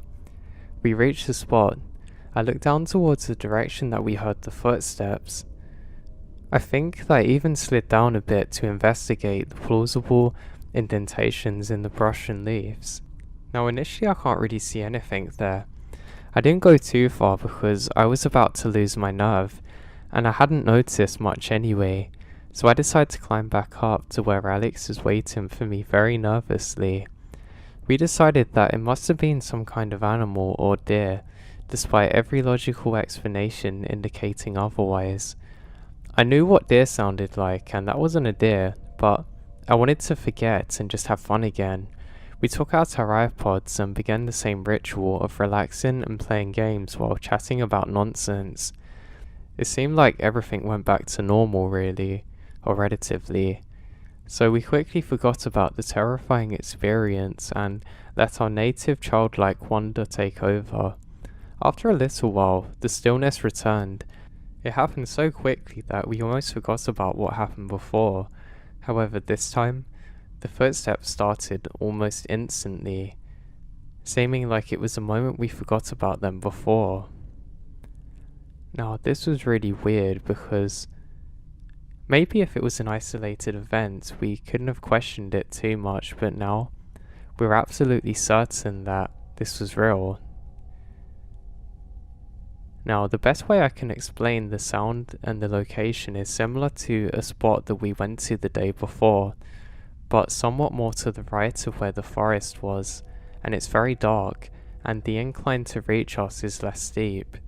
I didn't wait too long to run, but it was long enough to realize that the sound was fast and closer, definitely not a deer or bear. I did not look into the woods too closely because I wanted to get the hell out of there, and I was scared to see whatever it was. I knew it was close enough that it would be upon us at any moment if we didn't flee, so without a word, Alex and I took off and ran as fast as humanly possible out of the woods. It is not a super exciting experience, but really bizarre. I've actually since moved out, but I've never been able to forget this experience. I seriously don't have a clue what this possibly could have been. I doubt it was a person, so I'm really not sure what this was. A few years ago, my friend Tez and I set out on the Great American Road Trip. We were going to drive from New York to LA, zigzagging through the country for 6 weeks. Now we're both in our early 20s and pretty broke, and my mum had a long haul truck and suggested that I saved a ton of money and we could actually sleep in the back of the hatchback. Now it was pretty cozy as a setup. We brought some blankets and sheets at Goodwill and cut one of them up to make curtains. Now by the end of the week, we gotten so ready that we can really set up a camp in about 10 minutes. Luggage moved out to the front, curtains up, bedding down and ready for the night. Now we slept in parking lots, free campsites, rest areas, basically anywhere it seemed safe and semi-legal. There was never a night after the first night where we felt scared until the last week of the trip in Arizona. We were near Flagstaff and we had gotten pretty used to our routine. We didn't go on a set schedule and would never drive more than a few hours. No destination really in mind, outside a few must-see landmarks. We'd drive to places we found the night before on Google and take suggestions from other campers, locals, and people we'd met. We'd also gotten very good at making friends. We went to Denny's with a group of rednecks we met at a campsite in the back of their pickup because I got hungry and overheard them saying that they were going to go. We met an 80-year-old cowboy who took us out drinking and taught us how to line dance at a country bar. Now, we played the guitar with some musicians in the middle of a thunderstorm, got fed up really and decided that we're going to go hang out with some other people we met. We spent the 4th of July with a family who basically adopted us into their campsite. Basically, every encounter we had with a stranger was really a positive one. This night didn't appear to be any different. We found a free campsite on Google and drove into the woods, following our GPS. We were pretty far out of town and something seemed a little off when we pulled up to the campsite. There was one RV parked and 2 cars further up in the trees. We pulled up near the RV and a man opened the door who said hello, and he just stared. Now his expression was completely blank. Then, as if she hadn't said anything, he just slowly closed the window again and stared at us the entire time. Figuring out that he wants some privacy and maybe we're being obnoxious, we pulled further down the road and found a flat spot to park the car. Instead of our usual routine of setting up camp immediately while it was still light out, we goofed around for a while and just had fun. Now my friend pointed out a campfire further down the campsite and we decided to go and be friendly. We'd met so many cool people from the previous few weeks that we actually wanted to go and chat and wander over.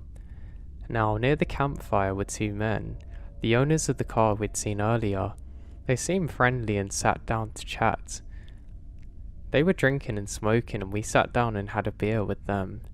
One of the men seemed really off, and we came out feeling that something was completely off and that maybe 2 of the men didn't actually know each other and the older man was definitely on some kind of drugs. He was spinning in circles and talking about UFOs. However, he seemed harmless. This left us chatting with the younger man, who kept claiming to be a former park ranger. He was handsome and easygoing and spent several hours just chatting about our trip, everything, and then started talking about the bear. He'd seen a bear earlier in the forest. Now we don't really believe him, and he pulls out his camera to show photos of it. It was very close to the campsite, and we're both a bit freaked out. It wasn't unheard of for one of us to get up to go to the bathroom in the middle of the night, so the idea of a bear being there scared us. Now as we said that, the ranger laughed and his expression changes. It's hard to describe, but his voice seemed somehow cold. He said, "If you get out of your car in the middle of the night, it's not the bears you need to be scared of." I kept waiting for the laugh, but it never come. I laughed awkwardly and made a dumb joke about serial killers in the woods, and my friend laughed as well and joked about the Texas Chainsaw Massacre. We moved on to another subject, but within 5 minutes the ranger who come back to it and was talking about something grabbing us out from the middle of the night in the car. No matter how we steered the conversation away from serial killers, he kept latching on. The older man was high as a kite at this point and was staring at the stars and not talking. We'd just awkwardly laugh or sip our beer and tried to get the conversation elsewhere. Then the ranger stood up and walked towards the cooler to get another beer. At this point it's pitch black out. I can't see anything outside of the circle of light from the campfire. The beer cooler was outside of that circle. Suddenly, there's a red dot in the darkness, and it took a moment for me to realize that it's a camera. The ranger's holding a camera. He's taken a photo of us. I could see the screen on the digital camera light up. Now it wasn't odd for people that we've met to take pictures with us. My friend is gorgeous with dark hair, blue eyes, like a young Megan Fox, and we're friendly. People like having pictures of themselves too, but it was an entirely strange thing to have this person taking photos of us without asking, or even any indication of what was about to happen. We were both staring at him like deer in headlights at this point, but instead of realizing what he's doing is weird, he suddenly checks his camera, adjusts some things, and takes another, with no flash, no asking us to smile or anything, and no explanation. At this point, he comes back and sits down with us, not saying a word about the photo. At this point, me and my friend are very freaked out. We make some rubbish excuses that we need to set up our campsite and nope the hell out of there. When we both start to leave, the UFO guy smiles and says have a good night. Ranger, however, looks at us with a smile that doesn't reach his eyes and says, "Be careful out there. There's more than bears in the woods." Now at this point, every hair on my body stood on end. I wasn't alone in my discomfort either, because my friend laughed a response and pulled away with me quickly towards the car. We rushed back to the car, which we only found in the dark by referencing the RV, and jump in the front seat, so my friend is almost hyperventilating. Why did he take a picture of us? I read that serial killers sometimes warn their victims. She stared at me for a second and locked the car doors. Do you think he just took pictures of us? Now we're both really freaked out and she's in complete panic, and quickly turns on the headlights. I immediately yell at her to turn them off because he's gonna know exactly where our car is. God knows why, but this is the only night that we'd not set up our camp. We didn't need to tear anything down, so we just get in the car and floor it out of there. And as we got onto the dirt road, the ranger was walking towards our car with that same expression. I hope I never see him again.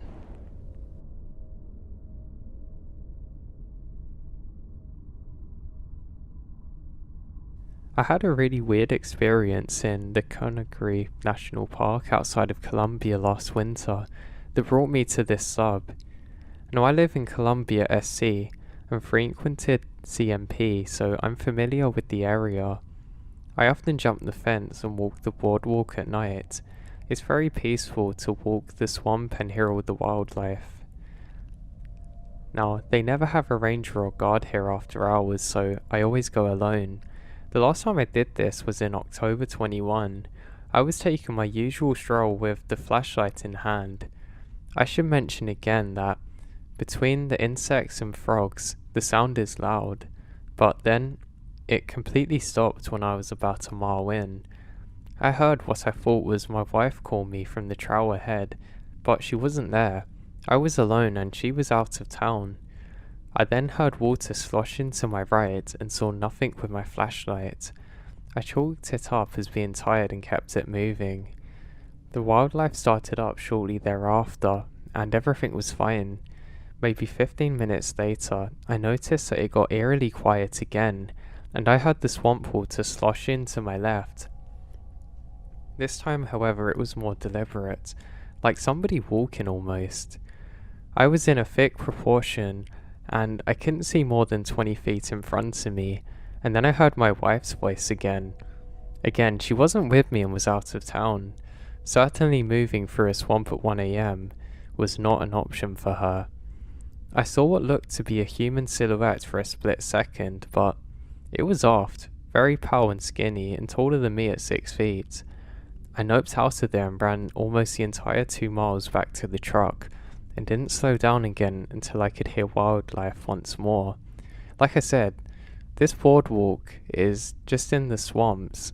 Nobody's walking around the water at night without a light, or even, I don't know, any kind of animal that big shouldn't really be there. I feel that I should add that I wasn't necessarily in sleep deprived mode, and I wasn't high or anything. I just liked the woods at night. I was so freaked by this that I had to share my story. I'm really convinced that what I encountered that day was actually a skinwalker or wendigo, or something that can actually mimic voices. There's no way some meth head was stumbling through the forest and swamps miles from civilization and sounds exactly like my wife.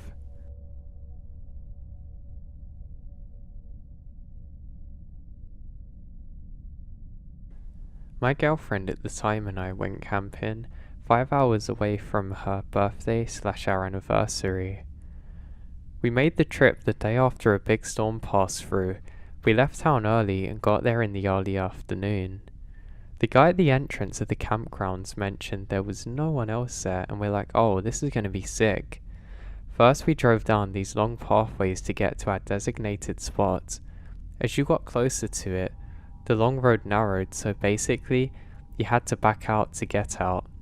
We unloaded the car, got the tent set up, and decided to go walk around the woods.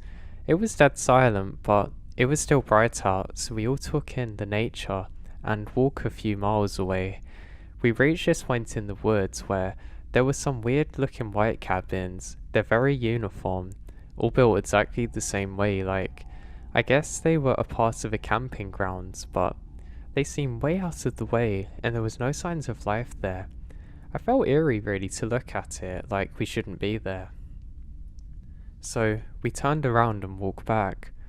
We took a breath and just relaxed for a while and stare at the fire pit. Unfortunately, neither of us have been camping before, so we don't know how to start a fire. But luckily, we have some of those self-lighting logs from Walmart. I didn't know they existed, that's really cool. And some lighter fluid. But everything else around us was soaked to the bone from the rain that had passed the day before. We knew we needed some kind of kindling, but any dry sticks were few and far between, and nowhere to be found. Eventually, we got a small fire going and ate hot dogs and marshmallows and spent some time stargazing. Then we noticed how dark it was. My girlfriend was easily spooked and was like, "Can we get into the tent now?" So we put out the fire and crawled into the tent. We're talking to each other, but I could tell she was tense. And suddenly she goes, "Shh, do you hear that?" Before I could respond, I hear what appears to be footsteps, like heavy ones, and a group of people walking. I whisper to her, "It's probably animals," but she says, "No, it can't be animals. What animal sounds like that?" We then sat and stared at each other in the dark for what felt like an eternity, and we hear mumbling that gets loud along with the footsteps. Now it continues until it's right outside of our tent. We both froze. I don't think either of us were breathing, and then silence. We waited and waited, and I'm still not sure how much time actually passed, and eventually my girlfriend said, "We have to get to your car." The adrenaline was pumping now, so I peeled out of the tent into the darkness and told her to stay behind. We then literally ran into the car. I locked the doors and she was like, "What was that? We can't stay here. They said no one was out here but us. What was that?" I kept looking around for signs of life, but there was seemingly none. I looked at her and said, "Okay, I'm gonna grab our stuff, you stay here." Now we only have our ice chest and our tent out. I hopped out, ran, grabbed everything, tossing it into the back seat. I'm just about to go for the tent and I hear footsteps closing in. In absolute terror, I yanked the tent out of the ground, wrapped the tarp around it and slang it over my shoulder like some panicked Santa Claus and shoved it into the trunk. I didn't say anything when I got into the car and said, "Do we have everything in here?" And my girlfriend said yeah and floored it in reverse. Then we came to a fork in the road that went in like 6 different directions. I asked my girlfriend if she remembered what path we come down to get here and she told me she didn't know. We chose a random one and ended up in a different camping spot. I cursed under my breath and slammed it into reverse again. Then I noticed from the angle that we exited that I could see the main path back to the gate, thanks to a small tie-in behind an overgrown bush. As we hightailed it out of there, I noticed there was a single small green light out in the woods near where our tent was. We drove the entire 5 hours back to our hometown and fell asleep on my girlfriend's parents' couch at 4 AM. We never spoke about the trip again, and I haven't desired to camp since, as you could imagine.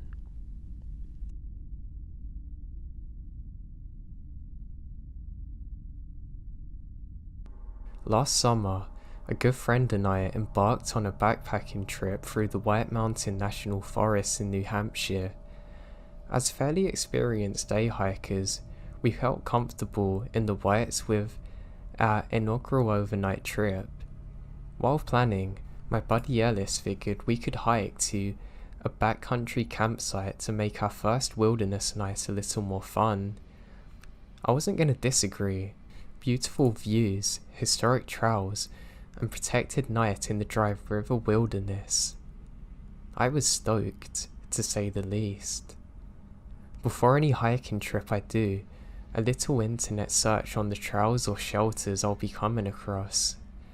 Throughout the mid-1900s, there were a series of these lean-to ups, and down the Dry River wilderness meant for backpackers or through hikers really looking to escape the crowds in more populated areas of the forest. Though as time went on, the Forest Service had other more pressing matters.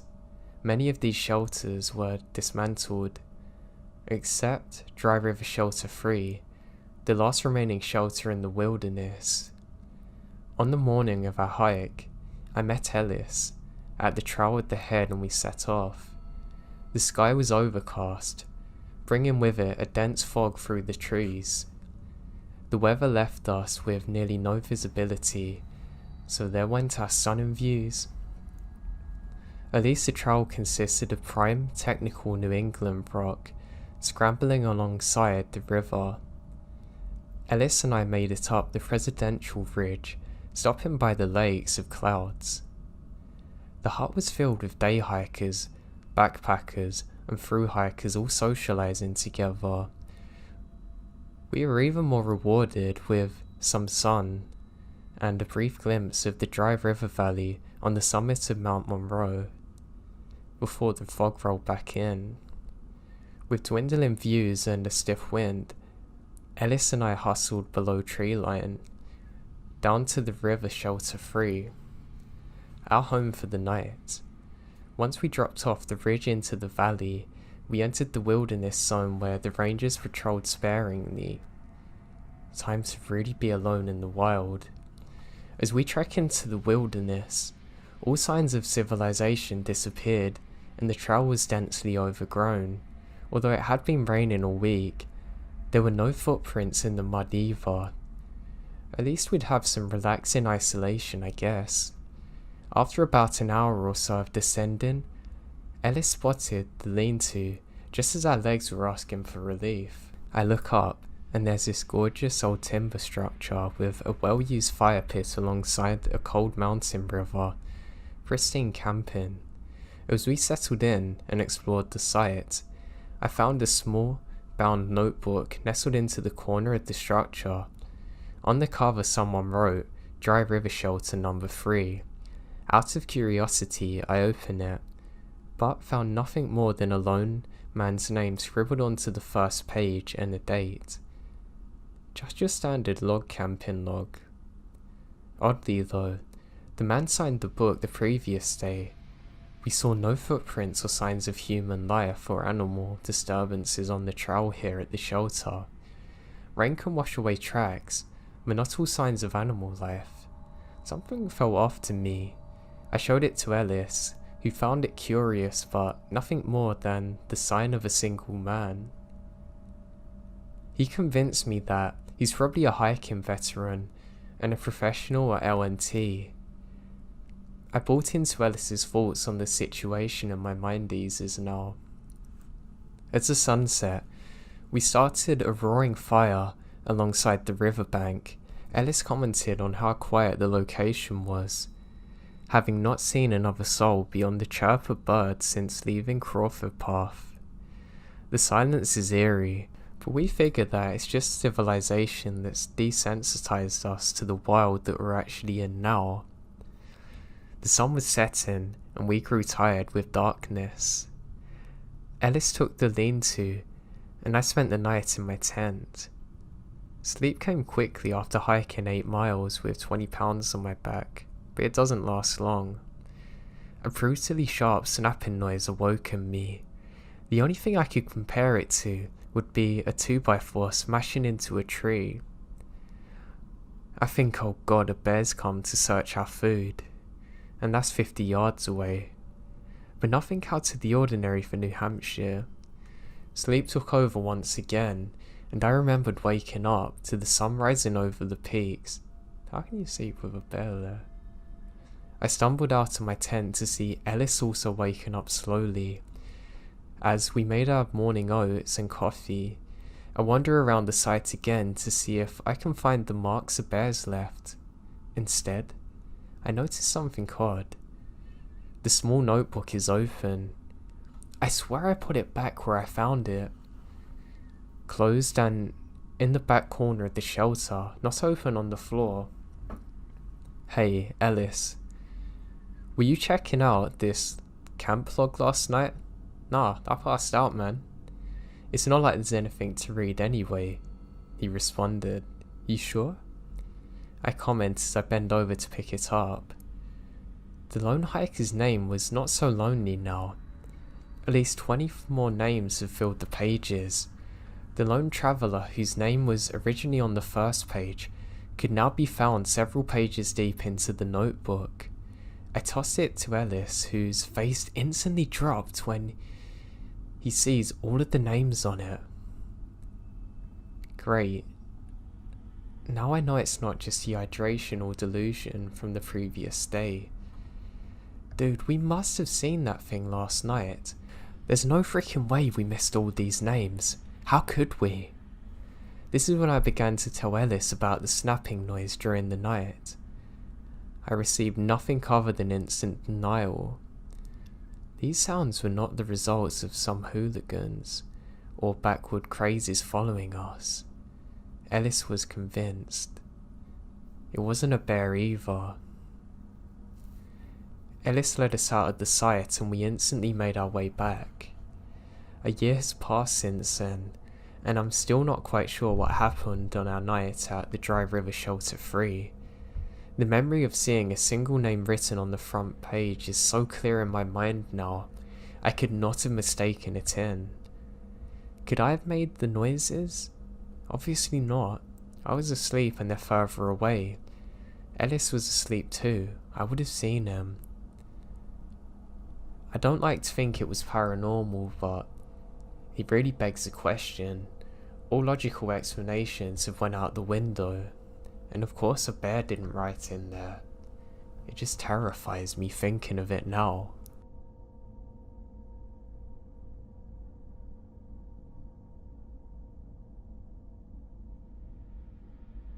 I'm a 17-year-old high school guy with a weak body. I live in a small town in the Philadelphians, and this town is surrounded by rice fields, with a highway going straight across it. Part of my usual weekend routine is to go jogging early in the morning. This is at some time around 5 AM. My usual jogging route is from my house, somewhere in the middle of town, to a small hill with a wonderful view of town in the morning. To reach my destination, I would have to jog on the side of the highway. From time to time, fog would appear on the highway, and once you're inside, you can only see 10 or 15 feet before it all goes white. So one Saturday, I decide to jog. I invite one of my friends, the same age as me, to join me, since he follows the same route anyway. We left home at 5 AM, proceed to the highway. As usual, a thick fog blanketed the highway. The cars that would pass by had their lights on, and there were several one-ways because of road repairs. As we enter the fog, we decide to jog along the side of the road, past a couple of roadworks, about 100 meters along each. Now all's well at this point. We're a bit exhausted, but otherwise fine. We barely encountered anyone else, and usually they're just fellow joggers. Then we come across another roadwork, and we saw this guy crouched down on the asphalt. He was wearing a dirty orange vest, and he had a similarly dirty hard hat on. We can't really see his face, but decide just to ignore it. He looks as though he's fidgeting with something in his hands, so we thought he was just holding a few tools or something. Also, there was no one there but us, me, my friend and that guy. The fog's thick as hell. My friend signalled to me to keep a distance from the guy, and I followed him. When we get closer, we can hear him humming a strange tune under his breath, which in of itself isn't that weird, but boy, we were wrong. As we get closer, he starts acting erratically. He stopped for a moment as I passed him, then starts laughing. It wasn't a regular laugh. It sounded sinister and a little dry. It was really loud, so it began to freak me out. We didn't increase our speed at this point, as we think he's messing with us. But he doesn't stop. He just kept laughing and laughing, and we knew it was beyond a prank. I can't describe his laugh more than I just didn't trust it. We didn't look back. We were speeding up now, as we were starting to see the hill. I was gasping for air, but somehow I didn't let that stop me. I forced myself on, and my friend was doing the same. He was probably 50 meters behind us when I looked at him. He had stopped laughing, but now he was standing straight and staring at us. He called out to us in my language in an arranged tone. That's when adrenaline kicked in. I just ran and ran until we reached the hill. In hindsight, I don't know how I was able to push myself for so long. When we finally arrive at the top, we're exhausted and nearly collapse on a cement bench and stay there for over an hour. Like a breath of fresh air, my friend laughs in a comedic manner. We then walk towards home. I haven't ate yet, I was so hungry, and as we passed the road we saw the guy in. He's no longer there. The only people there are wearing construction outfits that are working on the traffic signals, but nowhere near the man. As I got home, I told my parents about it, and they said it's probably a nut job looking for someone to rob, who's probably stole the outfit, and I never went jogging again in the fog after that.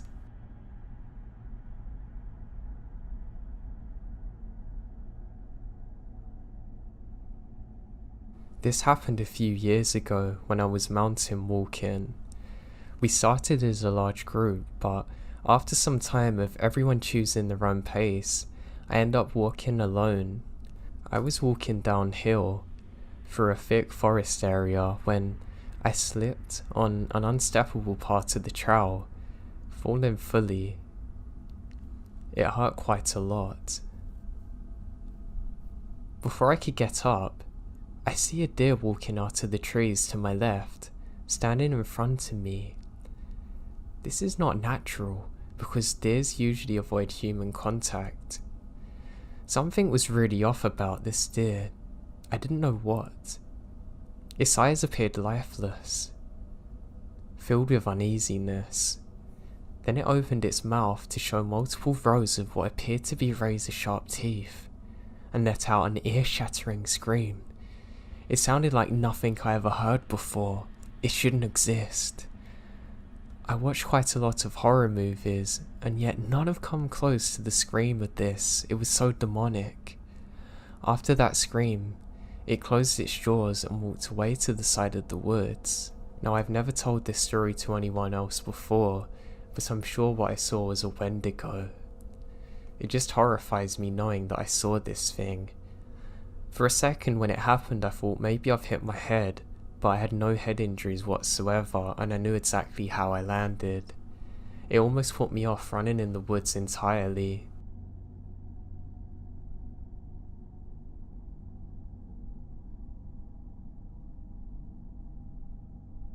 When I was young, I worked as a backpacking guide in Western NC. My schedule dictated a full 8-day shift with 6 days off. During those 6 days, to myself, my other co-workers and me would play in the woods. In the summer, you can't beat a mountain swimming hole. One of our favourite activities was called Paradise Falls, alternatively called Wolf Creek Falls. This is a cliff jumping spot with a huge swimming area, a tiny slot canyon and an inner pool.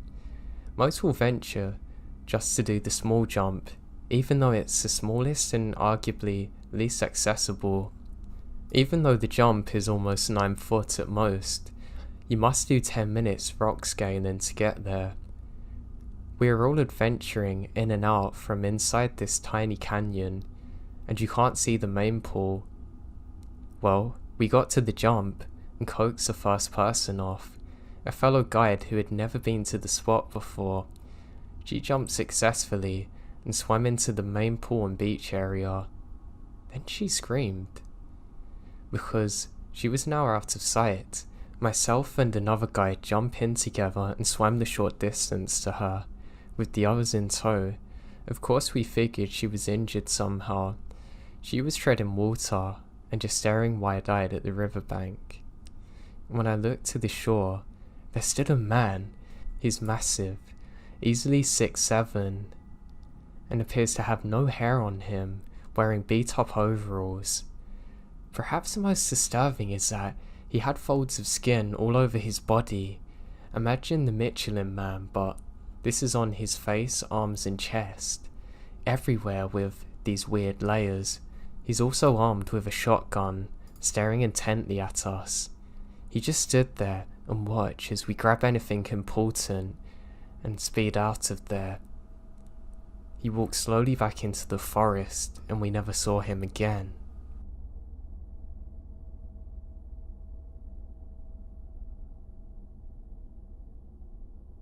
Around 8 to 10 years ago, I was at a lake way out in the woods on some land that my dad owned. I was alone aside from my dog, a terrier.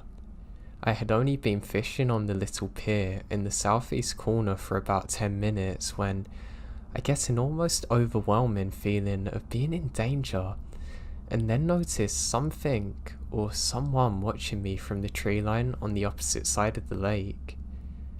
I was a kid, but somehow keep composure. For some reason, I felt it important that whatever it was did not know I was aware of them.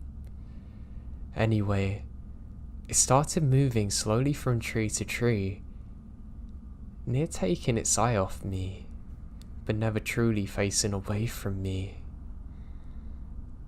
The lake's about 70 yards wide, so I can't really see details, but I know where they're facing.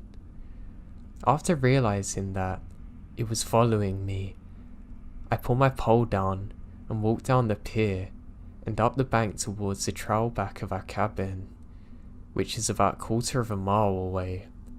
Once I hit the tree line, I bolted to the cabin and waited there with one of my dad's guns until my parents got home. The only witness I had was my dog, and he saw it as well. I know because when he saw the figure, he instantly starts growling in a low tone until I make him stop. I have no idea who or what it could have been or what the intentions are, but they're most certainly not good. This took place in southeast Mississippi near the Alabama border back in the 90s. We didn't live there, but we spent most weekends up there.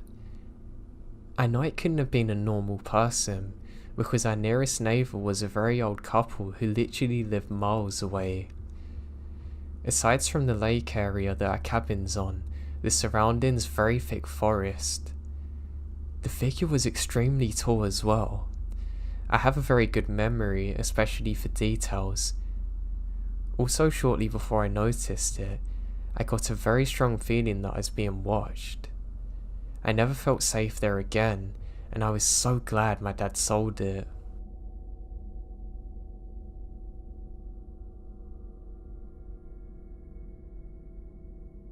This incident happened to me when I was younger, probably around 19 or 20. I used to drive around the countryside in the woods for hours on end, up to literally 6 hours, smoke cigarettes while I listened to music daydreaming. I've been through a lot, so this is a nice way for me to let off steam and digest all the badness that happened to me in the past few years. There is a route that goes into the southern part of my state and eventually takes you to Maryland, if I'm not mistaken. If you keep going all the way, it will eventually take you to Florida. It was a road I found to be very fond as it intersected with a lot of interesting places.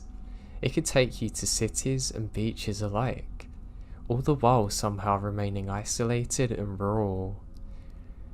On one of those day trips, I was driving through a heavily wooded area that opens up into a field lined with trees on my left.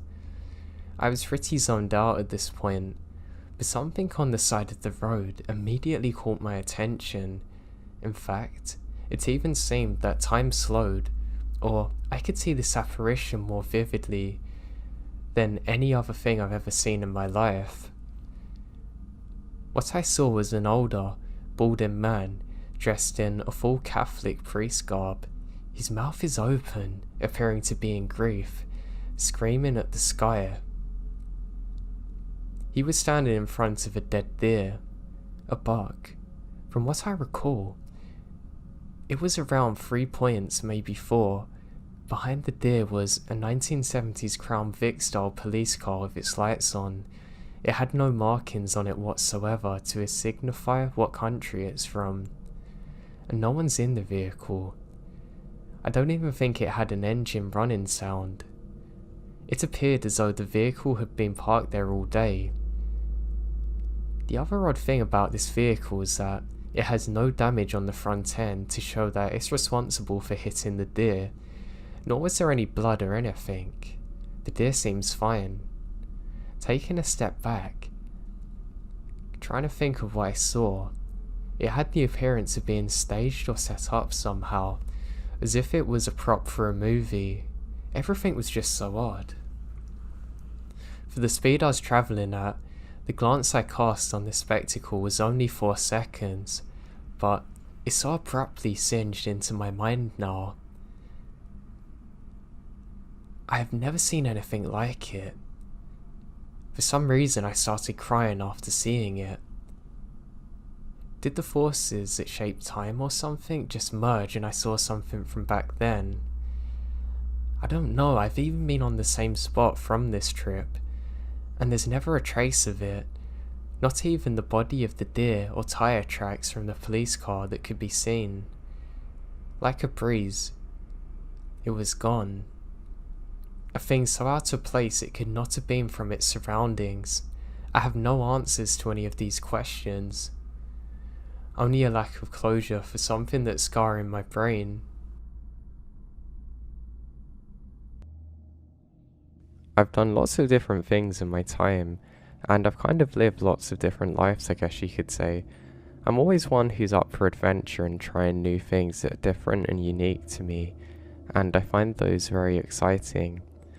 I have landed a current career which I'm in and a job that I actually quite like. So is my wife too, which is great, but I didn't always do this job. I was talking to a new colleague at work and we got talking about what kind of jobs we're doing before, and it really got me thinking, yes, of when I was a park ranger, the reason that you're all here listening to this. Well, for a few years after finishing my school, I didn't really know what I wanted to do, and there was a program that would send me to a different state. Long story short, I ended up staying there and I actually really like it. I'm actually still here today. After a couple of years of being in the state, I ended up signing up to become a park ranger. I actually had a few jobs though at the same time to get more money. I wanted to save up enough to be able to go to college, and luckily I was able to eventually, which is my career I have now. But at the time it seemed like worlds away, and I actually become a waiter. I hadn't done it before and the pay was not the best, but the good thing is we got lots and lots of tips and that was pretty cool. The problem with the job is that it's almost like if you did enough mistakes, they would just get rid of you very quickly, but it was easy to do in a high-paced environment like this. Sometimes you literally couldn't even go to the bathroom, which I think was a bit ridiculous, but hey, it is what it is. I loved this job, and I really liked the environment. I remember when we'd wake up, there was some large animals like deers and things like that would always come up to where we were staying in the main facility. You actually had to be really careful of them sometimes, especially if it was their rut season when they were looking to reproduce, because the males would get very aggressive, and you had to be careful. The other problem too is tourists would always stop their cars and try and take pictures and stuff, but they were just kind of oblivious to the danger of it all. And yeah, it was actually really dangerous to be there, so you well and truly had to watch out. Now I didn't mind though, but like I said, the job didn't pay that much money, but it was very close to my other job which I absolutely loved, which was being the ranger. I found it good, but I almost feel like I was doing so much that I couldn't appreciate the things that I had around me. It's something I still have now, but it was almost like I was a spring compressed and I couldn't really appreciate everything for what it was. But as soon as I got out there doing my ranger job, I'd very quickly forget about the stresses of being a waiter, and that was good. I could also soon forget the fact that being a waiter wasn't a permanent thing. It was kind of like temporary for the time, and I knew that, just I couldn't convince my brain of it. So I head out on some of my normal patrols and everything's grand. There's lots of people out here that I actually become friends with, and I'd get some regulars there who would just hike the trails. It was a pretty cool place to go hiking if you ever get out to these kinds of places, and I'd really recommend it to people who haven't tried it yet. I remember though, there was some weird smell that none of us could seem to escape from. It was almost like sulfury, but kind of different, almost metallic at the same time. It's the kind of thing that was almost like sharp, and it would make your nose feel cold. It's pretty weird. I wasn't the first to discover it, but I wasn't the last, and I remember some other staff reported it too. Apparently this actually happened in other places and not far from the restaurant that I was waiting in. And I thought, you know what, this is a bit weird. I was quite paranoid and thinking too scientifically in the presumption that it was a dangerous chemical that we weren't supposed to smell but could, or something leaking from the ground. I was paranoid maybe it was radon gas, but I didn't realise that you couldn't actually smell that, and we're in the open air anyway. My scientific knowledge has come a long way since then. Now, eventually, the smells seemed to go away, and things seemed to return back to normal. I was finishing up one of my shifts doing the waiting, and I was washing some dishes, and I noticed something strange. Outside of the window, a bit further away, I could see some kind of faint glow. I don't really know how to describe it. It was almost like a reddy colour, but had more of a green tinge to it. At first I presume it's a fire, but it doesn't act like how a fire would. I don't know, it just felt a little bit different. It looked kind of weird and a little bit creepy actually. I just convinced myself it was nothing. I finish up on my washing and go outside to see what it is, then I realise that it's gone. I'm pretty sure it's some kind of reflection or something that I didn't realise is there, so I just go back to what I was doing. I remember just thinking, God, I can't wait to just escape and let my mind settle. I was kind of aware of the compression spring thing that I was talking about earlier where I was doing too much, but I was kind of just going with it at the same time, but I knew I needed to get out of there and just have a few hours at least of peace just to clear this up. Now eventually, these smells do pick up again, and weirdly, somebody else reported seeing a strange light in these woods. Now, this particular colleague reported them differently, saying that it seemed to be coming as more of a green embery glow, almost like where a fire once was, or just when you get the embers before something like that's about to die.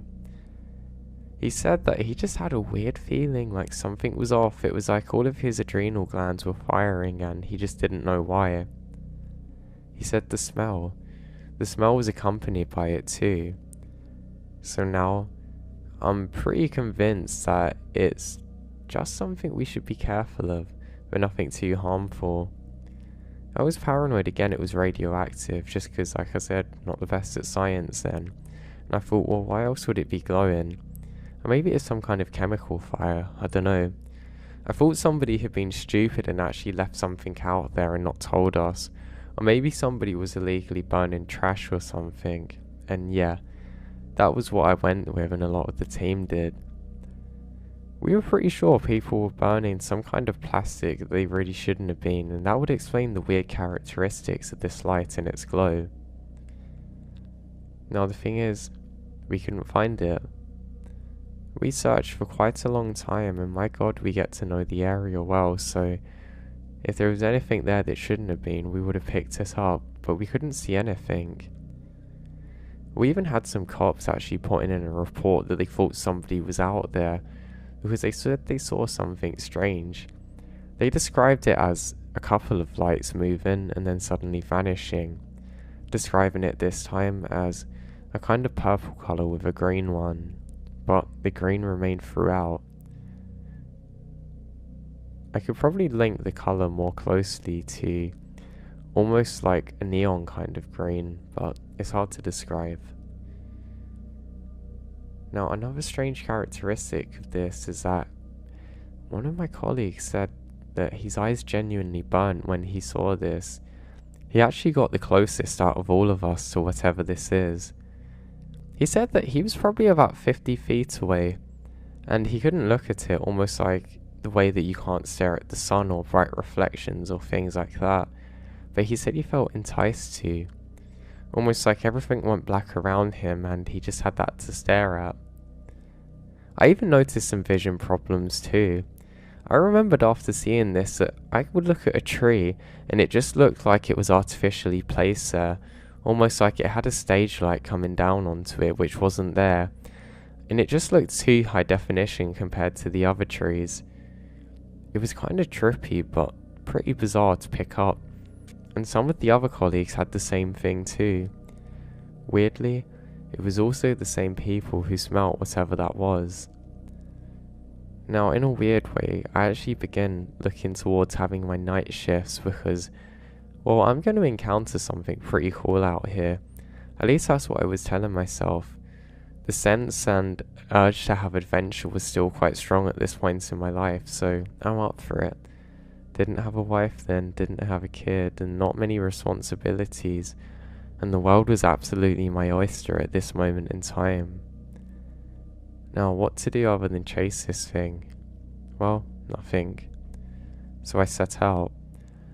I made a commitment to myself that if I actually saw this thing and can get within touching distance, then I'm going to be the first. If my eyes hurt, then yeah, it's time to stop and go back, but I was ready. And then nothing. For the next 2 weeks straight, absolutely nothing happened. I actually grow more and more tired of trying to hunt this thing. It's kind of like the perfect anticlimax where that your motivation is going on a negative correlation, constantly spiraling down till you can't be bothered. And I couldn't be bothered. I was actually planning a trip to get away to Europe, and that starts to consume my thoughts and everything. And I decide that I'm gonna think better if I'm not tired, and decide to plan it more in the day. So now I'm out there less in the dark anyway. So I'm doing my usual rounds, just investigating something that I needed to, and just going out, doing what we do, when I notice it. There's almost like a burning on my neck. It kind of feels like I'm getting a sunburn, and the smell is come back. I turn around slowly, and I see it, just for 1 second. Glowing almost too bright to be real, in a weird golden colour. Something is standing there raising its arms up to me. It doesn't really look like a person. It almost looks like it's wearing some kind of robes, but it doesn't have a head. I can describe them as white, but with gold detailing around the side, but it looks very alien. Almost like something which has come from a very wealthy thing, but not like anything on Earth, and something that's somehow spiritually higher than the rest of us. And then it vanished, almost like it was never there in the first place. I'm completely perplexed, trying to figure out what was that. I rubbed my eyes for a few seconds, and that's when I noticed something really strange. I can still see the silhouette of this thing burned into my eyes while they go back to normal. Okay, that's really odd, I think. Something was definitely off about this situation. I'm pretty sure my head isn't powerful enough for me to imagine that, and I wasn't even thinking of it. Last time I checked, I'd never seen anything like this, so what was I seeing? I look around, and there's almost like a mist that's formed. It's kind of like an extremely light fog, but I can see it everywhere.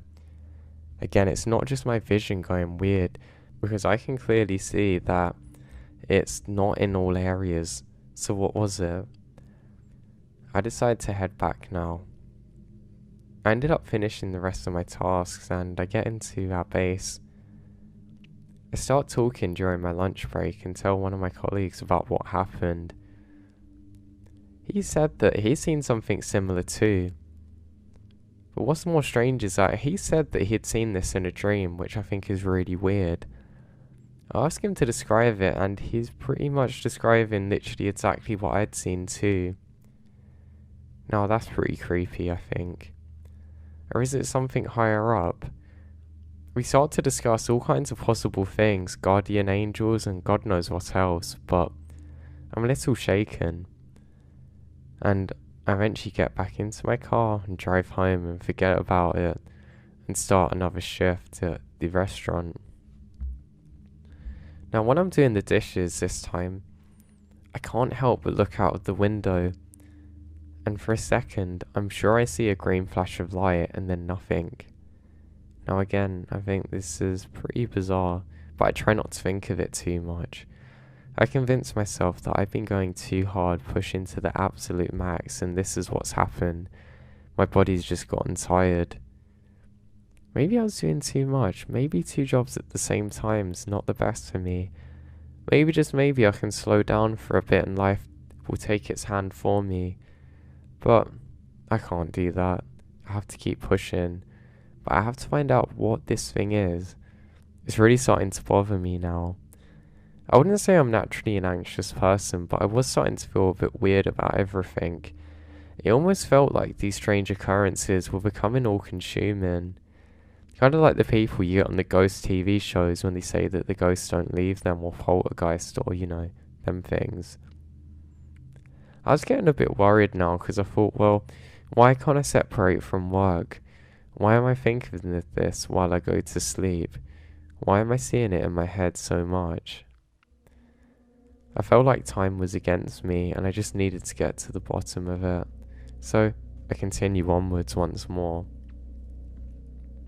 I continue on to another shift, and just as I do so, as I'm handing over from the other guys, they say, "Hey, did you hear about what happened?" I say yeah and talk about a sports event that happened recently, but they're like, no, the light, that thing that you saw, somebody else saw it. I say, what do you mean? And apparently Raymond has seen the same thing as me. He's one of the other staff there. Apparently, he was out there doing his role when suddenly there's a bright light behind him. He turns around to see a tall figure wearing some white coloured gown, but this time associated with a more green glow. Again, can't see its face. It's too bright where its face should be, and it vanishes within a second. Now, I was happy I wasn't the only one seeing this, but apparently my colleague had actually got really shaken up by this, and that's somebody who never seems to care about much of anything. Well, I think I really want to find out what this is now. All of us agreed to stay well back and call law enforcement because clearly, if we encounter this thing, it's something that we're definitely not trained to deal with and don't want to deal with in the first place. Now me on the other hand, I'm the adventurer. I want to be the cool one who can just go after things and not be scared. It's weird thinking back now on how my mind was at the time, but that was my mind, so if I've got to investigate, then I've got to investigate. So I set out, and I start doing my job. Now again, things are normal. The next 3 days, nothing really happens. The only thing that was a bit weird was the mist seemed to pick up again, but because of the weather, I'm not really sure whether it is naturally occurring or not, but it felt strange. Now, on the fourth night, however, just as the sun goes down, I head out and something feels different now. It almost felt too perfect. The forest was a little bit too quiet compared to normal, and it kind of scares me. I don't know why, it just freaks me out. Something about it was just off. Now, as I set out, I almost have that feeling like when you're in a dream. You know when you get to that fatigue point where your brain's kind of shutting down but you're still going? It was kind of like that. And I'm met with the smell again. I'd genuinely forgotten about the smell for a long time, but here it is again, and it instantly wakes me up. The smell seems to be getting stronger and stronger as it goes deeper into the woods. Now this area that I'm in, you can't actually see much further around the bend because how the path twists. The trees are quite thick at this point in time, so you don't really have much time to react to things or people which will come up on the path or trail behind you. It's okay. Sometimes it's kind of comforting because you know it's the same for whatever else is out there. But this felt different this time. It kind of gives me an uneasy feeling like I need to know what's about to happen next. The smell is ever increasing to the point that I put my shirt over my nose and continue on like that. Luckily my undershirt's quite long so it reaches my nose easily. And I stop in my tracks as I can see a faint green glow. I can't figure out where it's coming from, and I suddenly realise that it seems to be from in all directions now. I realise that I must be right on the trail with this thing, and I continue on until eventually it seems like the green light is fading now. I look around once more, but there's still nothing here for me. Again, but that's when I see it. It's almost blindingly bright.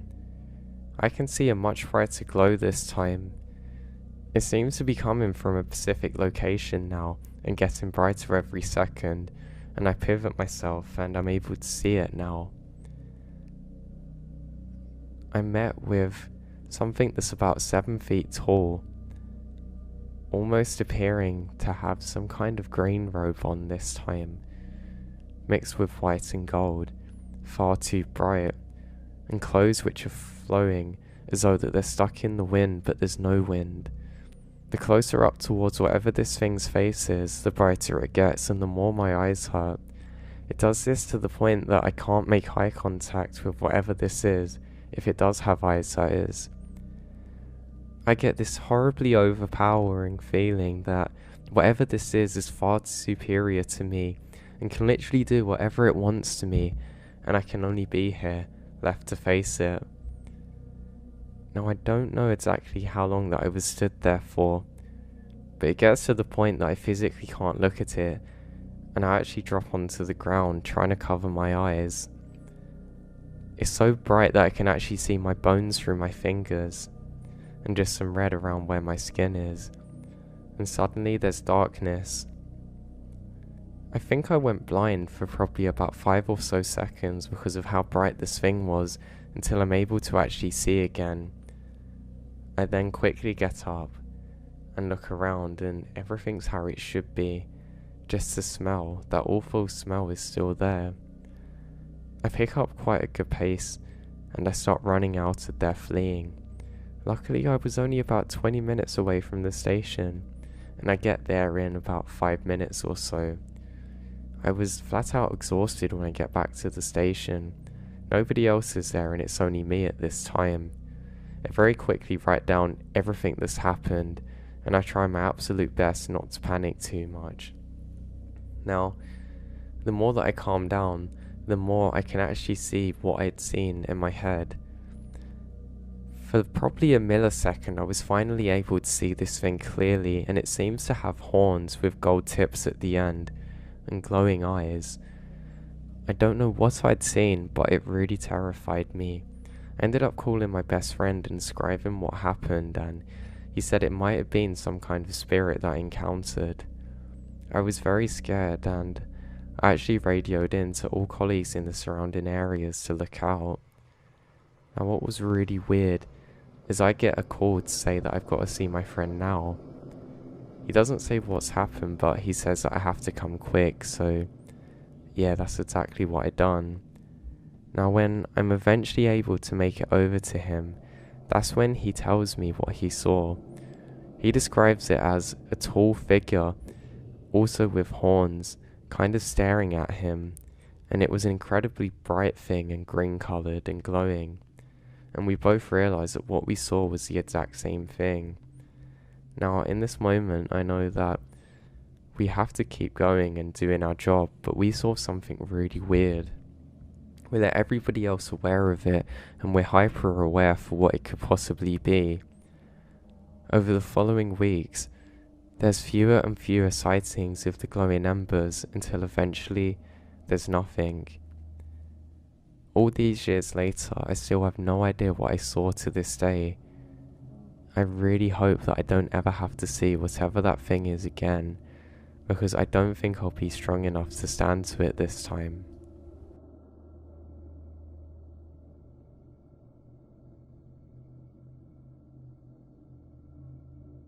Now 2 or 3 times a year we vacation in a cabin in the wilderness. Now me, my wife and our 3 younger children and 2 dogs go. I'm no stranger to the wild and have made a lot of multiple day and week solo trips in national parks and even in the Arctic Circle. Yesterday I went for a 10-mile solo hike. At the furthest point, and after 2 hours, I heard my children arguing, playing, crying and laughing, calling for me from the forest. I was totally alone, and my very first instinct was to run through the thick bush and trees to where the sound was coming from, but then I realized it couldn't have been my children, so I ignore it and walk on. I decided to walk back to the cabin. The whole family was there and never left. I know my children's sounds, and I swear it was them. Later I realized a combination of all sounds, like laughing, crying, playing, etc., made no sense. What was this experience, and what could I have possibly heard out there?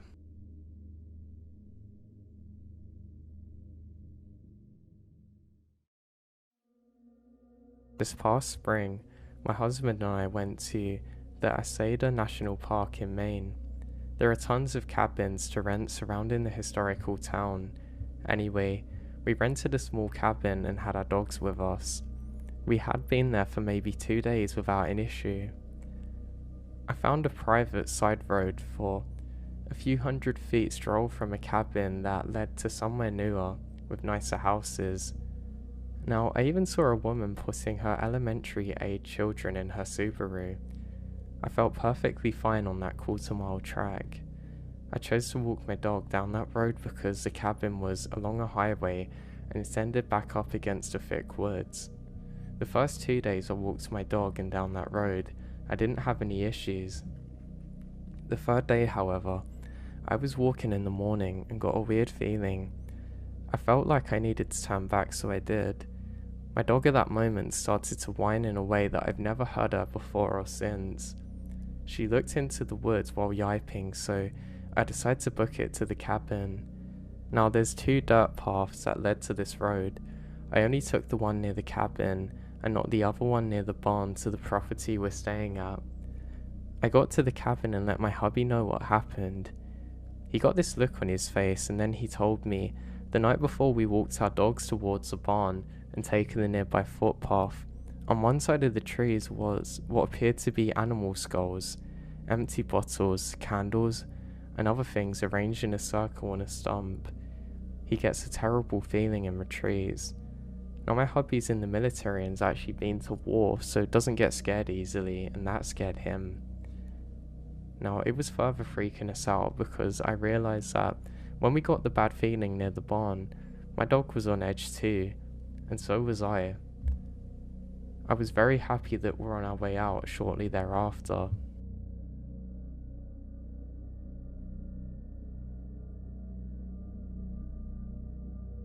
Now some 20-something years ago, I was reconnected with a family member. Said family lived up way in the hills of North Carolina and had given me directions to his house. I was driving my vehicle and my sister was in hers following behind. We each had CB radios so could communicate on the way. We were driving and I look to what I thought was the road connecting to the dirt road. It immediately climbs up a steep incline. Now we slowly make our way up around this road and it comes out to a dead end. At the dead end is an old rundown house with a huge front porch. On the porch was a plethora of things such as old ironing boards against the windows, crafts of soda pop, and a few bags of things. An older gentleman was sitting in the rocker and he had a long rifle sitting across his lap. To his left I assume is his wife, and she had one of those old-timely wash tubs at her feet washing clothes. There's also several kids running around barefoot. Now, they had stopped when we pulled up to the house, and of course, there were several dogs laying around. Every one of them just stopped and started staring at us. I slowly rolled the window down and said, "Excuse me, sir, I think we took a wrong turn." Slowly rocking in his chair, he holds his rifle and says yes, and starts to stand up. I pick up my CB mic and tell my sister to back up now, and we back up all the way to the highway. It was by far the most surreal thing that's ever happened to me.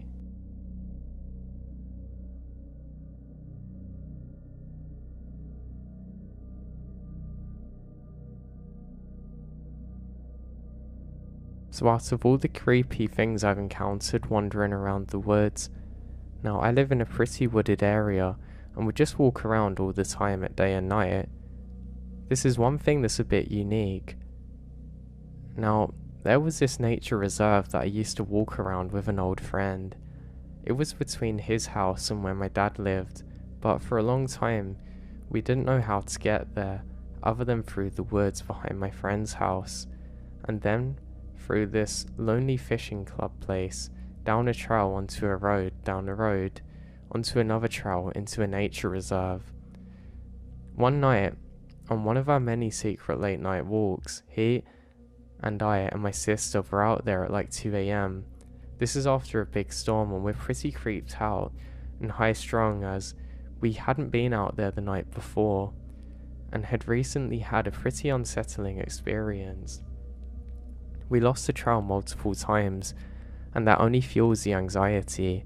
The turning point was the last time we lost the trail. Just before we turned around, we see not far off, down the way, had been a guy, maybe a teenager, sitting on a stump, just looking at us, dressed weirdly, like fancy. We turned back the way that we're supposed to be going, and he said nothing, just staring at us. We had plenty of rationalizations and tried to put it out of our minds, After all, we're prone to sneaking out at night. But needless to say, we're all on edge. Now, we weren't used to seeing people out there. We decided to head back to the road, but not back to where we'd seen that person there, and our fear keeps growing. At this point, out of fear, I think we were fueling each other. It was another one of the times that I felt real fear and saw it in my body. A lot of the time we get somebody there and it creeps us out, but we don't really feel fear like this. Something was definitely happening. We're trying to rationalize who was there and why, but we can't make sense of it. I'd be lying if we weren't terrified in that moment. We then start hearing these horrifying croaking yells and we all freeze and look around. We then see a largest waterfowl on the pond next to us. It was pretty late though, and it did calm us figuring out what it was. And then the big whoop happened. We got to the area that we normally go to, and we can't find it, it's just branches and bushes. We're already frantic, and we're actually rather scared then, and looking over our shoulders. We then cut through a bush, trying to get to where the trail is, and then the scream. Guts. It was my buddy, he's flipping out. The guts are across the path. We had gotten to where he wanted to be, but there's a glistening red strip hanging across the trail. It was caution tape, and the reason we didn't go on the trail any further. It looked like somebody's flesh was strung out there, it was so weird. Now after that, we eventually have an uneventful walk home, but it's really weird. It's almost like in that particular moment, we stepped into a different time. Who was that person waiting out there? Why was he dressed up so fancily, and what on earth was laying on that path?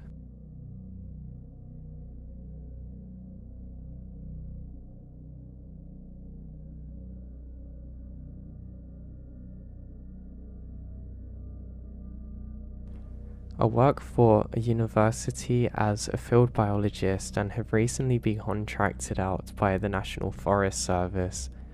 My first assignment has been in a district of a national forest.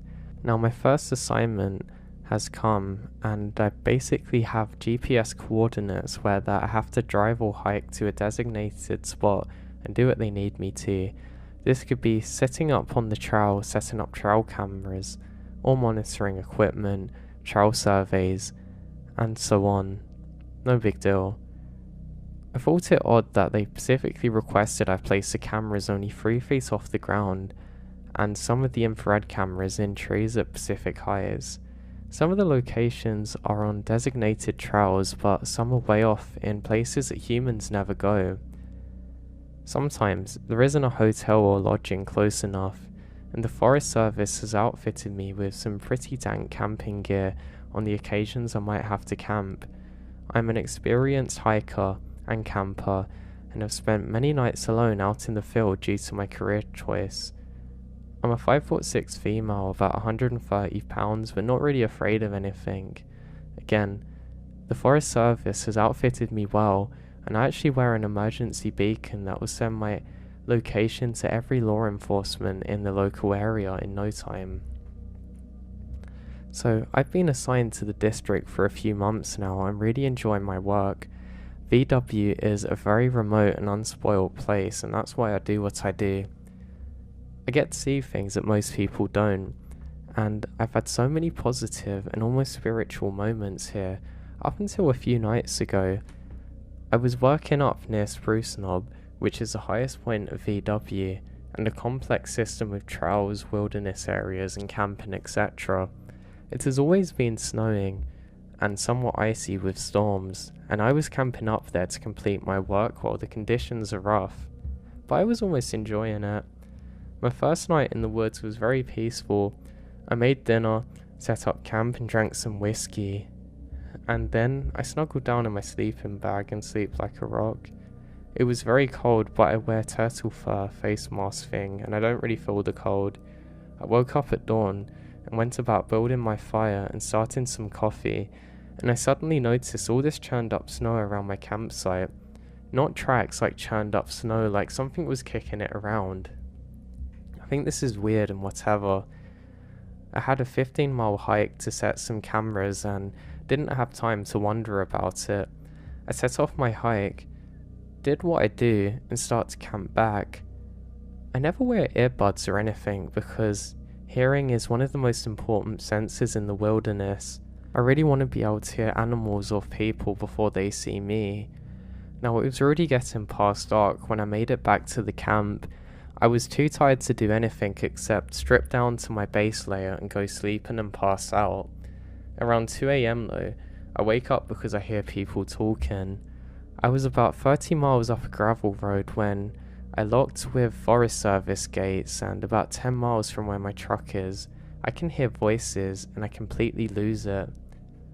I have a firearm and quietly retrieve it from my pack in my sleeping bag and cock it, waiting. I was on high alert, all my senses are going wild, but eventually the voices fade and I can't hear them anymore, but I never went back to sleep. At daytime, I emerged from my tent, churned up with snow, and my 2 trail cameras hanging from a tree about 5 feet from my tent. Cams I'd placed 15 miles from my campsite. I packed up my stuff as fast as I can and hauled back to my truck. Along the way, I saw a lot of human boot tracks all around my campsite. When I reached my truck, I discovered it had been broken and my computer and equipment had gone. I am currently in a luxury log cabin of some sort, too scared to retrieve my other equipment. There's no way that I'm gonna go back. Who on earth was out there, and how on earth did they know how to find me?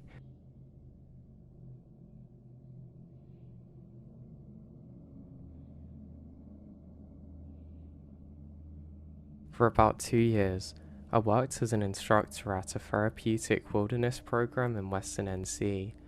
I was in charge of at-risk youth, and my job included all responsibilities and nuances associated with such. Shifts ran 16 days straight, on the clock 24/7 of that time, and all spent backpacking. Most of this takes place in a national forest. Now, here are some creepy things that happened to me and my group out there. Now, first, without delivering too much into the programming and wilderness therapy in general, I do have to explain certain aspects of the job, so bear with me. Because none of these kids are voluntary in the program, they are a flight risk. To minimize the success of potential runaways, staff are required to sleep under an open tarp between the doors of tents. Often our setup looks like 2 fence facing under a large A-frame tarp with staff between. Now, another thing is called boot line. The kids' boots stay lined up under the tent at night, hard to run in camp crocs. Anyhow, this boot line is visible from under the sleeping tarp. So this particular night, we were camping in some of the most far-flung areas that the program goes to. We simply referred to it as Parkway Expo, because our expedition often began while dropping off along the Blue Ridge Parkway and hiking into the rugged wilderness which surrounds it. Now, it's a spot called Wet Camp Gap. From the sleeping tarp, I can see boot lines across the camp in my direction. It's my job to wake up every couple of hours for silent head counts. I wake up and it's 3 a.m. and check and turn on my red filter on my headlamp. I have a weird feeling. I first scan the boot line and something isn't right. 13 pairs of boots. Takes some time to register. Now, usually when something doesn't feel right, there's a pair or 2 missing and a kid or 2 gone. Now, there's only 12 kids. At the end of the boot line, there's a pair of tall men's hunting boots. Staff boots aren't kept there. As this dawns on me in my sleepy haze, I snap into reality. I sit up and switch on my white light. It casts light across the camp, and the second light fell onto the hunting boots. The man who had been standing in them the whole time suddenly turned up and walked off into the brush. That was a moment of sheer terror as I jump after him. He was long gone though, however, by the time I wiggled out of my sleeping bag. The following day, we were packing up and making breakfast when a group of 3 men walked through the field we're in. The trail runs right through it, so it's not unusual, but they come out of the woods from a strange angle perpendicular to the trail. I was over in the far corner of the camp with one of the co-instructors doing a daily briefing when they entered from just a few yards away, all armed, and I recognized one's boots immediately. "Gave us a little scare," I said, and one stared blankly. "You guys alright? You lost?" And there's no response. "Here, let me show you my map." It's already in my hand. I get up from the stump and I approach them. The trio suddenly turns and walks across the clearing out of view. I was glad that we're moving the opposite way and only had one more night until the pickup. The final night we're all asleep around 2 AM or so, and the night is broke by a blood-curdling scream. It's my female co-instructor. She's frantically running her fingers through her hair, completely inconsolable. I get to her, away from the group, and calm her down. She says that she woke up to what she assumed was a spider or mouse in her hair. She turned around and was greeted by someone in night vision goggles. He'd gotten almost a full braid in before she woke up, and he's fled. We never saw any more of them, but she never came back from another shift either, the poor thing. A few weeks later, local S&R found a woman had gone missing nearby. She had been accosted by a man and tied to a tree and left there. He was luckily found alive a few days later, still stuck there. Now for the next story. Panther Town Valley is a special hiking and camping area within the larger national forest, entirely different group. Now we were camped down on the valley floor in a pine forest from Salt Rock. This stand of trees is particularly creepy simply because it's cold and dark even on sunny days, but nights are plain eerie there. It's getting towards bedtime at 9 PM and we're gathering around the fire having a nightly circle. The quiet evening ritual is broken by a huge crash. It's in the direction of our bear hang where all of our food is suspended from a tree out of the reach of raccoons and bears. We're all booted up and run over. The bags are lying on the ground, but no animals are in sight. Had the rope snapped? No. I joke at my friend's expense about the shoddy knotwork. They re-secure the setup and we return into bed, and bam, the bags have fallen once again. Now I'm not mad. I didn't like waking up to rehang them because of a second botched knot. I wake up the boys, and they swear they tied it right, didn't matter. We redo it again anyway. Everybody's boots are hung up again, and this time I tie the knot. I mid-lecture on how to do this, and suddenly the fire goes out and we disappear into the darkness. It wasn't raining, somebody just doused out the fire and now we hear footsteps. They're coming from behind us. We grab the food bags and run back to the tents and nobody's there. Footsteps are all around us in the woods, branches being broken off the trees somewhere. This went on until at least 4 AM. The next morning, the only evidence was a plethora of freshly broken off pine branches and half-charred baby dolls hanging from the ropes in the ground around us. Next, my second winter there, I was with a group at a primitive base camp, basically a collection of different yurt camps on the ground of an old Christian camp. It basically just snowed that evening and there was a fresh layer of blanket on the campground. Now at around 1 AM, a student woke me up to go pee. I was required to stay awake until he comes back. He did his duty, then returned to the yurt. "There's somebody out there," he whispered, nonchalantly. "Huh?" I said. "I saw a guy up by the fire pit just now. Dude in a flannel shirt just standing there." I got up and looked out the yurt window and nothing. I figured it's probably just him in his head. We go back to sleep. About an hour later, I have to pee too, so I get up, slip my camp shoes on and walk outside the yurt. Upon returning, I glance up by the fire pit and see a man standing there in the moonlight looking at me. I could see the plaid pattern on the flannel, it was so bright. I immediately go for my brand new high-powered hand light and cast 900 looms at him. but he vanishes just before the beam could get to him, just gone. I woke up a co-instructor and we search the camp and make sure another group doesn't have a run-in or anything similar. Even more unsettling is there aren't any footprints, so I don't understand where he gone. Lastly, one story I have from that job that still bothers me, I was reminded of recently. I was leading an expedition over Devil's Elbow from our main base camp into Panther Town Valley. We decided to spend a day on a nearby detour to some waterfalls. Now we've seen 2 so far, and we're looking for a third one. We were struggling through a thicket of blares and brambles when suddenly everything clears. There's no trees, no bushes, no blares, only an overgrown grassy clearing.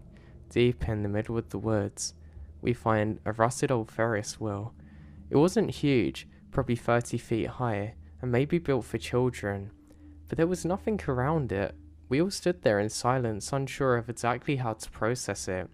There's no reason for it to be there. Somebody at some point probably hauled it there and assembled it, but why?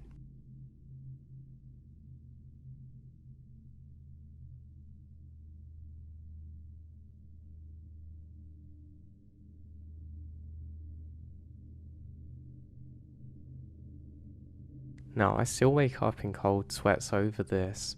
I was backpacking through a national park in NC with my dog, just the 2 of us, and we're exploring the woods around a little lost cove, open orienteering style, so we're not on well-established trails.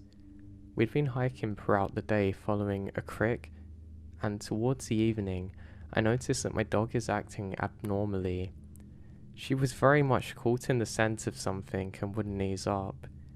This continued for about 2 hours before we made camp. That night in camp, she remained on edge and stared off into the wood line. I went about camp business as usual, and then around midnight, I got this prickle like I'm being watched intently. I let the feeling ride for a little bit, and kept tinkering with the fire, and then I heard the brush rustle. I got up from the fire and shone my flashlight up in the hillside. A figure on all 4s manages to escape the beam, all but the towel. It was a towel that I knew was not supposed to exist in the southern Appalachians. I cast my light again across the hillside.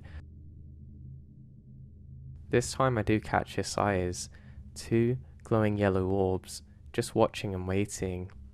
At this point, I get into a fury, grab my tomahawk, and charge up the hill after the beast, screaming, cursing all the while. The watcher ran off, but neither I nor the dog slept that night. The following morning we left camp at first light and began hiking up the mountain to the ridgeline which would lead us out. Atop the ridgeline, in the fresh mud, were a series of tracks left by an animal that officially no longer existed in the eastern US, the catamount tracks. They commonly go by cougars in the east, but we've been stalked by mountain lions and it isn't the same. Those tracks ran across the ridge, revealing that it had been watching and stalking us from the previous day as we hiked from below. They aren't bobcat tracks, I know that. They were too big, and those eyes I saw were too. I truly believe that if my dog hadn't given me red flags, I would have been mauled that night. It still remains the most scary experience which ever happened to me personally.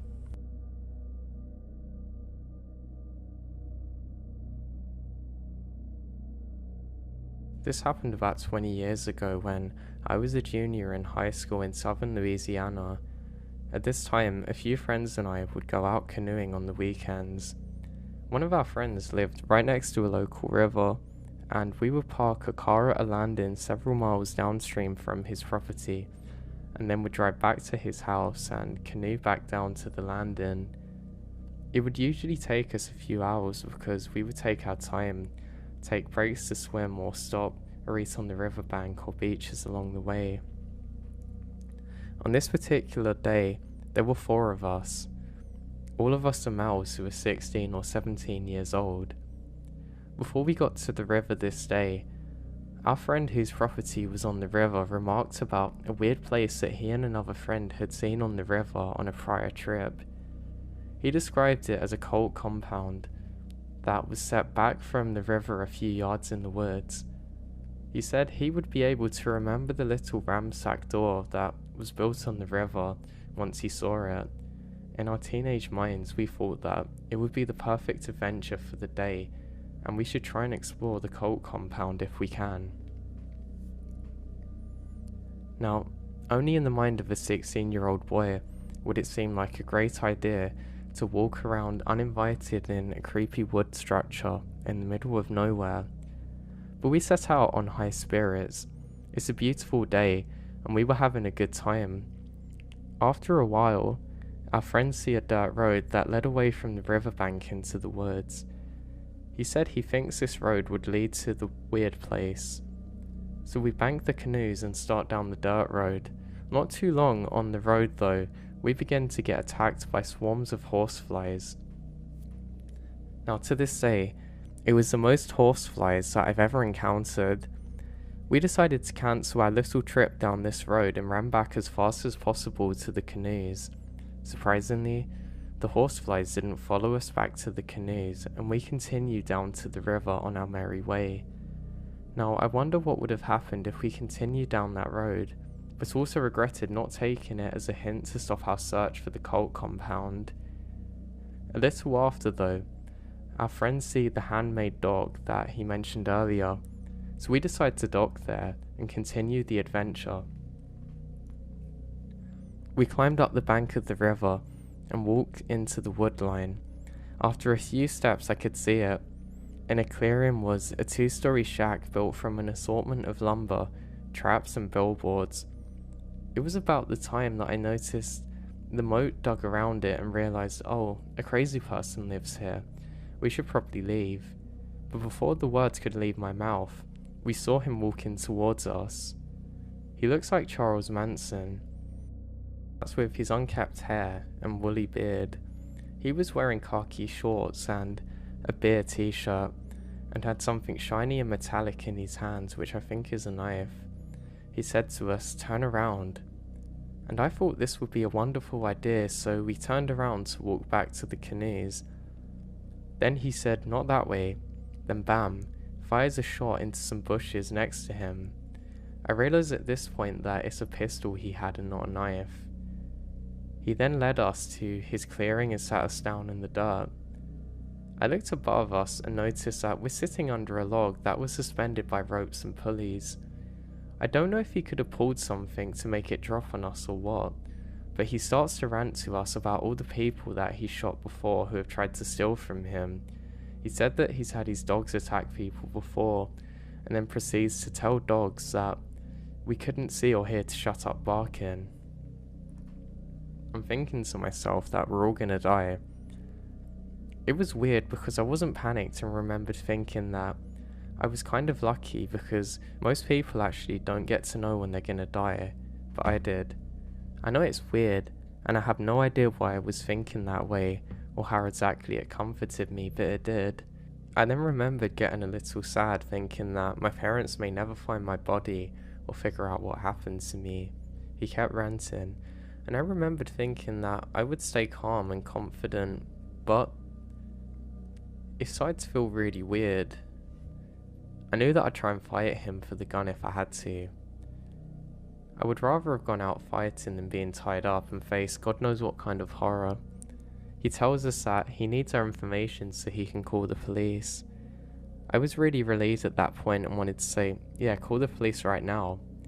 He goes into his truck, which is an old beat-up Toyota truck, and starts looking for paper and a pen. He couldn't find any, so handed us a small piece of lumber and told us to write our names and addresses on it. We all wrote fake addresses because we didn't want the guy to know where we lived, but the fourth actually wrote his real name and address. His rants continued, and he tells us that he fought in Vietnam, and often the Vietnamese would sneak up and attack him in groups of 3 or 4, just like we were doing. I decided to try and make some small talk and say, oh, you're in the military? So he starts to tell us that His shack was actually built by the Navy and transported down to the river at this location. He said that he's in the Navy and trained Marines in martial arts. He regaled us some other stories and kind of switched off from angry to actually being friendly. He said that he could tell that we aren't there to rob him because we didn't have any buckets. He then tells us that our parents are welcome guests here and can stay. He proceeds to tell us to stand up and walk back to the canoes. He tells us that we're always welcome to come back, and if we need to call him, then just call it Skull Island, and that's where we'll find him. Now, our same friend who wrote his real name and address said, "Oh, I'm never coming back here." We elbowed him and whispered to him to be quiet and said goodbye. We then got back in the canoes and paddled in silence the whole way back. I was worried that at any point that he was going to follow us with his rifle, ready to switch back to his aggressive mode, but thankfully we make it out. So the lesson is, never trespass in the woods, especially if you already know the place is bad.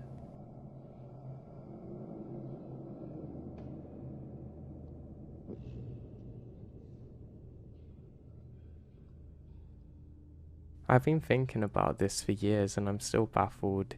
When I was a child, maybe 11, I lived near the river in a county on a very private area of land. One road, no walkthroughs, fenced off areas, etc. Behind our property was a river, and we could walk on it, but anybody trying to access the property would have to boat or swim in, or stumble through the woods, stumble through a large garden that we had, and a larger yard with huge floodlights that are motion sensing. In front of the house was more dense woods on our private road, one way in and one way out, more porch lights at the end that have a steel gate at the end. So I was maybe 9 or 10 and I wanted to catch fireflies. My mum said okay, gave me a Manson jar, and I went out and told my mum that I was turning off the front porch light to see them better. She said it was okay, but not to go where the tree line is. So I was out there for 6 or 7 fly-ins worth when I start seeing something odd. There was a strange light hanging in between some trees. It didn't move, didn't turn, shake or rotate, nothing. Now I stared at it for a while, fascinated but scared, trying to puzzle out what it is. It appeared to be a ball, and not a beam, and was definitely well defined. I started to get my fascination out of the way and become scared, and then another appeared in the trees maybe 5 feet further back. They were literally just hanging there in the air, shining balls of light clearly defined. I decided enough is enough and ran to my home. My parents said I was hysterical enough to warrant a rifle search of the property, and my mum called the police who come out. Nobody found anything though, no evidence of a fire, lanterns hung in trees as jokes, nothing. I already knew it was neither, but I thought somebody would figure it out. I was deep in the woods when my dad told me I was making up nonsense and I got in trouble for it, but does anybody know what it could have been?